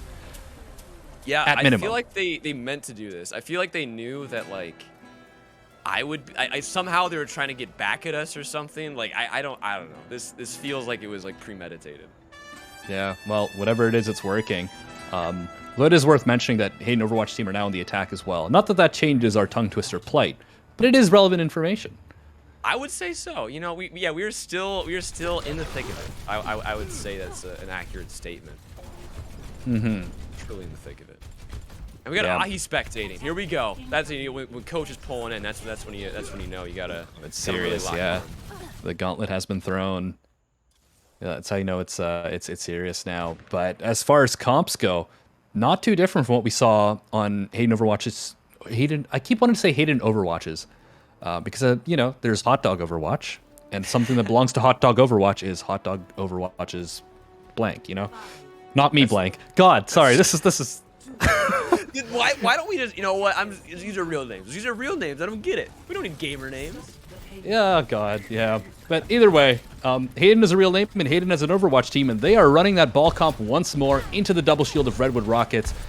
I mean, this is a clear rock, paper, scissors type matchup, and Tonic B on the fair we're looking at now was able to get a lot of value last time. Yeah, I like this. And Robbie goes in with a pile drive, able to get a lot of just damage kind of amped up there for Tanic B to get a quick just pop in, and having Ducks on Mercy does not hurt at all. Tanic B already 72% to that ultimate. Look at the ult charge on either side. They are so far ahead, it is disgusting. This is going to be a very quick barrage, it seems. Now, they need to get rid of these pesky heroes dropping down from the high ground there and looking like ready to unleash this barrage. Yeah, I mean, Tommy Slide has to be ready for this. They were all clumped up. Every rocket is giving you just so much more ult charge than it would otherwise. But you can see the D.Va hounding Tonic B. It's going to be a bit of cat and mouse here. Ooh. Oh, they're so low in the back there. Yeah, Fungin fell so low, and Tommy Slide is half health as well. They're not going to be able to keep them keep a lot of that DM on there for very long. And now, unfortunately, it looks like that advantage that he kind of had with that quick ultimate charge is sort of being negated. They waited a little bit too long to kind of pop in with that, it feels like, as Rocky Ducky finds Tanabe and sends him back to spawn. Potentially looking for a res, does not matter as Ducks falls, and there it is. Already a minute and a half off the clock, and it feels like not a lot has really happened.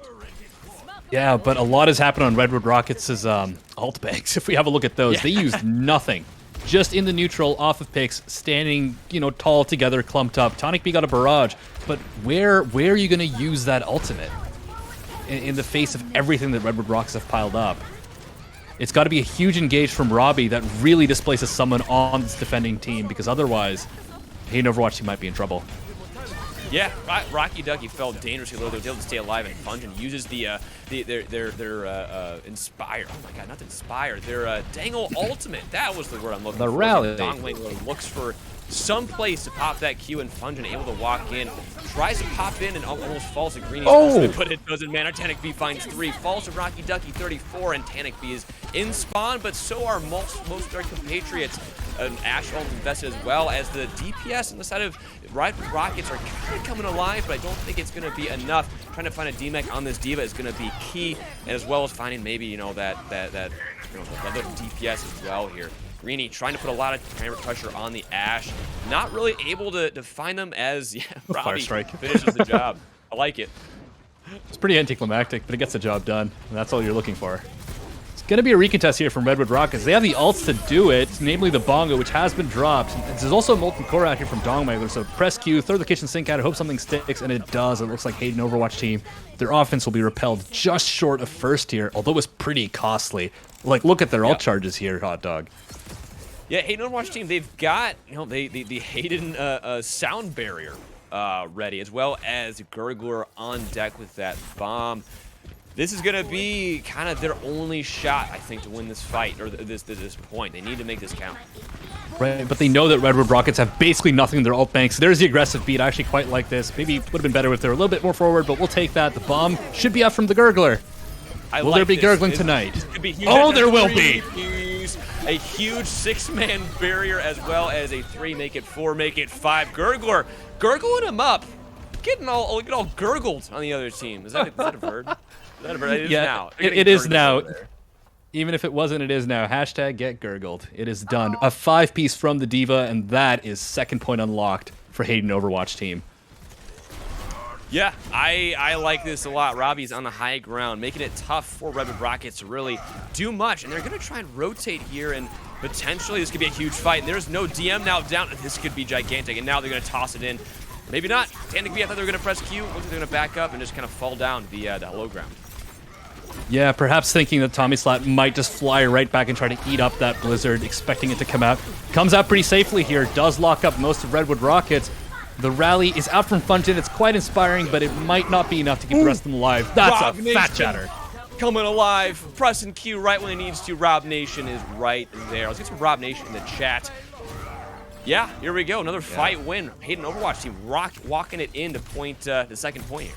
Oh, they're making good time, and Rob Nation waving the flag. And a lot of this, I think, also came down to, once again, the comm swap from Redwood Rockets. They had almost nothing to use there besides the rally.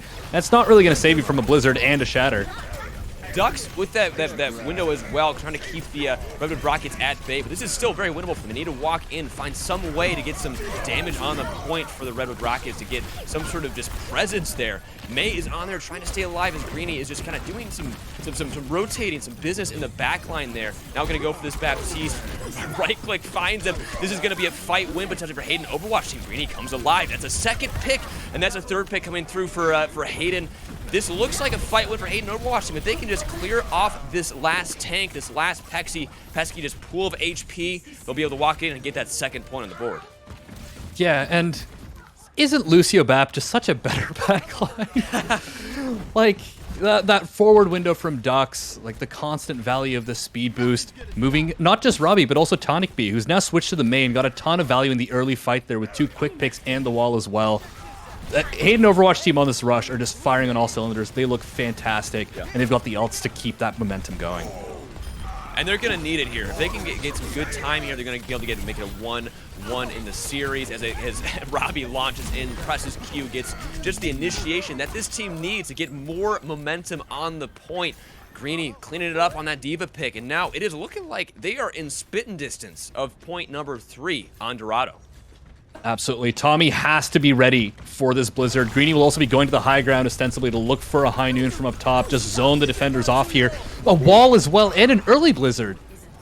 That's big. You're able to kind of do some sort of, just zoning, and it looks like Greeny had to kind of fall off and able to find the opposing Cassidy. That's not what would have happened if you were on Redwood Rockets. And now a huge beat as well. Hayden has cleaned it up immensely. Tommy Slat says no, though. Ducks needs to fall. They cannot get this point very easily. Robbie is ready for another shatter almost, but does not matter. Fish gets the upper hand in this duel. 1 minute left in the clock, and I think Redwood Rockets able to get the fight win that they need here.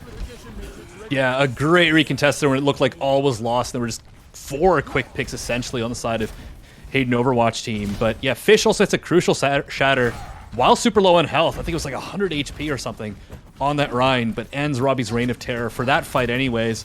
Now Rocky Ducky is on the Reaper here, looking to burn down these tanks, make the approach a little bit more difficult for them. Otherwise, though, not a lot in the ult bank for really either team. I mean, the tank ults are up for Hayden Overwatch team. A bomb is out for the Gurgler. Can the Gurgling happen a second time? Not quite. The lamp will prevent that this time. Fish was so low. I don't know if anyone saw that. He was 50 HP there.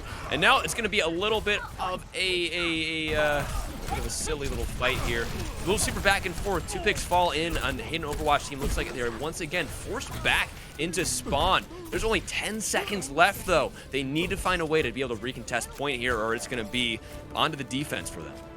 Yeah, this is looking dire. The bomb didn't do much, neither did the shatter. The Gurgler will fly over for the touch. They will get it, but Dongmagler has the Blizzard. This could be it, Hot Dog, barring a miracle. Wow, he survived. It doesn't matter, though. Not able to stay on the point. Not much you can do. I mean, they super low. They had to kind of leave it. It is what it is. It is still, though, a very respectable attack there. 2 minutes or two points on the board, as well as pretty much almost at third point. Absolutely. And I mean, again, this is after they were almost held on first, which is, I feel like, a sentence I've said a lot today.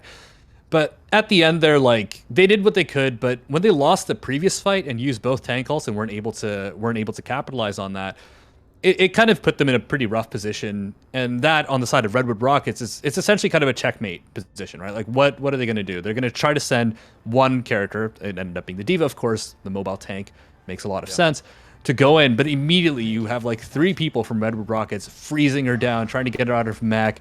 And if the D.Va goes down first, that's a free blizzard for Dong Waggler. There was pretty much no way they were going to get out of that. But that's still a very respectable push here. And now it just looks like both these teams want an old-fashioned Rush Mirror slugfest. No ball shenanigans, no double shield. Just 2 large German men whacking each other with hammers. I'm not going to lie. When you said ball shenanigans, I thought you were going to say a couple naughty words. And I was like, wow. Oh, no. No, like, we're wow, not. I guess that's true. I guess it is a more honest comp than anything else. But man, you don't have to like call people out like that. Jeez. Oh no, we've not seen any hog and ball torture here today. So only honest comps. Only honest comps. Only honest Overwatch. Yeah, and we're gonna see honest Overwatch right here in the spawn of Dorado. 2 walls, 2 Rhines, 2 flashbangs, but only one will die or something. Rocky Ducky and immediately Greeny both kind of getting both involved fields. Fish walks in, finds the pick they need to walk in more. Redwood Rockets going to be very aggressive here. Finds a pick as well, and Robbie, that's not what we would have happen. And now it's a quick fight win. This is going to have to be a respawn for Hayden Overwatch team, and they should be able to get at least one more fight here before the first point. Yeah, blink and you miss it. Robbie gets caught behind a wall, and Fish able to take him down. And then, of course, makes a Jackson Pollock painting out of the Cassie on the other side. So this payload is moving, and Redwood Rockets taking a lot of space in the front here. But Hayden Overwatch team can afford to maybe lose one more fight and still have a little bit of wiggle room to contest once more. Yeah, only having one person only one person on the payload is going to do that for you. And Green finds a pick on Dong Waggler. Not what huge block. Fish launches that Earthshatter straight into the opposing rectangle of Robbie. Not what would have happened if you're on Redwood Rockets. And there are some more wins, more picks coming in on the side of Hayden Overwatch team. Got to get this DMAC, and looks like it's a reset for the Rockets. Oh, they're going to stagger the D.Va as well. I mean, you had to see it coming. That's brutal. But I was gonna say I think this was Hayden Overwatch team hearing me say, oh, they can afford to lose one fight. They're like, nah, dude, we'd rather not. The Gurgler too will be out of mech, but sorry, yeah. Although you caster cursed them, but opposite. You made them do good instead of bad. It's interesting. Yeah, I'm fine eating my words. It works out for them, and they're pretty stocked up on ults as well. This Blizzard and longer fight will be very helpful for them, especially with Dong Waggler coming up to a Blizzard of their own. The window trades are out, the bombs are out. Too many ults. I mean, Rocky Ducky is trying to make something happen with his Deadeye, but does not seem to have much happen. Robbie finds a pick with that man, that you hate to see it. Lucio is down, but it looks like a lot of the ultimates are getting eaten up very quickly. Yeah. Gurgler finds both the pick and an ultimate in his DM. That is what you want to have happen if you're on the side of Hayden Overwatch team, and Greeny is just raining hellfire from the high ground there. And now another reset on the side of the Redwood Rockets. They are kind of losing time real quick. That looked like a lot of Qs and not a lot of kills, and after that, Hayden Overwatch team were just able to clean it up. I love Greeny's flank there to isolate Fish from above and just do a ton of damage with that 6-shooter. And, I mean, now Hayden Overwatch team looking pretty entrenched. They do have to defend for 1 minute and 30. They've got the tools to do it, though, especially with the cart stalled in this archway. But they've got to execute it perfectly if they want to hold Redwood Rockets right here.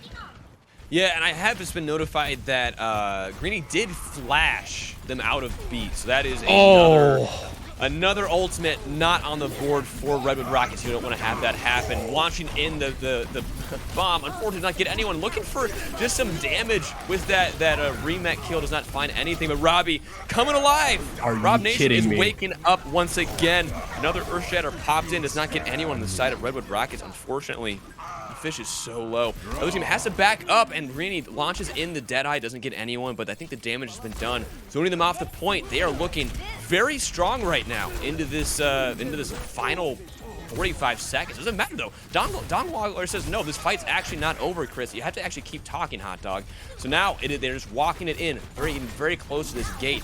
And now Ducks wants to launch in with this beautiful window, putting so much damage, so much healing in, and Tanakby tries to make something happen with the wall. That's what you want to have happen. Throws in the Blizzard, gets so much damage. Rocky Ducky pushed back, gets a pick anyway. Robbie falls. The D.Va so close to getting him out of the picture there, throwing in more damage. Rocky Ducky is staying alive. All this peel for them is just gross. This does a cool little ninja roll around them, dodges so much damage. Dong Waggler finds Ducks, and now point has been won. Redwood Rockets are on the board. Man, that was... I've said slugfest a lot. I need a word that's like more than just a slugfest, because that's what that was. It was just, again, every tool available to both teams at some... Like, let's back up a little. There was a fight on the stairs where Robbie walked into a window and lived to tell the tale and got 2 picks and I think blocked a shatter. But Rob Nation can only go so far as ultimately some other picks from Redwood Rockets. An authoritarian regime, unfortunately. Well, briefly, something democracy will prevail. But right now, Fish is hoping his hammer will prevail. Oh, the wall blocks the shatter. Are you kidding me? What? That's just gross. And Fish has the Earth Shatter online, but I don't think he'll need to use it as Bunny is able to find both Inbone Field and Robbie. A quick trip back to spawn, but Bunny is fallen now. Dux is the only Baptiste on the field, throwing in the Gurgler bomb. Does not find anyone, but Fish does find someone with that Earth Shatter. Doesn't seem to do a whole lot of damage, but able to get them on the ground. The cast was able to get the fight done for them, and Greeny so weak and able to get the opposing McCree. That was disgusting. So low, able to clutch it out. Fungin does not want this fight to end, but I don't think they're gonna have much say in that. And it looks like Hayden Overwatch team are finally able to kind of just get this fight figured out as long as they get this D.Va out of mech. Yeah, Tommy Slot does take out the Gurgler, and Bunny actually takes out Greeny in the mess of it. Robbie, too. 50 HP in a dream. Fish sometimes... Fish just jumps out of water, I guess, and gets 2 picks there. I'm not sure where that Ryan came from, and neither were Hayden Overwatch team by the looks of it. They're back on the card. I literally, like, looked at chat for 15 seconds. I would say 10 seconds, and immediately there was blue in the field. That's crazy. That is nuts. But yeah, there's a high noon here from Rocky Ducky. Won't find much, but a wall. The Blizzard out as well. It's 39 seconds though. More ults. Both sides putting both support ults in. It's pressing Q on cooldown. Greeny finds the inward fatality field of the Redwood Rockets. There's no way to kind of block this death as Fungin finally takes too much damage to survive. And another Titanic Peak gets another pick coming alive for them. Hayden Overwatch team is just allowing the DPS to rule this game for them, and that is totally fine. Gurgler gets another pick though. Does not want to be outdone by their DPS counterpart, and Gurgler gets another pick. Here we go. Fish falls. This could be what the Hayden Overwatch team needed to have happen. Redwood Rockets gets pushed back. This is looking very good for them. Hayden Overwatch team, I think they might have done it here. They might have gotten the map when they needed to take it 1-1 in the series. And now we see why they wanted to come to Dorado. We saw it right there. Just a clinical understanding of the Rush Mirror. Even in those ult fiestas, there's some clear win conditions. There's some clear things you want to look out for. At the end there, we see the Gurgler trying to isolate Dong Waggler on the main, knowing that there's a Blizzard there. Either you finish the May, you Matrix it. In the end, just chooses to chuck up the bomb. The Blizzard goes down, but they get neutral picks anyways. And here is Robbie. Rob Nation, wave that flag, get that, well, what's the hashtag again? I forgot what it was, but yeah, I think put it's that in the chat. Rob Nation. I mean, I think that It's just that does it right there. I think it that could be wrong. was, Don't correct me if I was wrong. I'm always right. Absolutely filthy Reinhardt plays, but just I mean, those are just great Rhine duels in general. That was a full map of Rush Mirrors, barring a bit of the ball and Farah comp in the very beginning. And Hayden Overwatch team, I mean, I just said this a few seconds ago, but it is clear as day why they went to Dorado. They basically outmuscled Redwood in that mirror, is the long and short of it. And now we're headed to map 3. Yeah, and this is what I was hoping for. I think I said it. I'm like, hey, I would love to have a map 3 because this match was hyped up for good reason, even from the team that played last time. They said, yeah, this is going to be a close one, and they were absolutely right. This is an elimination match. Like, don't forget, like, the team that loses here is done. B-League is over for them. GG, have a good one. But again, the winner here will be keeping their run alive as they go into the semis. There is a lot on the line here for both these teams. Right, and I mean, Redwood Rockets in particular definitely want that rematch with 7-piece, especially now with Fish back in the lineup, I believe. And Hayden Overwatch team, I mean, they've already surpassed a lot of expectations getting here. I mean, now equalizing, right? They're in a very good position to just swing this around and essentially complete the reverse sweep. If I'm allowed to call it that in a 1st to 2. So, like, I couldn't call it right now. Allowed? Okay, thank you. I have been permitted. I'm a very compassionate individual. When you ask, blank, I'll say yes. You know what? Just always ask. I'm here for you, buddy. Thank you very much. I appreciate that. And it's so validating, right? Because I wasn't sure if it would be considered a reverse sweep. And now I know it's okay, and it's okay to think what I think about maps. I'm glad I could help. And now with that, those warm vibes out of the way, let's get some Overwatch. I want to see a W on the board for one of these teams. I think it's going to be tough too to even predict who is going to win. I think again, like once Hayden cleaned up those beats, I mean, again, maybe one or two might have been a touch on the other side of being a little bit early. But man, it was so good. There were so many times that they won those fights off the back of those beats, able to be consistent, keep them alive, and that really helped. Just that one change, they looked like a completely different team. Absolutely. I mean, such a valuable ult. I believe it's still the slowest accruing ult in the game. There's probably a better way to phrase that, but like every ult has some point value, and I think it's the highest in the game, if not like one of the highest. I'm sure chat or someone could confirm. Is up there too. Yeah. Yeah, but it's very important. You need to get maximum value out of that, and in the Rush Mirror, we were seeing Hayden Overwatch team maximize that. But we'll see if they can carry that forward into what is now the map pick from Redwood Rockets. Looks like we are going to Oasis for map 3 to decide it all. I like it, and this is another map that I've mentioned of being just a map that you can kind of play whatever you want on. Whatever you want isn't true. There's a lot of variety that you can introduce in this map. Obviously, I think we're gonna see a Pharah at least on one map. Of Oasis. I think we'll see a lot Gardens of Rush is the too. common one. Yeah, Rush is really common on University with like the little pit in the middle. Yeah, but what's the other map? There's Gardens. There's City Center. Oh yeah, and with the circle. Yeah. Yeah, that one can go either way. You can do a lot of dive as well. And with that, you can still run the Pharah, but like I was saying, there's so much stuff you can do. I could even see double shield potentially working on these points if you really play it correctly. I mean, on University in particular, you could totally play it extremely slow comp, just bunker up on point. But the point is, like, I guess each of these sub maps could bring a completely different play style. We could see, a Pharah, like you mentioned, come out on Gardens.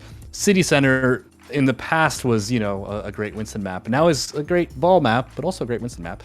So we might see other of those depending on how these teams are feeling.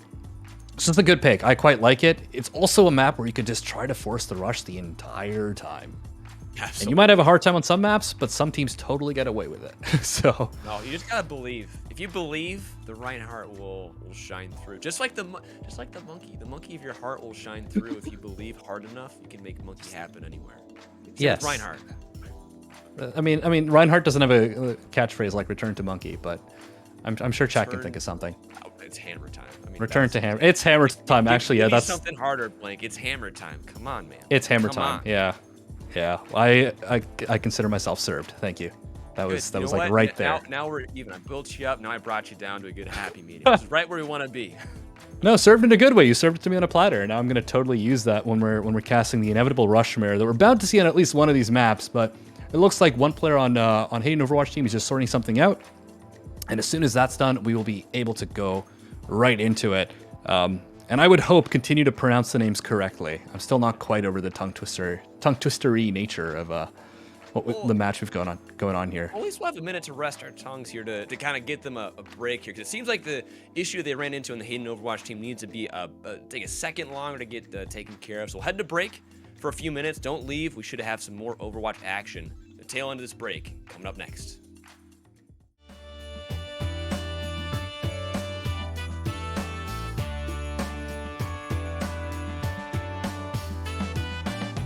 I'm writing Christmas postcards out by the pool. It's 70 degrees in the shade and the breeze is cool. Yeah.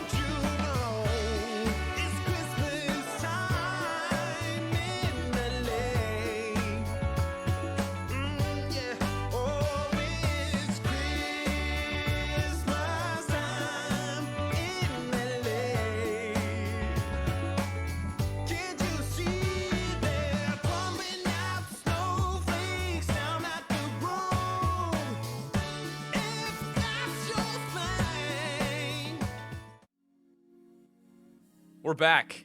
The situation is rectified. We can have Overwatch commence as Hayden Overwatch team has rectified their issues. You truly you love to see it. Yeah, everything is back in order. All things in balance. 6 players on each side, all with headphones and keyboards and mice. Just beautiful symmetry as we watch some Overwatch. Be reason for one of them to not have one of those things that you mentioned, because it's all been yeah. fixed, because we all have the headphones and that we all need. We got Oasis Exactly. coming up here. That we do, yes. Fitting after our discussion of all the tech these players have to this tech paradise in the middle of, was it Egypt? I think it's canonically Egypt. I forget. We haven't gotten new Overwatch lore in a while, so I just haven't kept up. I believe you're right. I think you're right. All right. I'm gonna say you're right. I'm gonna say you're right, and I'm gonna draw a line Thank in you. the sand. You're correct. Nice. Well, there is lots of sand around this map, so you're not gonna be hurting for that. You can't see me right now, but I'm doing finger guns at the camera. Well, I could hear it with the like, you can kind of hear when you do like. You're lying. Like Solomon said Blank is lying, but I believe him. I believe Blank. I kind of mimed them a little bit, and then when Solomon said I was lying, I like did them more, exaggerated. You can hear if you do like air quotes, like, yeah, he's really doing it. Like, you can kind of tell what I'm doing. The human voice is incredible, and all you folks at home, You're so right, Blank. You're so right. so versatile, just like these two teams that again are rocking a ball comp, a Pharah comp, a double shield. If it's in the game, they are playing it in this match. Actually, this is the same comps from last map, but let me have that. As now it looks like very different approaches. Hayden Overwatch team floating around and above point, and Redwood Rockets trying to just get set up in a corner, get a couple picks, and then snowball from there. Titanic B is just pumping in the damage with this Mercy pocket. Yeah, hey, Dux is again kind of forcing them into this position. Redwood Rockets are to just kind of be stuck in the doorway. Like, they cannot walk in. They already have a pick as well as a barrage. Doesn't matter though. Hayden does fall. I mean, remember, they only have Mercy Lucio heals right now, and they're gonna unleash it immediately. That's 2 picks. That's exactly what they have happen. A very quick fight win, make it happen, make it clean, and get some point presence on the board. Now they just gotta clean up this diva, and now Hayden Overwatch team, they have forced Redwood Rockets onto the back foot here on the first point. Yeah, I mean, and that's picture perfect decision making there from Tonic B as well. Like, you have those 2 picks open. You know the diva's moved away. You take those. You're going to die. You're going to take that trade though, and it completely works out for them. Even Tommy Slot not able to make it back on point to contest before it's actually capped.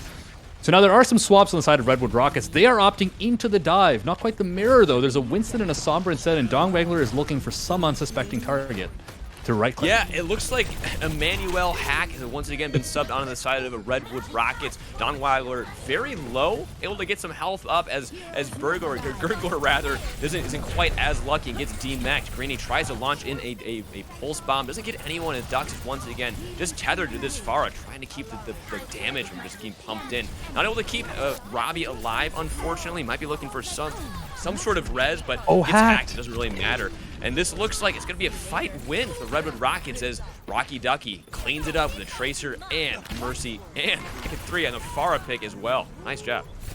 Yeah, 3 for the Tracer. They're very clean. Redwood Rockets, again, showing their flexibility in being able to switch these dive picks and make it work. But, I mean, the point is still in possession of Hayden Overwatch team and ticking up. Yeah. They're just shy of capping it, our Redwood Rockets, so they need to clean up these stall picks. But this map is notorious for those stalls, Hot Dog.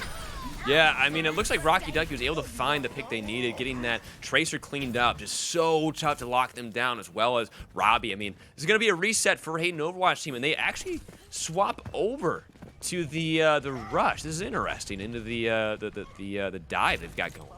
Yeah, I mean, we've had a complete reversal. Again, all things in balance, where Redwood go to a dive variant with the Winston, and then Hayden go to a more static comp with the run instead of double shield. There's a huge EMP though. Holy smokes! That's 4 people, and immediately Tanabe falls. That Maze out of the fight, as well as the Cassidy. Rocky Ducky has been very aggressive as Bunny cleans up 2 more picks. Fish just, yeah, I want a part of the action as well. And now Robbie falls. A quick trip back to spawn, and now it's looking more and more even as time goes on. There's about 40% to almost about 70 there on the scorecard.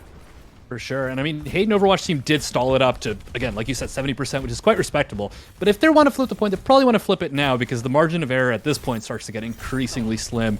Unfortunately for them, the Redwood Rockets have a ton of ultimate stored. There's the Coalescence out from Bunny. There's going to be a fast engage and a hack on Robbie. The beat, though, from Hayden is great. Yeah, there are a lot of ultimates in here. Both the Coalescence and the Beat were used, as well as almost a Primal Rage. I'm sure his Fish would hope to get that off, but it doesn't matter because Robbie is walking in. So much damage get popped in there. It looks like they had also able to just try and get that Diva so very close, and it looks like Robbie able to make it happen with that pin on the Sombra, but man, Rocky Ducky finds May. I mean, this is still so back and forth, but Gurgler says, no, it's not back and forth. You're wrong, Hot Dog. I only get 2 picks on the board, but now the respawns have come back from Redwood Rockets, and now they need to clean this up. Robbie has an Earth Shatter almost on the board, but with that Primal Rage on the field, that Winston is so very hard to pick off. Rocky Ducky falls very low as well, and Fish finally falls. The damage gets the better of him as Ducks pumps in more healing. Greeny gets 2 picks. That is what you want to happen. Hayden Overwatch team needed to clean up these picks. Moira's on the point. Now it's an overtime. Hayden Overwatch team throws in the Shatter. Does not seem to get much of anything there. Another beat. That was 2 beats actually in that one fight, I think, if I remember correctly. And now it is still 99-71, and they need to keep possession of this point. No, you absolutely are right. Install giveth, install taketh away, because now Hayden Overwatch team have to defend this perfectly, and I think they might want that beat back, given that Dongwaggler has the EMP. Last time Hayden was able to beat that ultimate, but straight up will not have the ultimate this time, and Redwood Rockets have to be aware of this. They're probably going to look for some kind of EMP bomb engage or something along those lines. That tool is just so powerful against the rush. How are Hayden Overwatch team going to survive this?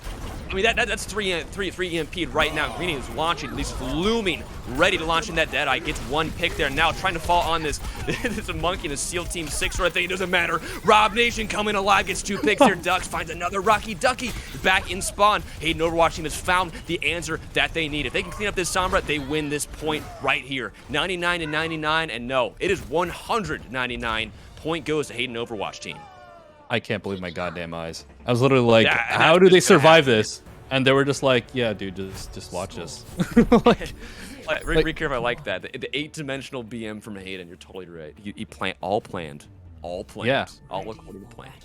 All according to plan, exactly. And like 2 bombs went out. The EMP caught 3, but somehow the bomb perhaps wasn't positioned correctly, or maybe, I'm not sure who got caught in the EMP, come to think of it. Perhaps Robbie wasn't EMP'd, had the shield up. Whatever happened, there were no casualties on the side of Hayden Overwatch team. And then at that point, Redwood Rockets, with their kind of less, sustainy comp on the outside looking in, it was going to be tough if that EMP bomb or EMP anything combo didn't work out, and it didn't. So now Hayden Overwatch team on match point to get that match with 7-piece and knock Redwood Rockets out of B League. This is interesting. They're not going with the Pharah. I think of all the points they would have tried to run the Pharah on, this would be top of the list, to be honest. So. And now they're walking in. Both May ults come in, or walls come in, and Fish finds Tanic B. That's a quick point or fight win potentially for the Redwood Rockets. If they are forced to walk back, Hayden just quickly taxing them out into this small little room, and another wall comes in. This May is being a nuisance. Dongwaggler making their presence known. First possession of the point goes to the Rockets. Yeah, that's 2 successive, incredibly valuable May walls from the side of Redwood Rockets. Dongwaggler, I mean, so far we've seen Tanic B doing a great job on the May for most of the series, but now Redwood Rockets are fully matching this. Of course, with the one difference being the Reaper on the side of Rocky Ducky, which will mean that Greeny will have to have that flashbang handy, for any cheeky flanks. But instead, the fight is being taken straight to point here. Fish swinging at the Frozen Rhine. The Shatters out, catches 2. Found the angle. Fish was able to kind of get around that shield of Robbie, and unfortunately gets enough kind of just damage and value out of that Earth Shatter to get another fight win. Just trying to get this Lucio. Bunny finds the pick. It is now 31% to 0. That was a pretty gross little shatter that was thrown in there. It was absolutely nasty, yeah. And see, in theory, you'd think that the Lucio Moira comp, the Moira does less in the neutral than the BAP here, but Redwood Rockets getting control first, and getting so much value out of these walls. We saw it again there before that shatter. Means that hasn't really come up, and now Bunny has the Coalescence. And Greeny is walking in, looming once again with that Deadeye. Doesn't find anyone, almost get the Lucio. Doesn't matter though, because Fish falls to the Diva. This is the opportunity that Hayden Overwatch team needed, as well as a window from Ducks. This could be huge. With no Reinhardt on the side of Redwood Rockets, this is the opportunity that needs to pay off for the Hayden Overwatch team. 65% to the Redwood Rockets, and now they're coming alive. DPS is down from the side of Redwood Rockets, and yes, it looks like a fight win. A reset is in order for Redwood Rockets, and now it's 75% almost to 0 now. But as I say that, just keeps on going longer and longer. D.Va avoids a lot of that damage, and it's still so low. They need to get this D.Va out of mech and off the point now if they can actually get some point presence, some numbers on the board. Get the Reaper, maybe we can actually get something to happen. Now there's still one more person on the fight. Lucio falls, and now 90-0. What a stall. Not a moment too soon. I mean, I thought they had that 20% to go, but it's 90% now, which means that margin for error is vanishingly slim right now. And look at the ults Redwood Rockets have. Granted, Hayden Overwatch team do have some in the tank as well. That beat has to come up huge defensively here, as Redwood Rockets finally do make the switch to the BAP as well. So that's another thing Hayden Overwatch team needs to look out for. But this next fight might decide it all. Oh, well, no, it might decide this map. Okay. That's a really good beat. Able to get a lot of presence on the team. Does not seem to work too well, though. Able to get the picks in for Hayden Overwatch team. That's free for Robbie. Once again, Rob Nation. You're just kind of saying, hey, I'm Robbie. What up? I'm #1. What about it?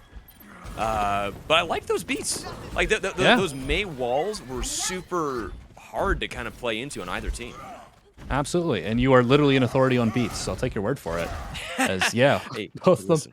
I like that. I liked that one too. Thank you. All right, I'm gonna do the finger guns into the camera, and now Solomon saw them too. But he did it. And thank you. Solomon said I did it. But there is one issue with the beat on the side of Hayden Overwatch team in that they got neither of those DPS ults out, which means they have to be ready for the Blizzard. Here it comes as I say it. Robbie's caught in it. And there's a bomb out as well. He has Shadow ready, but it doesn't matter as there's so many more picks coming on the side of the Redwood Rockets. This is going to be, unfortunately, a last fight territory. Hayden Overwatch team, they need to find a way to get back to the point, and I'm not sure they're going to be able to in time. This is going to be so close. Yeah, if they get a touch at all. 1% and ticking. Nope, that's it. We're going to map 3, round 3 for all the marbles, going the whole distance. We do be watching Overwatch today. We do be watching Overwatch, gamers. We do be watching Overwatch, and sometimes it goes into overtime, and then we're watching Overwatch in overtime. Watch over. And then it's in overtime. Then it's Overwatch is overtime. Overwatch, and and watch it eventually, sometimes when I'm doing overtime at work. But then sometimes one team will actually win, which will mean Overwatch is over, and they've won the match of Overwatch by making sure that overtime is over. After watching that it isn't overtime. You're okay, so I'm right, done. Blake. You're spitting. Yeah. You're actually spitting right now. Bars. But this is your brain on 2 back-to-back ridiculous matches. This is it, though. It all comes down to this. University will decide which of these teams goes home, which of these teams faces 7-piece tomorrow. And there's early walls, swinging, all the good stuff. Fish is just walking in. It's just absolutely trying to get. Oh, he's already at 75, 80% to his shatter. I mean, he's just gonna walk. He's just gonna use it. If he doesn't, just kind of, yeah. Okay. Or he'll just kill people with a fire strike too. That works too. I thought he was gonna just kind of blast it in and get a pick with that. But he already has a shatter. 92% in the first 30 seconds of that fight. Something like that. And mastered elements. He's mastered water as a fish, and he can chuck fire as well. As now he's got a full comp swap out of Hayden Overwatch team here, and I like the proactivity here because. Yep. Redwood Rockets took a page out of Atomic's book. They're running the sim. It did so much work in our earlier series. Did a lot of work here. Don't mirror the rush into it unless you're going to mirror the sim. And D.Va just getting walked on. Fish just says, no, I'm going to get you with his hammer. Hayden was able to find Rocky Ducky. There is one less DPS on the field for Redwood Rockets. And make that another pick. Bunny falls, and Fish says, okay, I'm going to press Q, but does not matter. They say, nope, I do not care. I'm going to avoid it. But Greeny's becoming alive, and Tanic B says, yeah, it's my turn to get some picks as well. Gets the Ryan as well as the Lucio. This looks like it's going to be a fight win for Hayden Overwatch team with only, about 40% or under 40% kind of on the board for the Rockets. That was picture perfect from Hayden Overwatch. It was like they were like scientists looking at like a little petri dish of a rush comp, and they were just like chucking things in it from all directions. Like they were looking over a pot on the stove and just had full control of the situation. But this comp is good for taking the point. It might have a harder time holding the point unless they get early picks. Yeah, you're exactly right. It looks like Bunny is just ready to kind of put this window in play. He desperately tries to stay alive. And it looks like Duck's, again, being aggressive with this Mercy ult. Hayden dies right before beat as well as the Sigma is just desperately putting so much damage in. But 2 picks, a huge bomb on the side of Greeny, and now Tanic B is falling super low. But after getting that 2 picks, it doesn't matter. They could be dead for all they care because they have made it happen. Hayden Overwatch team has won another fight, and now they are in the lead with this control percentage. Yeah, 45% taking. That's exactly what they need to do. They can't just like win some sort of longer fight. This comp is not designed to hold space the same way a Ryan comp would be. And I love how, look at this, Tanic B playing forward, gets an early pick here. This is buying so much time. Yeah, I mean, you just can't let that happen. You genuinely just can't let that happen. Now you're going to be in like one solid fight territory here. Robbie has the flank damage as well as a barrage. Falls to it, fortunately, but with 6 reports for Hayden Overwatch out of the Red Rockets kind of lineup, this could be still a winnable opportunity. That Tracer is so low as well. Remember, they need to win this fight or else in an elimination match they are done, but it doesn't matter. Rob Nation, he's here, he's in the server, gets 2 picks. It is looking like last fight here for Redwood Rockets. Rob Nation seems to always be delivering, and especially delivering now in crunch time where they need it most. It's 90% in ticking. Redwood Rockets have a ton of ults. They just need to get in position, try to get value from them. But the mobility on Hayden Overwatch team, who do you Blizzard? I mean, we are at 96, 98% right now. They're able to get the overtime tick. Bunny has a window, launch it in, just doing so much damage. An invo field get thrown in as well, trying to stay alive, but doesn't matter. Tanic B gets Tracer. They're low. Tanic B comes alive, gets 2 picks. They are in such a disadvantage. Red Rockets need to make something happen, but Tanic B has come alive. That's 3 picks. Greeny comes alive, gets another pick. Gurgles up May. That's it. Hayden Overwatch team 2-1. They are going. They're going to the next round. They've done it. They've done it. They've done it. You can see the look on Robbie's face. Rob Nation, alive and well, just brought that team to the semifinals against 7 Batman's there too. That's crazy.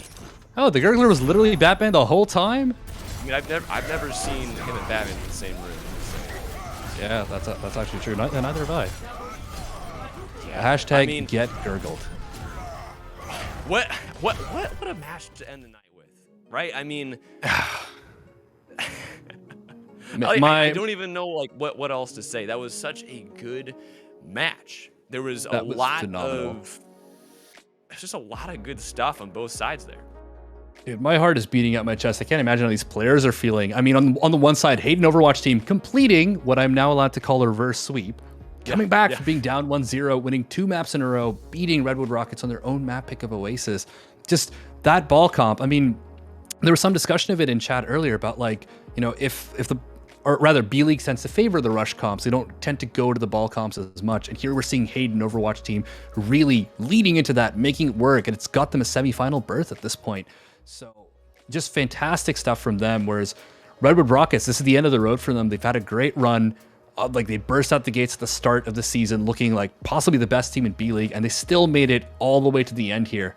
But this is where their story ends for now, at least as far as BPL Season 3 is concerned. Yeah, Oof, and I don't what a think, match, Hot Dog.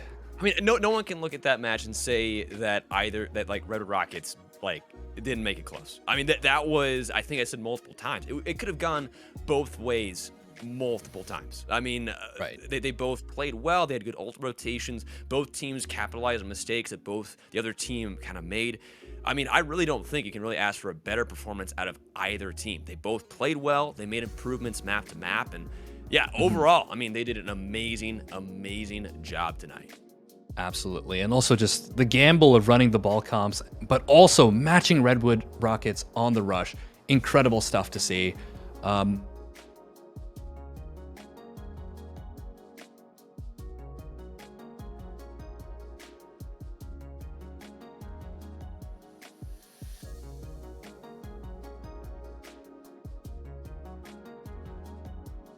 You guys made it super close there. It's definitely it's definitely difficult to take a loss like that, especially when we were so hopeful for this season. But I honestly couldn't be prouder of my team. I think that we came really far as a team, especially hitting a slump in the middle of the season, and this team sort of helped keep my mental together, and I put my full faith in them, and they played amazing, and I know that they all did their best, and so that's all that really matters to me. Yeah, this team has been super supportive of each other. Every single one of these guys are like really nice. I've become good friends with all of them. I would be in a environment with them like this again 10 times out of 10. Yeah, they're all great people, and I'm glad we had a good season together. Yeah, I mean, again, the performance. Yeah, sorry, you go, Hot Dog. You go play. Like, no, get. I asked the question. You can ask one too. I'll allow it. Oh, thank you. But no, I just wanted to say, I mean, like, obviously you mentioned that there was like a bit of a midseason slump, but you guys were able to like kind of bring it together, come out of that, obviously get super far in the playoffs still making it to map 3 even of the quarterfinals. What kind of helped you guys turn it around midseason after things started to go a little bit south? I can answer this question actually. Okay, 'Cause I talked about it in I talked about it in Jimmy's team preview earlier. Like we got really confident after we won our first couple games, like our first I think it was 3 games. So we started like getting really overconfident for our matches, and it was definitely present in the Goliath game where we got reverse swept, and then in the Heartbreakers game was a little unlucky. The last map, our off tank's power went out, Tommy's power went out, but yeah, I think it was just a lot of like overconfidence issues, and we definitely fixed that towards the end of the season. Like it was, yeah, I thought we rebounded really well. I thought this game was like this game is pretty much as close as a game could be, so I'm pretty proud of all of us. Absolutely, it was a phenomenal performance still, and right down to the wire, could have gone either way. Yeah, I'll swing it back to you, Hot Dog. Well, I would imagine too. Like, I mean, after a season like that, I mean, you guys are probably still going to be, coming back after this. Like, what's kind of the plan for you guys in terms of BPL season next season? That's 4, right? Yes, I know how to do numbers. Yes, Whatever numbers. the next number is. I mean, Chuck, when do you want to go? Vincent? You guys started the team. Yeah, true. Well, it was Vincent who started dragging me kicking and screaming onto this team. I mean, I imagine a couple of players from this team are probably going to go to A-League. We have... Oh, yeah. I mean, Fungin, definitely. That guy's insane. Kind of the heart of the team. I appreciate He does that, a lot Don. for us. Also, Fish and Trisky. I think best main as- support by far, like in B-League. Listen, all I'm saying is the world ain't ready for Tommy Slad, okay? This guy's a freak. I agree. Best Tommy off is tank a in the freak. B-League, bro. Tommy fans. You have no idea. I'm just saying, hey, if any teams in the future are looking for an off tank and main support, hit me and Tommy up. Hey, this little advertisement here. You got to Yeah, get please pick these guys up. They're so I good. respect it. Full respect on that.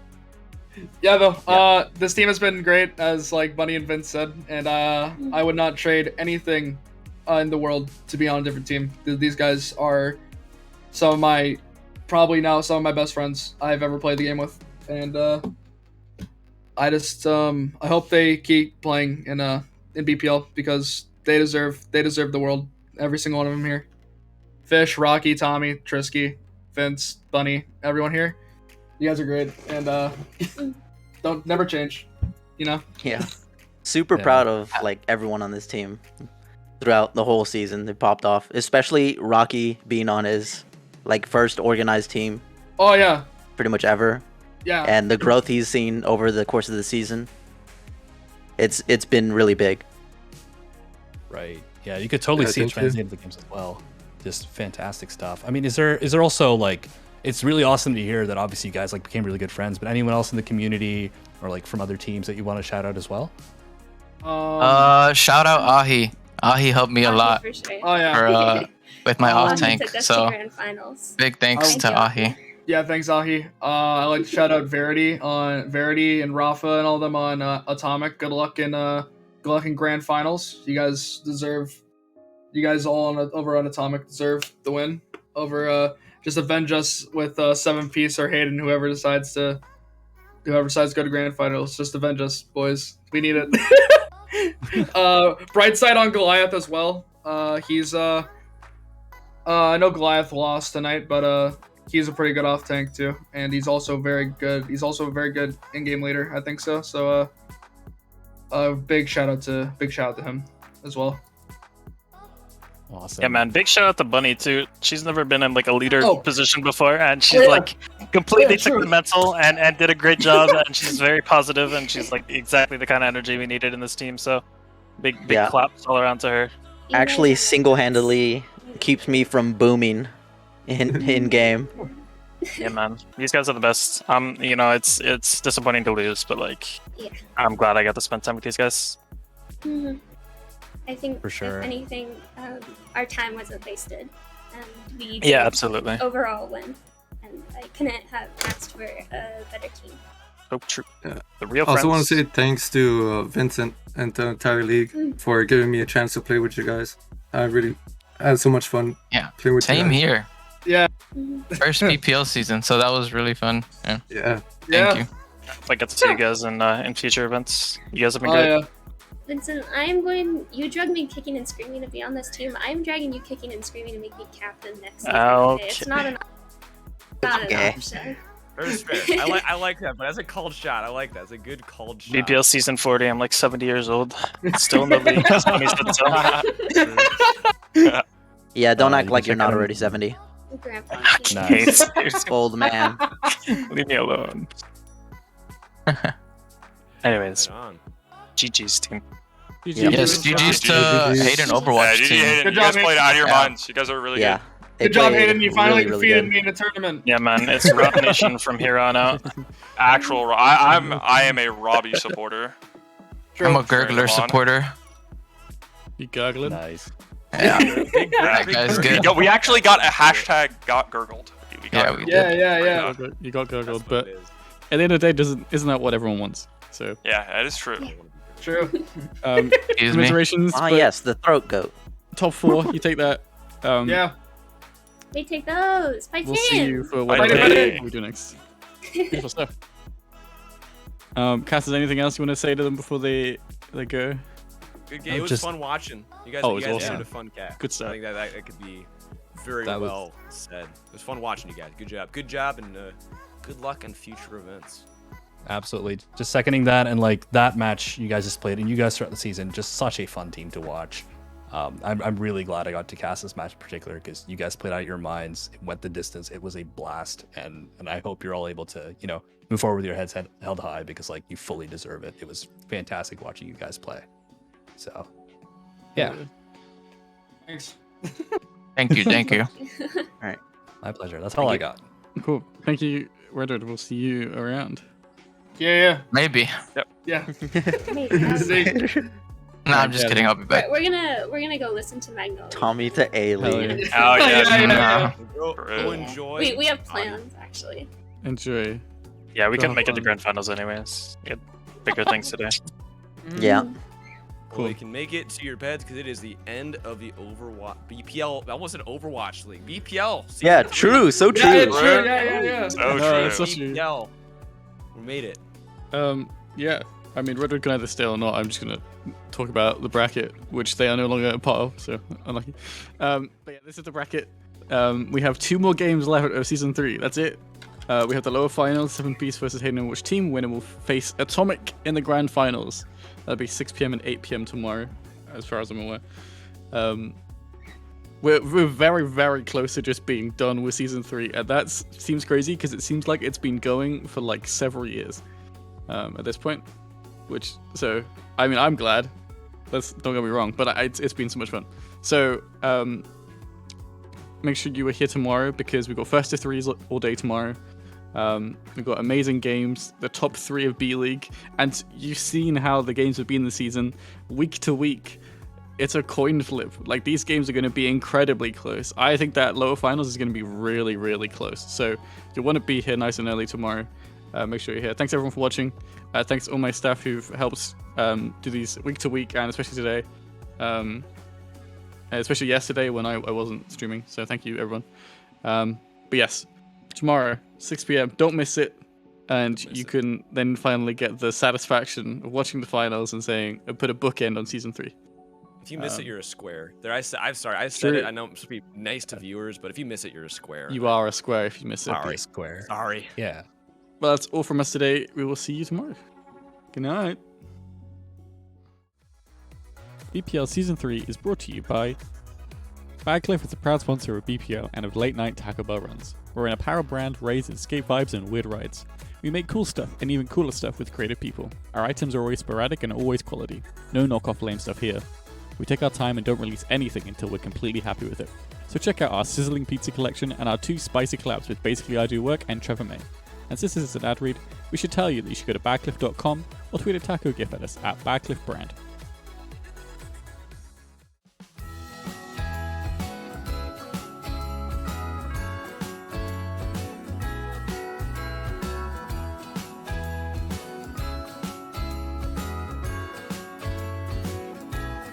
Jingle bells ringing in my ear. Jingle bell, a sound that's oh so dear. Frosty the snowman is all around town.